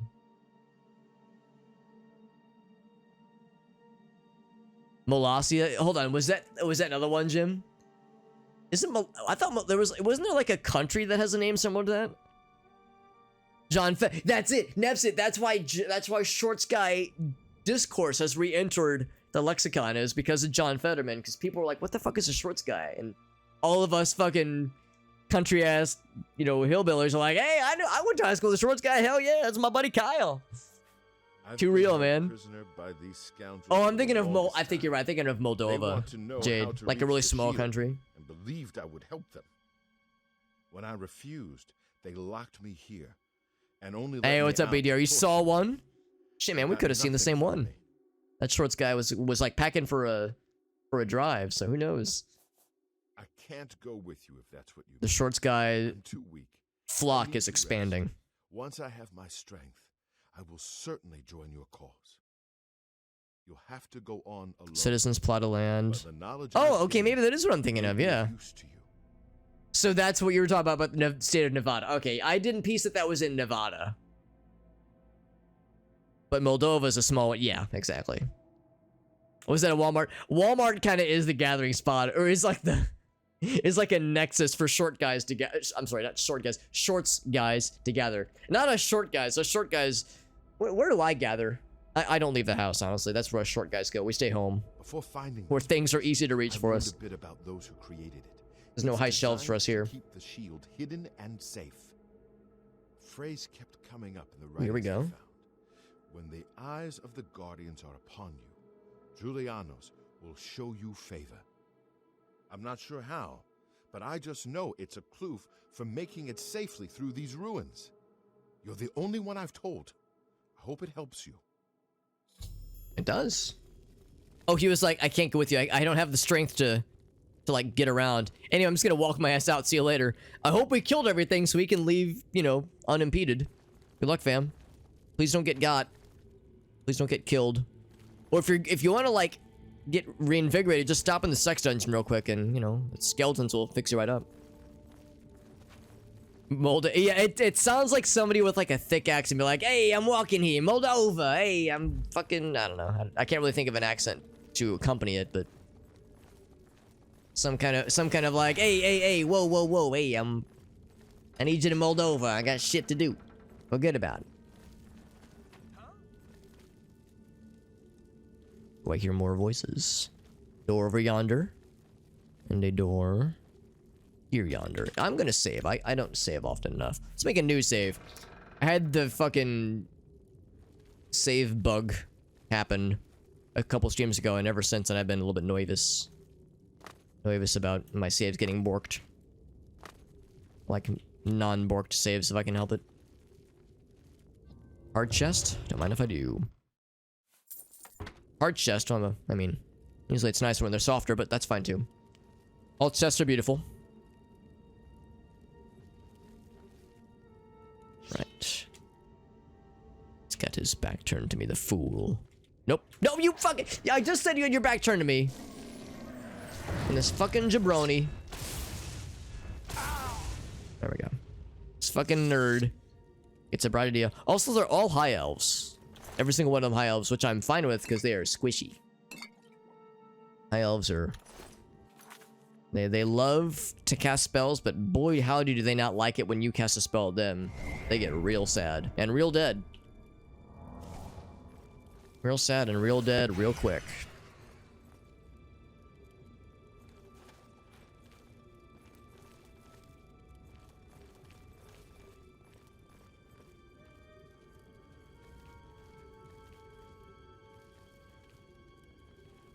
Gotta watch for when we need to utter forth the password. I play some Oblivion. Hell yeah, Baloney. Thanks for hanging out, man. Appreciate you chilling with us and sharing some music recommendations, just vibing. Appreciate you, bud. Merry Christmas to you. Had a lot of nice new folks stop in, man. I really appreciate that. It's really nice. Oblivion Directory brings out some real cool fucking folks, man. Where are you? Some real cool peeps. Oh, okay. Look at this. A non-high elf. Oh, she's running. We got a runner. Oh, no, she is a high elf. She took hella damage just now. Oh, I missed. I was gonna snipe her ass. Instead, I'll just smack her in the shins.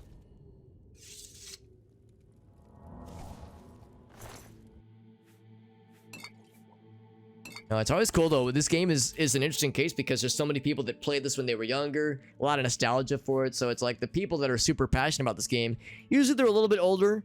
And Oblivion was... I don't want to say older, because I'm probably the oldest person here, honestly. But like... You know, they're... compared to, like, the super younger crowd, obviously, it's like there's... haven't had as much nostalgia to bake in, so... For games like this that are significantly older than... I mean, it's older than Skyrim, obviously. It's older than, like, the Soulsborne games, so... Like, once, like, people have nostalgia for a game like this, you get a different kind of vibe, and it's really cool. People with, like, very, closely held kind of emotional experiences with games like that. It makes it more, like, endearing. It's really nice. I appreciate when people come in with, who are like, dude, this game's the best. You're gonna love Shivering Isles. I always love, like, the enthusiasm. It's really infectious.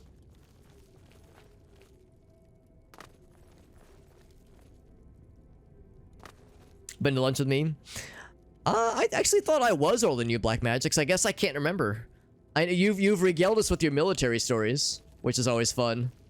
But I'm trying to think if there were, like, ages mentioned at one point. As I think, actually, you know what? I think I might be a little bit younger than AJ. I know I'm older than Mike. Not by much, but a little bit. Some random garbage. Some garbage. Let's see, I dropped a couple things here. Let's go back up to the upstairs area, because that's probably a place to go. Oh, you probably meant when I was, like, chasing... Yeah, there's this area over here, when I was chasing that one dude. That one dudette. It's a good RPG, yeah. One of the most flattering things that I sometimes hear from people is when they'll be like, Alex, I've been seeing you play Oblivion, and it made me fired up for the first time in forever. Now I got a new save file. It's like, oh, it's so cool. It's like I contributed to like an inspiration of wanting to play a game. Like usually it's like they already had the idea in their mind. Like it wasn't me alone that encouraged it, but it's kind of fun when it's like, oh hey, yeah, you watching me was, or me watching you, what am I trying to say? You playing the game and me watching it was like the nudge to get back into that game. So it's always nice when it's like, oh, I'm an influencer. Not really, obviously, but it's nice when there's a, oh, arrows, excuse me, what, here, oh, up here, oh, up here, that's a new one. But yeah, it's nice when there's like that kind of personal connection there. Unless I might have you beat, homie. Yeah, I guess, you know, it's hard to say. It's to the point now where, oh, Jesus. Oh, Jesus. Oh, Jesus. Oh, fuck. Oh, God. Oh, fuck. It fucking punctured like a goddamn Swiss cheese out here. But no, as I'm getting older, there are fewer and fewer times where I'm looking around and I'm like, because, you know, sometimes in my like college friend groups, I would look around and it's like, wow, I'm the youngest person here. But yeah, that's happening less and less. Now I'm turning into one of the elder statesmen of some friend groups, which is perfectly fine. But yeah, it's an interesting dynamic that just happens as you get older. Black Magic says, Black Magic's got me beat by a couple years. I'll catch up to you, Black Magics, don't worry. I'll age really, really fast and get caught up to you in a couple years. I might even surpass you. Somehow. I'll just dilate the passage of time. Or I'll put you in a apparatus that is able to travel faster than the speed of light, so that the passage of time is slower for you, like a hyperbolic time chamber. That's what I'll do. Puzzle got me beat. Yeah, so we got a couple more experienced and wiser folks. Is this the chamber? They said when the eyes of the guardian are on you, that's when you moon them. That's when you drop trowel. Oh, you saw nothing. Man, I have been horrible at sneaking this entire goddamn stream. I'm just fucking jumping in dick first every room I go, with nary a care in the world. Listen to the noise of them just slapping my ass. Oh, you got fucked. Sucks to suck. Just all the like meat slapping noises. And all those meat slappies did 49 damage. Not actually too much, honestly. All the slapping, the meat slappities. Morrowind BFS. You know a puzzle well. That's a good point. Anytime somebody says, oh yeah, I loved Morrowind back in the day, I should know to be like, alright, they're up the ante a little bit. Whenever someone says, oh, I love this game, I played it when I was in grade school, I go, alright. Like, you know, they're older now, but like, I got some years on them. You lose your... What'd I say? Yeah, jumping into rooms dick first. Well, if it's one of those guillotine rooms, then ooh. Wouldn't recommend it. Would not recommend it. Yes, more potions. Just what I needed, Alex never once said. But it does not stop me. Nothing will. Dick stuck in arrow trap. Ugh. Those arrow traps were mean, man. The ones in the ceiling, that's some newfangled trap configurations. Blue suede shoes. Look at this Elvis looking motherfucker out here. I wonder what video games Elvis would have been into if he would have, like, you know, lived long enough to see them.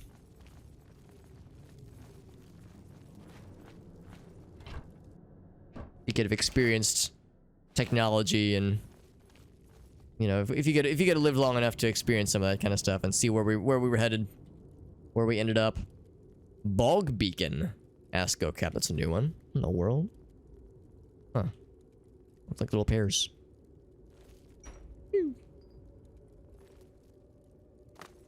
Playing Morrowind, yep. When I was in college. I was in... Let me think about this. I would have been middle school when Morrowind came out. Yeah, I would have been... 7th grade? Maybe 6th grade? It's been a... Not 100% clear on the exact timetables. Yeah, definitely Definitely middle school. Because I remember I was definitely middle school because the first time I heard about Morrowind, of all places, was Toonami. Because you remember the Toonami bumps in between, you know, like during the commercial breaks, they would sometimes review video games. Of all things, like little 30-second, 45-second reviews of video games. They did a review of Morrowind, and I was like, damn, that sounds kind of dope. And then I think Extended Play, before they rebranded to X-Play, I think Extended Play then did a review of Morrowind, and I was like, damn, this sounds cool as fuck. And I saw it at Walmart one day. I was like, fuck it, buy that shit. My family computer could barely run that game, but I was able to run it. It was a potato computer, and I fucking played through that shit, and I loved it. That's what your experience too, doo-doo? Yeah, bud. Remember it well. Alright, so I can't just interact with him. Here we go. I was wondering if it was going to be one of these puzzles where, like, one switch moves 2 of them, another switch moves 3 of them, one switch moves 1.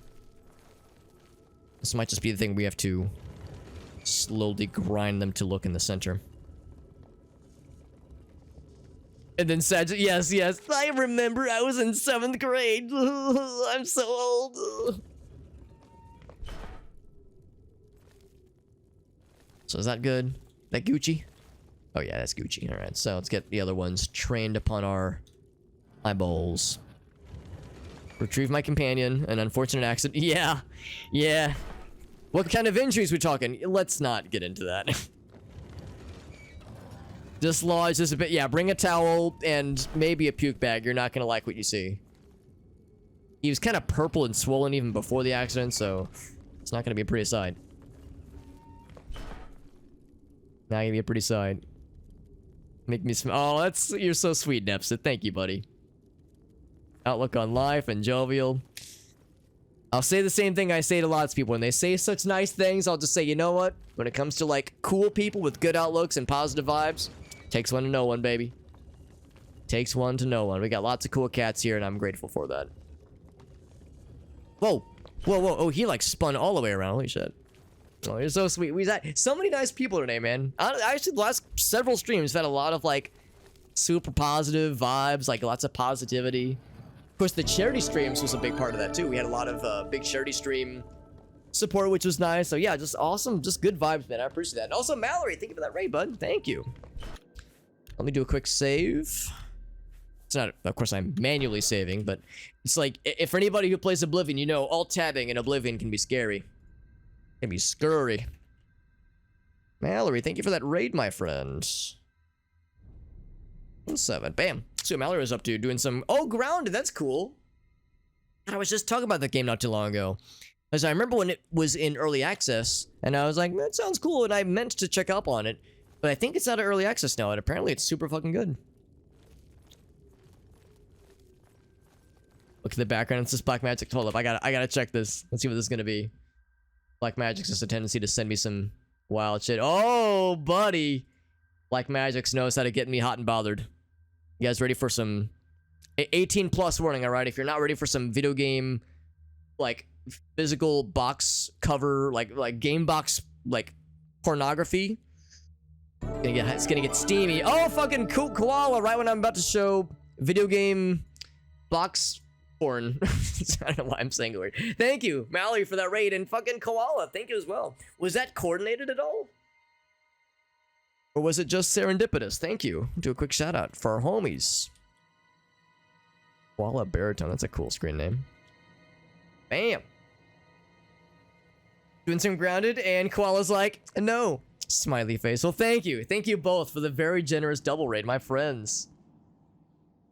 We got the 2 homies. Oh, was it a husbando waifu duo stream? That's dope as hell. Holy shit, I gotta check you guys out.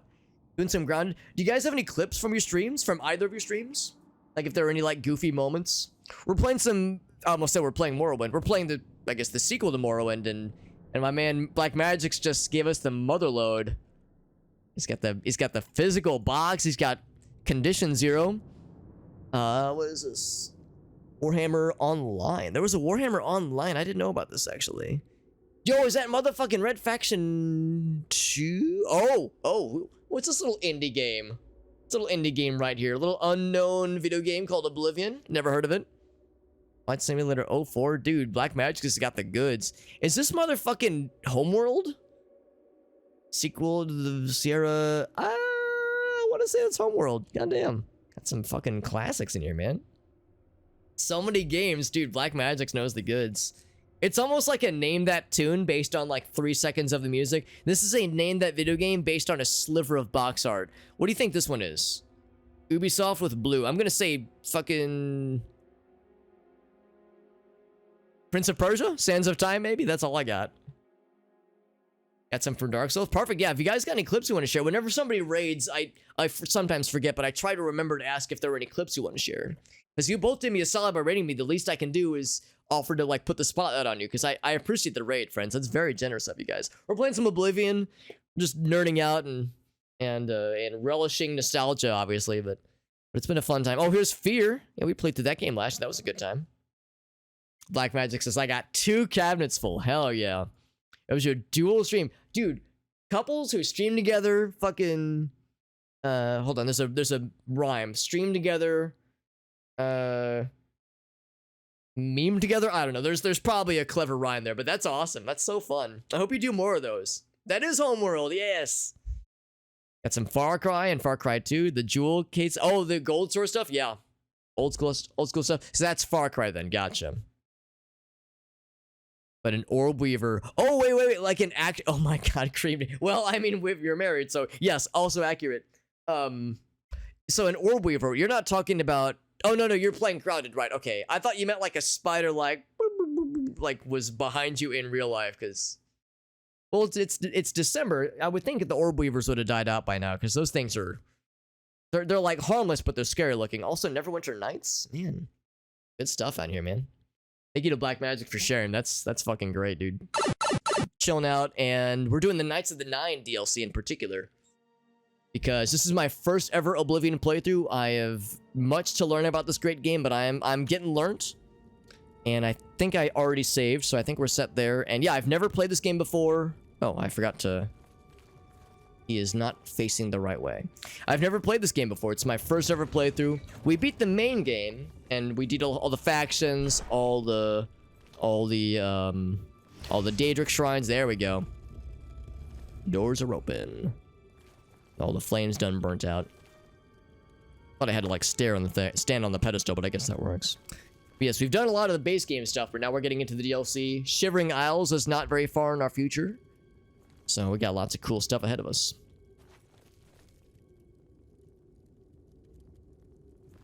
The You Died message, and it didn't happen. Yeah, that's crazy. Favorite game ever? Is this your favorite game, Koala, or was Dark Souls your favorite game? Because those are, I mean, both really good choices, honestly. I think I already looted the chests and whatnot. Yeah, we're here.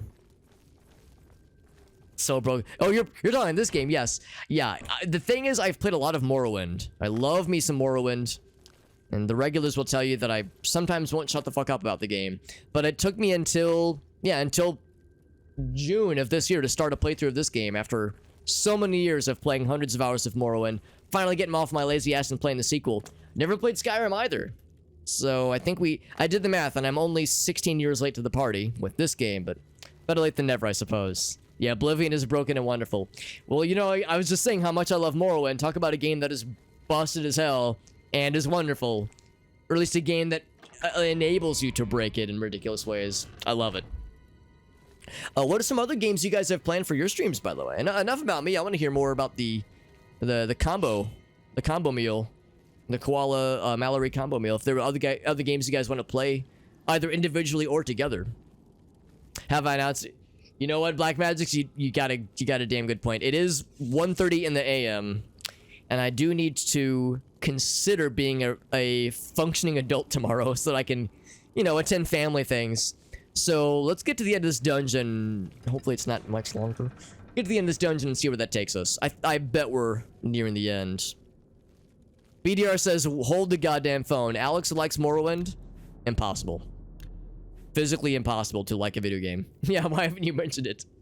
It never comes up. I'm really subtle about it. Some Skyrim. Never played Morrowind.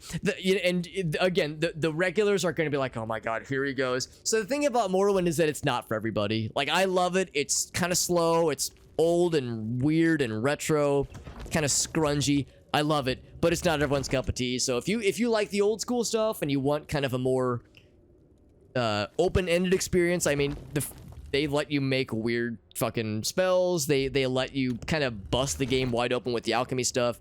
The game doesn't have a lot of guardrails, so it'll just let you do weird shit and make dumb character builds that work a lot. Although the conveyance of the game is not always the best. I've had to like consult wikis before, like walkthroughs about like, what does this stat mean? What does this metric mean? So it's a little bit weird. And it's, of course, not very much voice acting, so a lot of reading, but you get an amazing story. You get some truly diverse world aesthetic and setting. This game is great, but it is like kind of a fantasy, kind of Lord of the Rings, kind of like standard fantasy vibe, which is cool, but Morrowind feels like an alien world with like fucking floating jellyfish and like creatures that aren't like things I've seen elsewhere, and like food that is alien to me, and like floating islands and fucking just, and like architecture that is wildly different based on the region and the they call them the houses, the great houses that lord over them. And granted, you get that in this game too. Each major city has pretty different architecture, but like you get the Telvanni like living mushroom houses, which are weird and like surreal. It's like a Pink Floyd album cover. I love it. So anyway, yeah, I'll shut the fuck up. But yeah, I love it. But the combat's slow and clunky, and yeah, I get when people say, yeah, I played Morrowind. I failed to attack a rat despite like having the cursor on it and slapping at it. Like I missed all the time and I couldn't cast any spells, then I died and I hated it. So it's like, yeah, it's fine. It's not for everyone. Past my bedtime. It's getting up there for sure. Thanks for the stream. Well, I appreciate you, my friend. Thanks again. Again, we've had a lot of nice folks hop in, a lot of nice people saying some very kind words in the spirit of Christmas and the holidays. So thank you, Puzzlewell, for you're always such a nice and like positive source of just community. I love it. It's so nice. Some League of Legends, some Dark Souls, Sims 4. Ooh, that's a good variety. It's a good like well-balanced gaming diet. Yo, 343 Spark.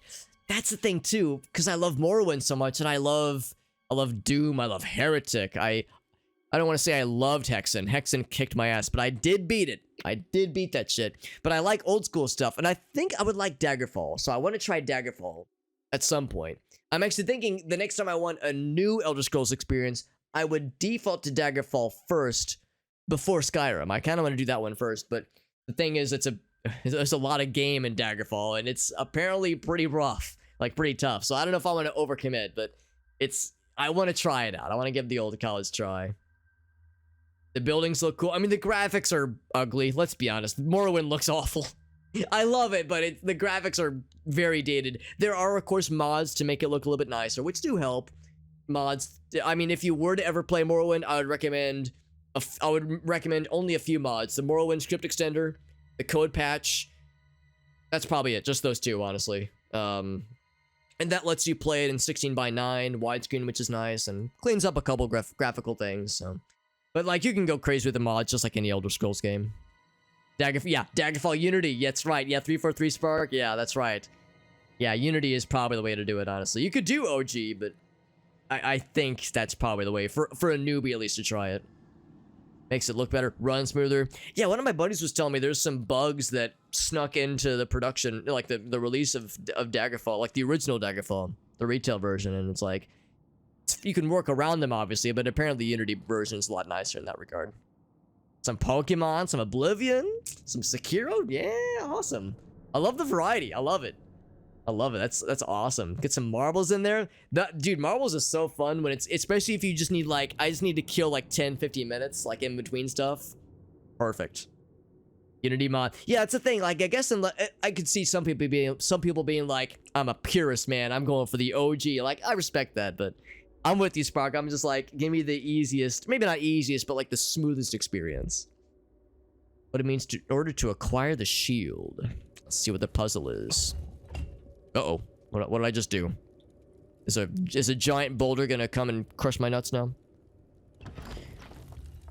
Rudgar's gem. Yeah, I'll take it. Over encumbered.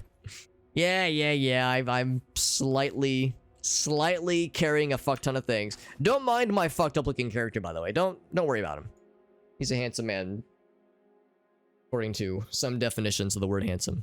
Quality of life, and just like probably ease of streaming too, like ease of capturability and like multi-monitor support. Like there's so many things I take for granted, and then I go play a game from like the early 90s and I go, oh boy. Like Dark Forces. If you talk about old school games, if you like Doom likes and you like Star Wars Dark Forces, it's the like predecessor times 4, I think, to Jedi Outcast or Jedi Academy for that matter. It's a very good game, but playing it is very rough because, like in the original at least, because mouse movement was pretty limited or mouse aiming was pretty limited. But there was a release for, I think they call it the Force Engine, which is kind of a modern operating system friendly engine for running Dark Forces, and it lets you play again 16:9. You get full mouse control, movement at least, aiming that is. So like we're kind of in a golden age now of newer ways to play older games in ways that are, I think, still fairly authentic to the original experience, but smoother and, you know, easier and not as clunky. Yeah, I take for granted some of those quality of life changes. Sometimes they give, yeah, that's a good point too. Sometimes just running those old school games, it's not like the computer can't run it because obviously the hardware is so much better, but there's just sometimes like things were hard coded to be tied to like your CPU's clock rate or like your monitor's refresh rate. So you have to manually like lower your monitor's refresh rate or lower the clock speed for this one processor using third-party tools. Sometimes you have to, you know, get creative, which is not always the bestest. Because it can't comprehend it's, you open the game and it just goes, and just closes instantly. It's like, I just saw a million screens and then nothing was left. Nothing was left, and I got nothing out of that. Oh, okay, so now... Wait, what the heck? What in the hell? That's wild. Do I put the helmet in there? I have a helmet. Oh. Okay, so maybe it says, hello. Put helmet here. Okay. You want a helmet? I got a helmet. I've got the helmet. I got you, homie. Cuirass of... Oh, no. Helm of... Thing. Helm? H-E-L-M? G-H... Helm of the Crusader. There we go.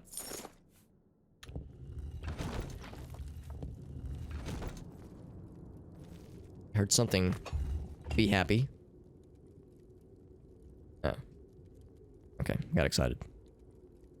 Fallout 3. Yeah, I've heard Fallout 3 is kind of rough. I mean, apparently there are bugs. There are like bug fixes for Fallout 3 that also address problems in this game, which is nice. Yeah, there's lines of code. Yeah, there's DLL fixes sometimes. Talk about Dark Souls, the original PC port for Dark Souls. Yeah, you could not run that shit without DS fix. I mean, you could, but God, it was miserable. Not a good time. I'm supposed to... Actually, hold on. Let's reread the journal entry. Maybe there's something else. It's just some sort of puzzle. What it means. The Eyes of the Guardian. Yeah, so we already got that one figured out. That was pretty easy. Make a miserable game more miserable, yeah. I'm pretty far behind with the Fallout games. I've only played Fallout 1. And I want to go back and play Fallout 2 eventually. Like, I want to get caught up. But yeah, I know that 3, and to a lesser extent New Vegas, it's going to be tough running on PC. Any Dark Souls PC support? I heard that the remastered edition runs pretty well. But yeah, the original was rough. Let's take this back. Maybe I've got the wrong idea. Do I like hit it with a spell maybe? That's not it. These are all empty, right? think they're all empty. Okay, so that noise happens regardless. A game playable. Oh, I'd love to hear it, Captain Spark. I was at Master Train. Free on Epic Games. They were, yeah. Just a couple days ago, I think. 1, 2, and Tactics, I think. But just the whole series in general. Dark Souls, that is. The whole Dark Souls series. Alright, so that noise plays regardless. So when I put the helm in here.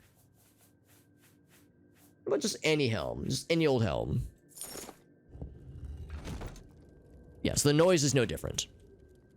Was there anything out here? Oh, we can't actually leave. Oh. I'm not locked in here with you. You're locked in here with me.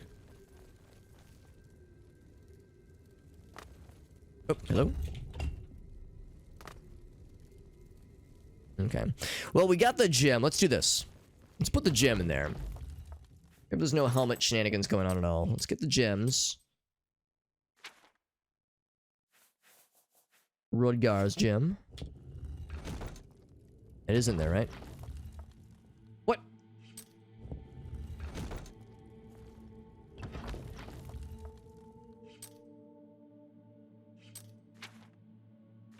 Am I a dumbass?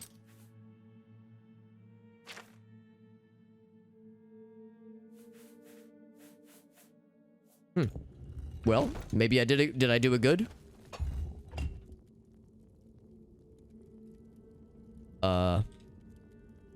Maybe? Oh. I guess I did it good. Oh, who knew? Who knew? Alright, so then it goes over here. Okay, well, I'm seeing a pattern here. It's for a hammer. I wonder what the icons mean.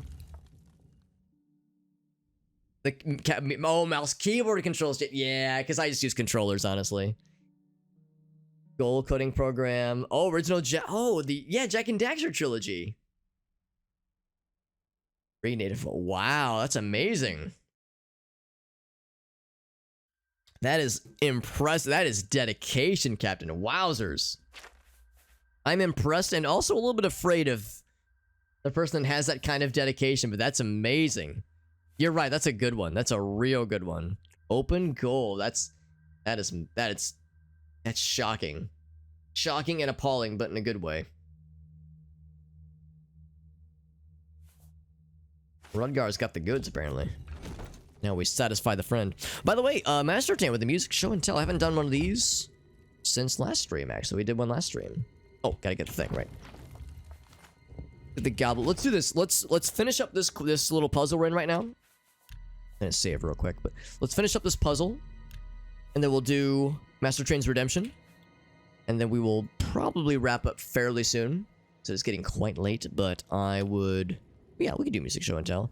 Oh, it's pointing to that again. That's a little bit sus, but I'll put it there. Put it there, old chum.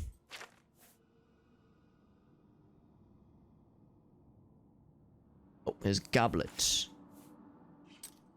There you go, bud.